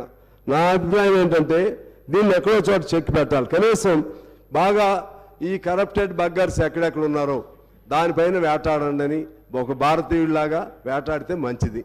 ఎవరెవరు ఎక్కడెక్కడ బాగా ఓవర్ నైట్ ఎలా తయారైపోయారో వాళ్ళపైన మన నిఘా సంస్థలు కానీ లేకపోతే యాంటీ కరప్షన్ బ్యూరోస్ కానీ ఇవన్నీ కూడా ఆ విధంగా ఆ డబ్బులు అనేది కేంద్రీకరణ అవ్వకుండా, పోగుపడకుండా, ఆస్తులు ఆ విధంగా పెదగకుండా ఉంటే నువ్వు ఎన్ని లక్షల కోట్లు అప్పు చేసినా ప్రజల కోసం చేస్తే తప్పేం కాదు. అప్పు చేయాలి, మనిషిని వాడికి పని కల్పించాలి. అందుకని చాలామంది ఎకానమిస్ట్ చెప్తారు దాన్ని డైరెక్ట్ పంపింగ్ అయితే వాడు తిరిగి మళ్ళీ దాన్ని ఖర్చు చేస్తాడు, దాన్ని మళ్ళీ పని చేస్తాడు, వాడికి ఆదాయం పెరిగిద్ది, ఆదాయం సమాజానికి వస్తుంది. అందువలన ఆ విధంగా మంచి ఆలోచన చేసి మన తెలంగాణలో అసంఘటిత రంగం, ఈ పేద వర్గాలు వీళ్ళందరికీ సంబంధించి వీళ్ళ బ్రతుకులు ఎలా బాగు చేయాలో ఒక ఆలోచన చేసే విధంగా ఒక శ్వేతపత్రం విడుదల చేస్తే బాగుంటుందనేది నా అభిప్రాయంతో నేను సెలవు తీసుకుంటున్నాను. రేవూరి ప్రకాష్ రెడ్డి గారు. Sir 1 minute. అధ్యక్ష, గౌరవనీయులు ఉత్తమ్ గారు, గౌరవనీయులు ఉత్తమ్ కుమార్ రెడ్డి గారు ఇందాక ఒక 2 విషయాలు వారు నా పేరు ఉచ్చరించి వారు మాట్లాడినారు. Just I would like to clarify అధ్యక్ష. నేనేమి కామెంట్ చేయదలుచుకోలేదు, ఆరోపణలు చేయను. Just I would like to rectify the records. Uttam Kumar Reddy గారు మాట్లాడుతూ ఏమన్నారంటే గత ప్రభుత్వం కేవలం 1 కిలో బియ్యం మాత్రమే ఇచ్చింది అని చెప్పి ఒక సత్యదూరమైనటువంటి విషయాన్ని చెప్పినారు అధ్యక్ష. యాక్చువల్గా రాష్ట్రంలో ఉండేటువంటి 89,99,000 కార్డులలో కేంద్ర ప్రభుత్వం ఇచ్చేది 56 లక్షల కార్డులకు మాత్రమే ఇస్తుంది. మిగతా 34 లక్షల కార్డులకు మొత్తం 6 కిలోలు కూడా రాష్ట్ర ప్రభుత్వ ఖజానా నుంచి మనమే అచ్చంగా ఆ 6 కేజీల బియ్యం ఇచ్చినమనేటువంటి విషయాన్ని మీ ద్వారా సభ దృష్టికి తెస్తా ఉన్నా అధ్యక్ష. ఉత్తమ్ గారు ఏం చేసిందంటే మొత్తం ఇదేదో కేంద్రమే ఇస్తుంది, 1 కిలో బియ్యం మాత్రమే రాష్ట్ర ప్రభుత్వం ఇచ్చిందని చెప్పే విషయం చేసినారు. ఇది పూర్తిగా సత్యదూరమైనది. రెండో విషయం అధ్యక్ష, 54 లక్షల కార్డులకేమో 1 కిలో బియ్యం ఇచ్చాం, మిగతా 34 లక్షల కార్డులకు మొత్తం 6 కిలోల బియ్యం రాష్ట్ర ప్రభుత్వ నిధుల చేతనే ఇచ్చాం. ఇక కరోనా సమయంలో అధ్యక్ష, కరోనా సమయంలో చూసినట్టయితే 2 సంవత్సరాల పాటు ఉచితంగా 10 కిలోల బియ్యం ఇచ్చిన విషయాన్ని కూడా మీ ద్వారా సభ దృష్టికి తెస్తా ఉన్నారు అధ్యక్ష. ఒకరు మనుషుల గురించి చెప్పమంటున్నారు. మొత్తం 2,90,00,000 మంది మనుషులకు మనం బియ్యం ఇస్తే ఇందులో 1,85,00,000 మందికి కేంద్ర ప్రభుత్వం 5 కిలోలు ఇచ్చింది, మిగతా కిలో మనం ఇచ్చాం. ఆ 5 కిలోలు కూడా వాళ్ళు 3 రూపాయలకి ఇస్తే మనం రూపాయికే ఇచ్చాం. మిగతా 1,05,00,000 మందికి మొత్తం రాష్ట్ర ప్రభుత్వ నిధుల చేత 6 కిలోల బియ్యం రూపాయి కాడికి ఇచ్చినటువంటి విషయాన్ని మీ ద్వారా తెలియజేస్తా ఉన్నా. రెండో విషయం, వారు ఇన్ని కోట్లు ఖర్చు పెడితే కాళేశ్వరంలో పారింది తక్కువ, అది నెక్స్ట్ ఇరిగేషన్ మీద వచ్చినప్పుడు నేను డీటెయిల్గా చెప్తాను. కానీ just I would like to rectify the record.